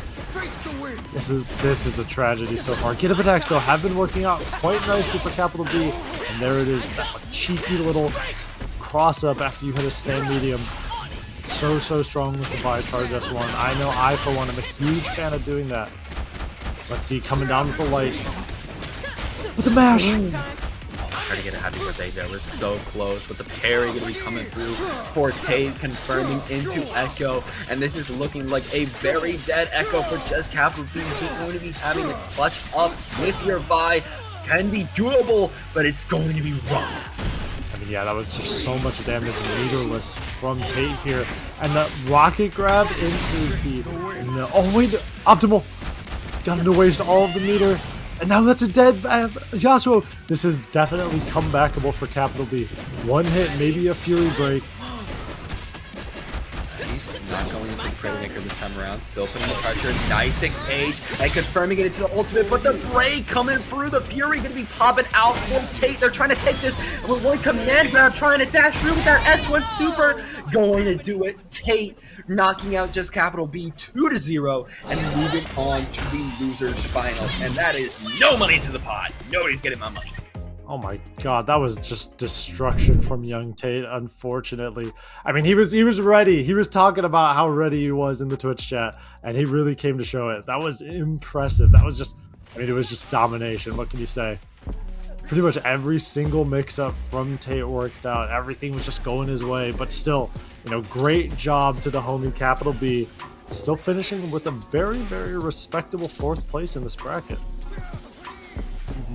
That's still a very good placement, especially with the amount of people that are coming out tonight for 2xKO, you know, off of the heels of our first major for this game. But speaking of off the heels, it's going to be Tate now versus Apology Boy going into these losers finals. Yeah, Tate really trying to speedrun this, has to go to work soon. I remember the first TNS I entered that I did well at, I had to fight Tate, and he was like, hey, let's keep it going, I gotta go to work soon. Always on the grind, gotta love that about him. And now, I mean, we're going straight into this next one, Apology Boy versus Tate. Truly Tate suffering from success, you know? He's like, I'm doing too good, I can't stop winning. And straight off the bat into the JS1 limit strike, building up the full break bar. And you're in the corner now. Nice. Oh, the break is going to get broken. Had both characters on the screen. Such a good advantage of the freestyle fuse. Now going to be going into Alawi, slamming you down. Got a tentacle on the board. Not going to be going for anything, but again, it's behind you on the launcher. Still trying to confirm it to a Mega Time Wider to push Tate away, but it's not going to be enough. So much damage. Tate still able to convert here. A little bit of a reset, perhaps? No, decides instead of getting steamed up in the corner. And you gotta guess here. The 2H on the wake up, though, that was such a good answer to the jump in by Tate. Going into, oh, we just jumped back straight to it, did a neutral shimmy, but just ran into the walk of shame there. Not gonna be the walk of shame anymore, as Echo actually gonna be bringing it back for Apology Boy. Gonna be slamming you up into the skies. You got free bars, I don't care. I got Alawi on the screen, I got a tentacle keeping you defensive in the corner. Another tentacle, get up attack, just gonna be eating it. And now Yasuo gonna be biting the bullet. Damn it. Alawi has such strong buttons that sometimes you can just wait it out a bit. Just sit back, just hang out. But in this case, a little bit of a reset, not gonna quite work out. Apology Boy trying to tag just in time to be able to get like that bait on the break. But in this case, Apology Boy still able to keep the tempo in his favor and finish off the first round. Really nice start coming out there for Apology Boy. Gonna be able to pick up so much, but of course, you still gotta be keeping this strong. Nice rapid slash assist though coming through for Tate, but just gonna get broken out of. Apology Boy wanting none of that mess. Just gonna be doing a raw jump in, gonna be blocking on the fall down, but Yasuo gonna be finding that confirm. Very, very nice. Decides not to go with any kind of limit strike ender, instead goes for a reset on Apology Boy, which is going to work out here. You have access to the Blitzcrank assist, but again, instead decides to go for a limit strike instead of pushing for damage on the Alawi, and you may live to regret it if you're Tate. Apology Boy getting this started. No command grab. But the JS1 gets caught out, punished for the first time in the history of this game, and Yasuo is going to die for it. Unfortunate there for the Yasuo. Just Blitzcrank left alive to carry Tate's life in this first game. Immediately getting hit through so close to Fury right now. But the closer you are to death, the more that Fury becomes predictable, which is exactly why we got the Call of Cthulhu set up. The Fury gonna get popped, getting a little too antsy from Apology Boy, but at least we get our Echo in there in order to confirm. Another Mega Time Winder doesn't get the follow-up, at least gets the throw. Gonna be chasing it down, and with that get up attack, oh no! It's a tragedy. Apology Boy is just kicking himself in the ass right now. And this is, wow. Tate has level 3. All hands on deck. Tate has access to level 3. You gotta be so scared of your Apology Boy. Anything can lead to death, but the full screen tentacle slam is going to be able to chip out Tate because of that Fury. Yeah, he just wasn't quite ready for that. No parry available.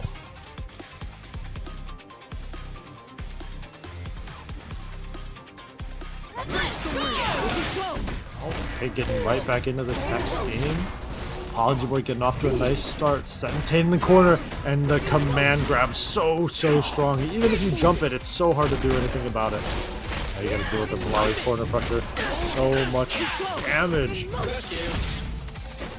And yeah, it uses the break to save the character. You gotta be a little bit scared though of that though, right? Like still, even if all of the health on Yasuo is able to regen, still, you know, you don't have that much. You have enough for what? That was like a jump medium into a medium heavy? Like 3 hits worth of health? It's so difficult. But the tag parry's working out. I mean, tag parry's just so strong. So good in order to bait on attacks and being able to get yourself an advantage. Oh, and some more lows too. Apology Boy, honestly, very strong in this round. We can easily confirm into a level 3. There we go. Yeah, pay a visit to the Gakaboros in order to test out Blitzcrank. And I imagine we test him as on floor B. He's getting eaten. That guy's gone. Get him out of here. Yeah, no, you're not surviving that one, buddy. I think a guy like me would though. That's the thing about it. It's like Blitzcrank, like Blitzcrank, they don't know shit. I, on the other hand, intense elite gamer. And that gets you the okay from the Gecko Burrows. Like, oh, this guy's a gamer. He's good. Yeah, he's a gamer. He got 25th. Yeah, I guess I'm cooked then. I got 129th. Oh, unlucky. Sorry, you're getting chomped on. Ah! But Tate, it's his time. Steamed up on a Tuesday afternoon. That's time to guess. But yeah, that's it. That's the 50-50 that you gotta play when Tate jumps in on you after that. If you get up attack, sometimes he's blocking. Gotta deal with it right after. A little bit of a hot pressure situation. 2H after when you try to do anything about it. And there it is again.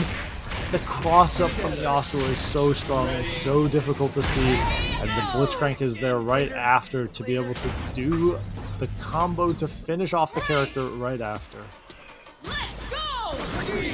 Now getting into this third round, already trying to get that rapid slash assist sorted, trying to get any type of mix-up. First time you get it, you're just going to get broken out of, but you still have break for Tate, and Tate going to be able to find another combo onto Apology Boy, dropping it though, mistiming that a little bit. The overhead kick, we're trying to pressure Tate.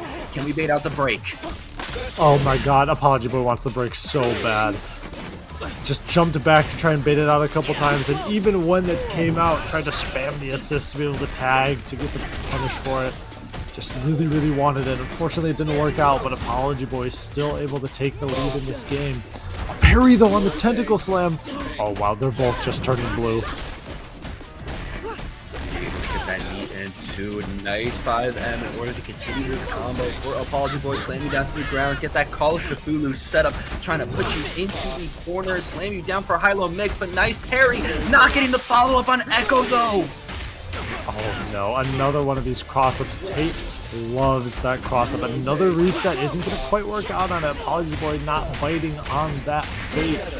Sending you back up in the corner, no steam. Instead deciding to stick with the level 3, but he was in the air. So unfortunate there. You're going to be losing your Blitzcrank because of that drop on your level 3. You have a decently health-sized Yasuo trying to set up wind wall, trying to get those tornadoes, trying to play a little bit more patient, but still it's looking rough at the low. Okay, no confirmed. Oh no! The overhead comes out. This is so much damage. See, I mean, this doesn't quite kill, I believe. Echo Super, the least damaging level 3 in the game. It's going to be really close on whether or not he lives. And it is going to kill Apology Boy going up in this set 2-0 here. Tate might be going to sleep early, but not in the way that he wanted to, unfortunately. You know, you don't want to be going to sleep early because you got knocked out at third. I imagine you're trying to get the reverse sweep in order to make it 2 grands to get the dub in a reset. And right now, Apology Boy making a rough game, just flowing the Time Winder immediately on the Blitzcrank assist, but Yasuo still going to be able to poke through. He's getting involved. We're doing this nice little B&B into potentially a limit strike. There is no Blitzcrank assist for any sort of reset action, but instead we're just going midstream. Okay, nice break coming through. Trying to jump in on the wrong side. Just going to get poked out by Tate, who's getting your Yasuo in there. Blitzcrank still bringing up that mess, and that's looking like a dead Echo. That guy's almost killed this guy on the planet. That's crazy. He got punched so hard, he made a crater in the ground like Yamcha. That was not... You don't come back from that. Unless you're Yamcha, in which case you do actually come back from that. But, oh, happy birthday on the dive kick. There we go, Lowy just jumping in. No fear of that wind wall. A little bit too far for the charge H from Yasuo, but you are never too far for Blitzcrank's warm embrace. Never too far to get a little bit of a side switch going in there. Going to be able to get Yasuo when they're launching on the other side. And Blitzcrank, you know, jumping in, but going to be blocking, not trying to get launched up, but still going to get hit on the low. Another solid opening for Apology Boy. Are they cashing out with the Call of Cthulhu?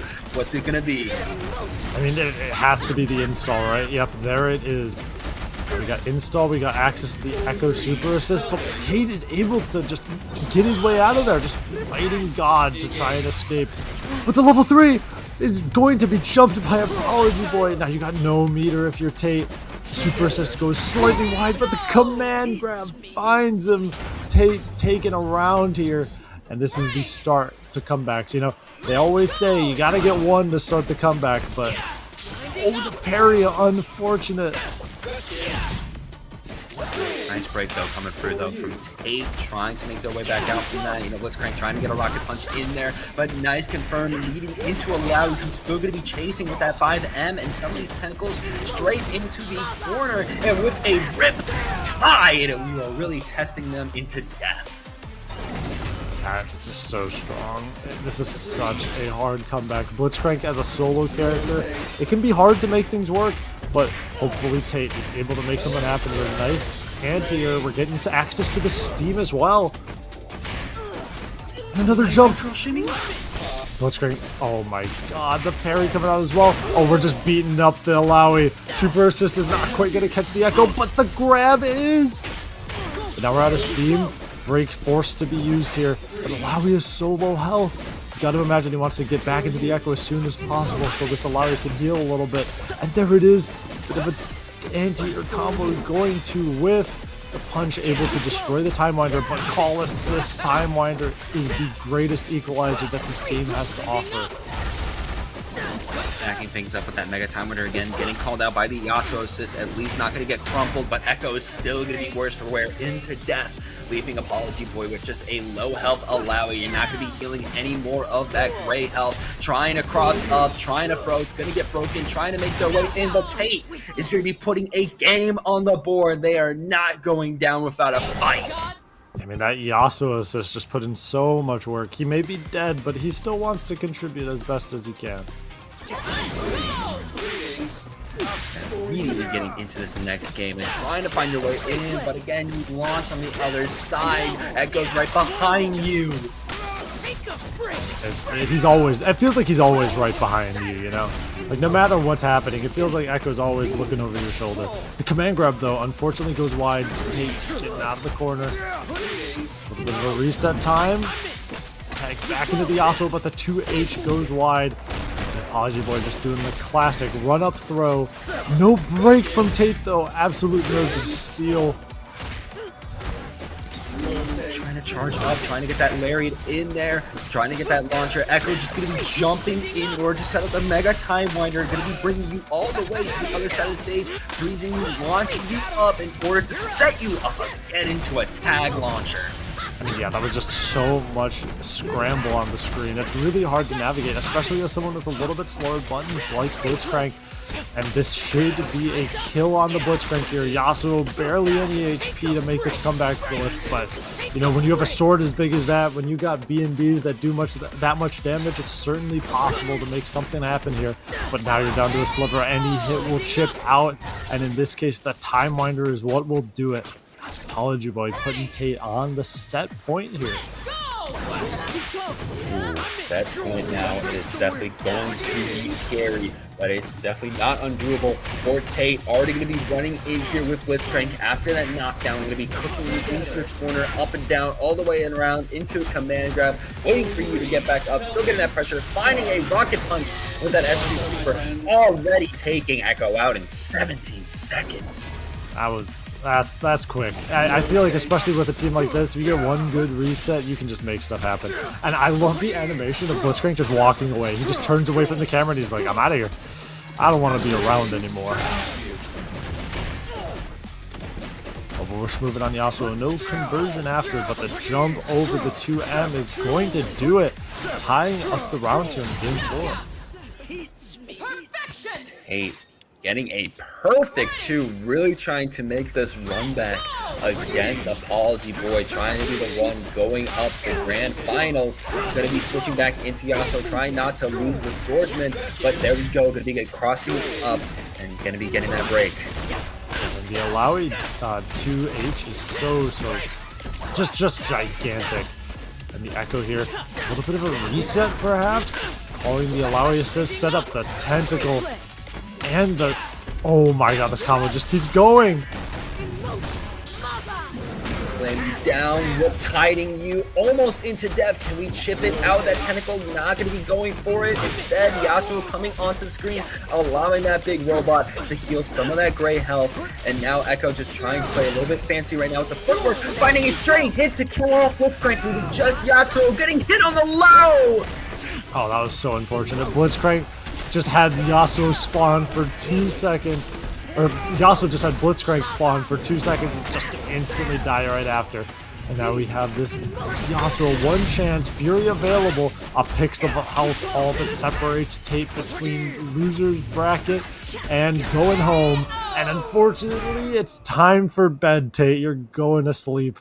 Congratulations to Apology Boy for making it back to this grand finals. Apology Boy definitely feeling that heat after the winners finals against F-Champ Ryan. Now going to be running it back towards Grands. GG's though for Tate. You had such a good showing, but in the end, looks like you're going to be getting to sleep a little bit early. It is about, I don't know what your time zone is. For me, it's 11:56 right now over on the East Coast. So hopefully going to be getting some nice sleep because you now have a little less than 4 hours before your shift. Hey man, it's sleepy time. Uh-oh, sleepy time. But I mean, I don't know. Either way, that was an entertaining set. I love watching Tate. I think that he is just watching the resets come through, watching how he navigates neutral with such a relatively unorthodox team, right? I think it's just like him and Quainty that run this squad. I love to see it every time. Really, congrats for the third place, Tate. Very, very nice. BG's coming out there to Tate, going to be taking that third place. Definitely nothing to scoff at, and you already see Tate in the chat saying, "Yay, bedtime." That is all they care about in this situation. Like, I lost, I had a good showing, I'm going to bed, I gotta work tomorrow, so I'm chilling. Yeah, could be worse. Could be worse. Sometimes you just gotta take the dubs when they come. And now we're going into this, our grand final set. It's going to be a rematch from the winners finals. F-Champ Ryan versus Apology Boy. We're going to be able to see if Apology Boy is able to make the necessary adjustments to switch up the results from the first time they met each other. I imagine that's something Apology Boy wants. F-Champ Ryan was running a really solid game, but there were moments where Apology Boy was able to try to make some runbacks, did get some rounds and some games, but you got to be going the full distance if you want to try to make that run back, especially since you still need a reset. It was 3-1 last time. It looks like we're getting our players immediately in here, of course, choosing their unique characters for points, getting those allowies in the back.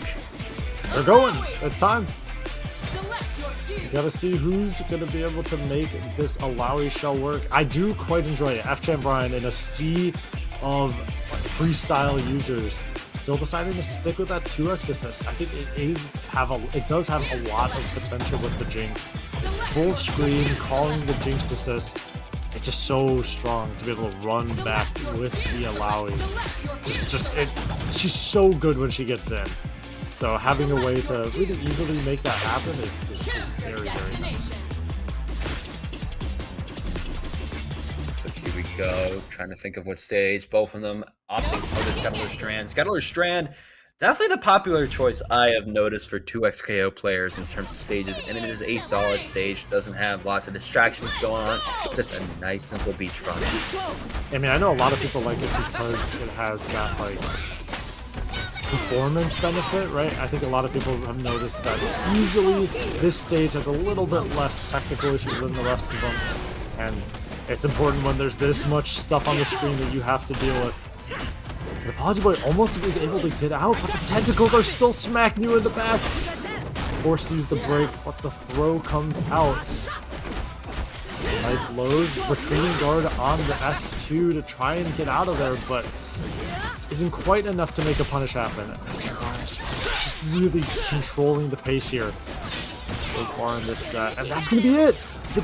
Wasn't quite paying attention to the chomper on the ground, and it's gonna kill you. Unfortunate. Yes, unfortunate there. Now just trying to jab your way in with some of these fish bones. Anything you can do. Nice little retreating guard though coming out from Apology Boy, but they're still going to be hit trying to jump in. Nice anti-air coming through for F-Champ Ryan. Slamming you down. Tag launching into Jinx. Bringing the hammer down. Hyper Viper for confirm. Just needs one more good hit. This is so... Yeah, it was just... There's so much health to shoot through. It's going to be real difficult to make a comeback like that. And now we're going into this second round. Not quite able to build the break, but oh my god. Just every single time, the Helmbreaker call assist is so powerful right now. And yeah, you can do it on both characters. That's the best part, is that Alawi has a baby Helmbreaker of her own. And you just say, I'm done playing neutral, I'm getting involved. Command grab, gonna find F-Champ here. And the install coming out to ensure that we have some pressure following it up. Jinx just kind of getting her ass beat in the background. Over 50% of her health just instantly gone, and another command grab. But the combo after isn't quite there. There we go, Echo getting in, Alawi switching right back in order to confirm on F-Champ Ryan. F-Champ Ryan able to get out of there, confirm a fishbone into the Hyper Viper, and going to be taking a good amount of damage from Apology Boy, but still has a lot more to make up. Try to get a happy birthday, able to bait out the break, able to bring Alawi right back to where they want him for another Hyper Viper. Oh my god, this is a lot of damage. Hard tags into the Echo to try and stop any more damage from taking place on the Alawi. But now the Echo is the one that's dying. Monkey hit into a little bit of a... Oh no! Yeah, I mean, I believe that there's always a gap between the H and any follow-up that you do with anything that you can do with Jinx. That's really hard to get really tight block strings with her. So sometimes you're able to just mash out that level 3 and it'll work out for you. Oh no, but it goes both ways for Apology Boy. FJM says you can level 3, but so can I. Just like that, it's about even. FJM does have access to the Fury if any hits come out.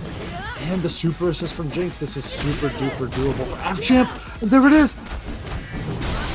What we're gonna confirm the tentacle from down under. Gonna be able to do it, and with that little health and try to make that turnaround, Nagakaboro's gonna be helping out F-Champ Ryan in order to secure the first game. Wow. Yeah, I mean, what a comeback at level 3. Just able to get so much going for him. And a bit of a parry whiff from Apology Boy. Gonna lose out on that meter and eat a bit of a combo. And now we got those double rockets. Able to work out for F-Chip here. No install setup, but we do have tentacles on deck. Whoa! Yeah, was that? That was every which way. That was a King Crimson little time skip right there. What the heck? Apology Boy's making it work for him. Didn't know Diavolo was here, but either way, just gonna be trying to bat in this monkey copter. Gonna be going to Alawi, slamming me back down. Knife break coming out, not gonna get baited out, but this mega time winder still trying to make it a little bit full screen and trying to stop F-Champ Ryan in their tracks. Can we do it? Yes, we can! Oh my god. We go back into the Alawi, we decide to use up those tentacles, and a bit of a reset going there. Oh, chip is a factor here, F-Champ. We're mashing again. The level 3 from Alawi has put in a lot of work this tournament run for F-Champ. It's going to be able to kill the Alawi here. All up to the Echo. I mean, it's pretty even. Alawi is 1 HP. Any good hit from Echo can even just chip out. But the back hit of the Helmbreaker in the air. Oh no, it's disaster. Definitely potential to tag launch here into the Jinx. We're going to see if it's willing to do it. Such goes for a combo here. Not quite able to build level 3 just yet, but there it is!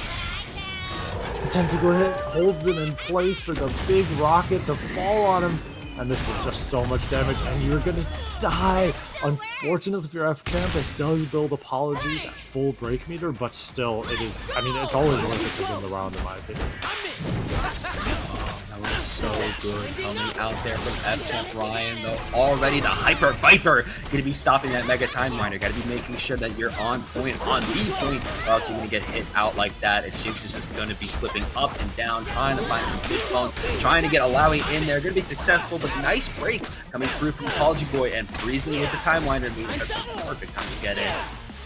Yeah, I think Apology Boy has been really fishing for these parries after the Jinx block strings, and F-Champ's starting to adjust around it. I like to see it, but in this case, the Alawi is so close to death. And they're just again, using that rocket jump as a way to make it so that the next hit doesn't connect, so that the parries that Apology goes for don't quite work out. And this time, instead, it's the parry for F-Champ, but it goes a little bit wide. Both characters flailing just a little bit, but the throw is going to work out for Apology Boy. Getting this Jinx in the corner. We're going to get 2 supers here. It's going to be really close to killing Jinx, very low health character, and it's going to pay off for Apology Boy, killing the blue-haired girl with the gun. Now it's all up to this Alawi. Trying to set up a tentacle, but just going to be getting jumped in on, and with that, Apology Boy actually going to be taking that round, trying to run it back against F-Champ Ryan right now, saying you are not going to be taking this Grands from me. I'm trying to take it at first, but it's still going to be a rough match, especially with this zoning, and perfect time to launch! Yeah, that was fantastic. Able to get a nice happy birthday there drop, but, you know, it's happy little accidents. And the overhead into just straight up using the super. No chance to use the break. Alawi with Fury, though, still very powerful, but F-Champ, 2 full health characters. You gotta imagine this is not a good situation to be in. The rockets start coming out. First one, then the second. Unfortunately, an air counter hit is gonna deal so much damage to this Alawi. The Fury is just running out, and we're not even going to use the last bit to convert off of the throw. And the overhead goes a little bit wide. Echo able to tank some of the hits to make it so that the combo doesn't kill, but the air throw is going to be found, and F-Champ is going to take the second game, looking to 3-0 in this grand finals. They are looking to close things out. 3-0. F-Champ Ryan already getting 2, but with that parry starting us off. Again, it was on the assist, so Jinx is just going to be blocking it down, trying to find another opening onto Apology Boy. Looks like they got it. Oh man, another good start for F-Champ here. Just really able to make good use of the neutral from Alawi, backed up by the Jinx assist. And the break. Oh no! Parrying the Timewinder, so there's no opportunity to use a super after. A lot of times people will go for that Timewinder in neutral with the super to follow it up to ensure that it's safe, but when you parry it, there's no chance of escape. And now we gotta deal with this Jinx setup. Oh, the parries come through! Command grab not going to work out, but I mean, even if the command grab doesn't work out, it is such a low recovery that it doesn't even matter. And F-Champ has so much momentum going into this third game. Another command grab. It's just a wash. It's just going to be such a big wash there, and now it's going to be set point, tournament point for F-Champ Ryan. Apology Boy definitely going to be feeling that heat right now. Going to be forcing that break out of F-Champ Ryan. Oh no. Oh, bit of a chance for Apology Boy there, just barely doesn't work out. Taking on the throw.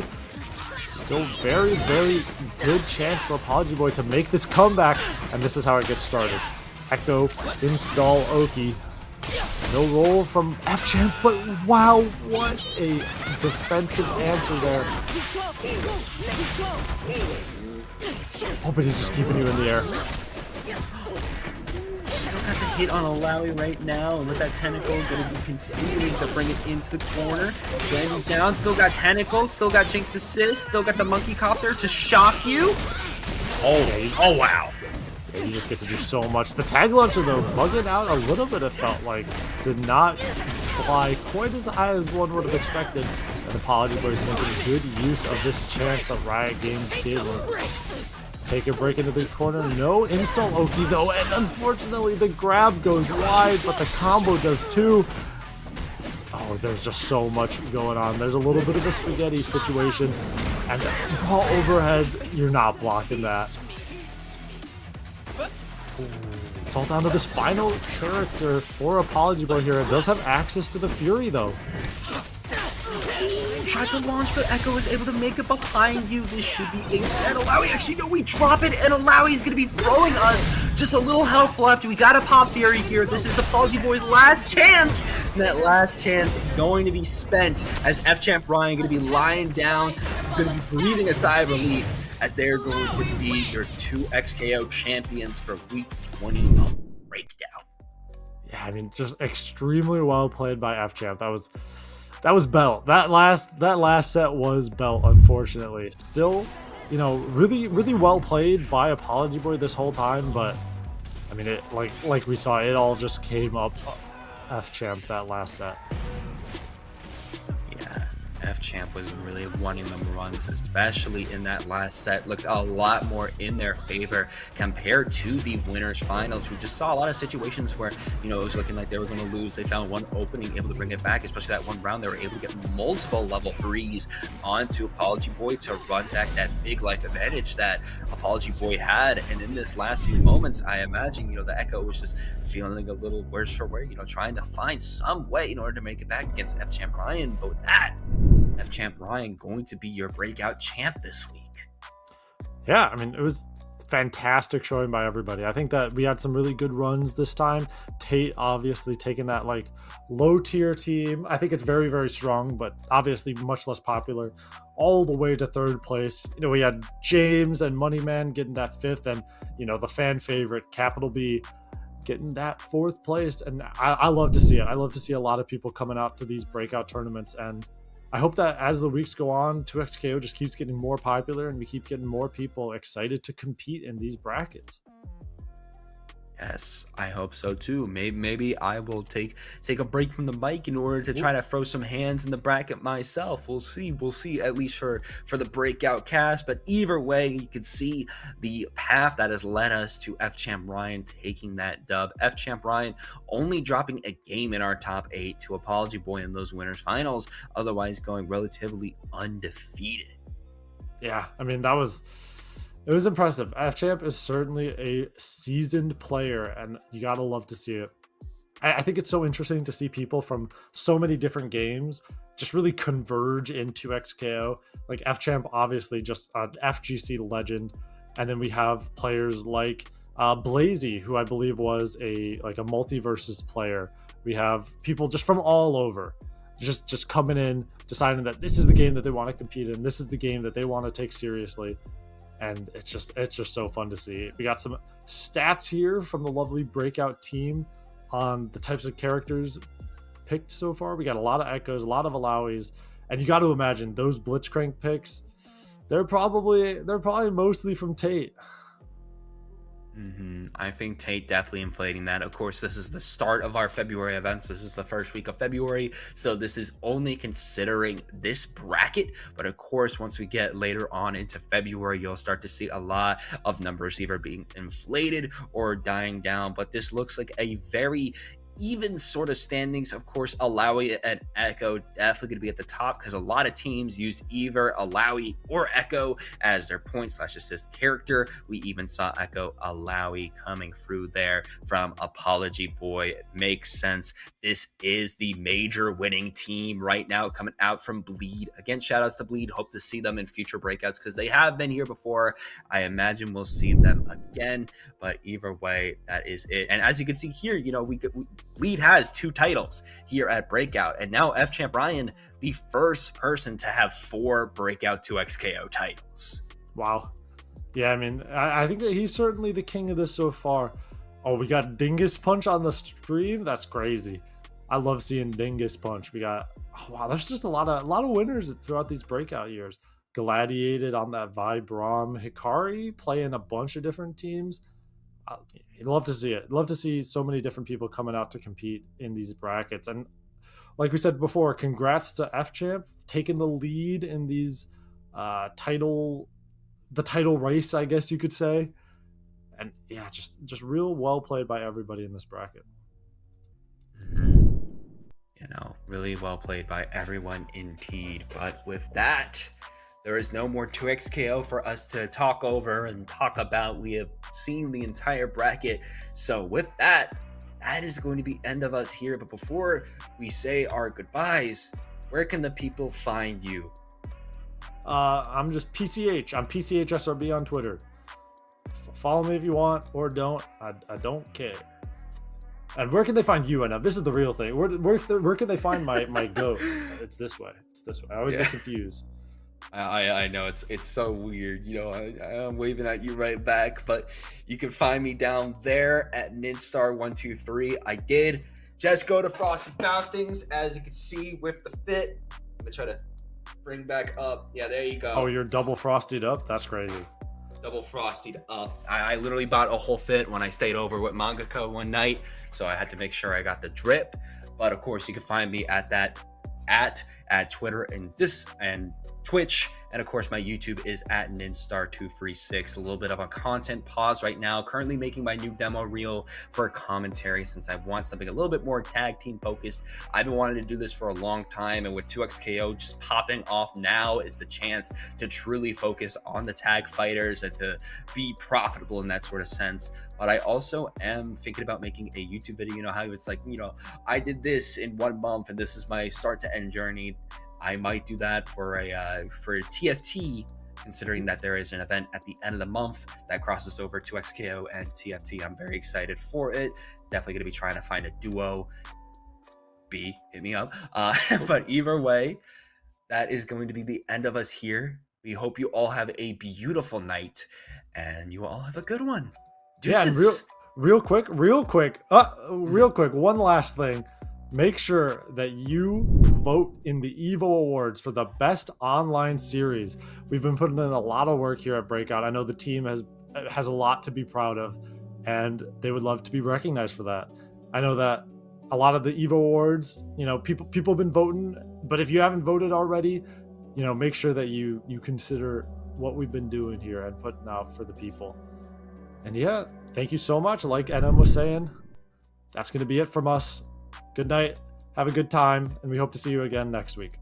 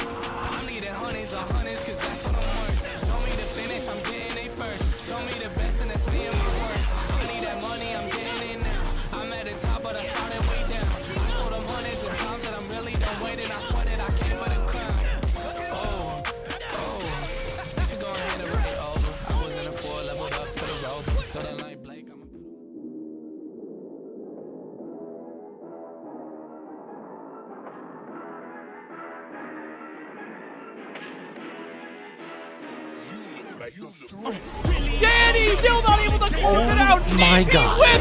Issei has a Hail Mary. Holy cow! They did it! Oh my God! King Ray Jr., you can't be doing this. Actually, Oh my God. He's not dead? Okay.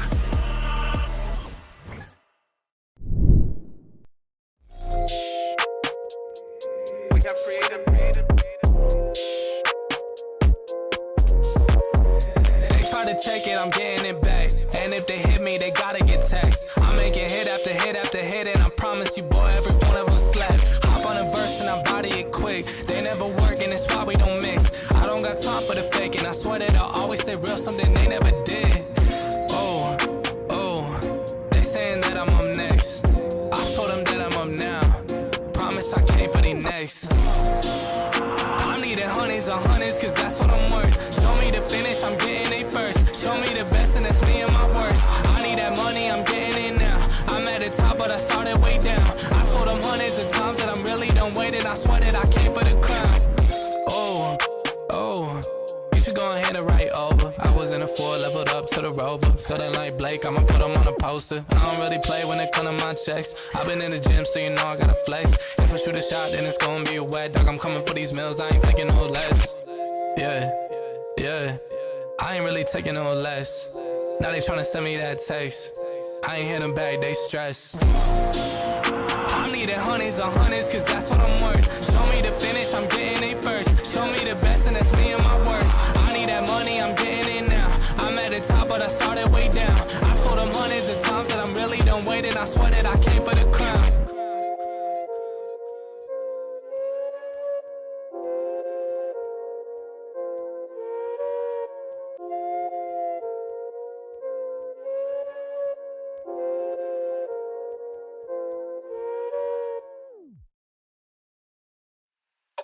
Okay. I'm a trendsetter. Ay, I'm a trendsetter. I'm a trendsetter. Okay. Let go. Hey, okay, I know I'm here to stay. Counting on my wins, so I can't play it safe. Try to go against us, get you out the way. Go hard, it's the only way to play. Let me say, I'm a trendsetter. I'm a go-getter. I'm a trendsetter. I'm a go-getter. I'm a trendsetter. Who can do it better? I'm a go-getter. I'm a trendsetter. Hey, look, they keep calling me, could you ride this beat? Look proud of me. Okay, it ain't no problem. See, I can mold this thing like pottery. Better than I'ma bet on myself. And before the top, and I don't need your help. We set the tempo, we run this thing as simple. Let's go. Boy, I'm locked in. Know your place, I'm top 10. And all my haters watching, so you know I keep on clocking. Let's go. Time, my whole style of go. Mine, take my place, I hold mine. Run up, then it's go time. It's show time. Whoa. Yeah, they know I'm the one that set the trends, dog. Tell them tenfold, I'm gonna change the tempo. Okay, tell them I can't play it safe. Got more wins on the way. Gotta show them how to do it. Man, my team making plays. Okay, your team better play on. Sleeping on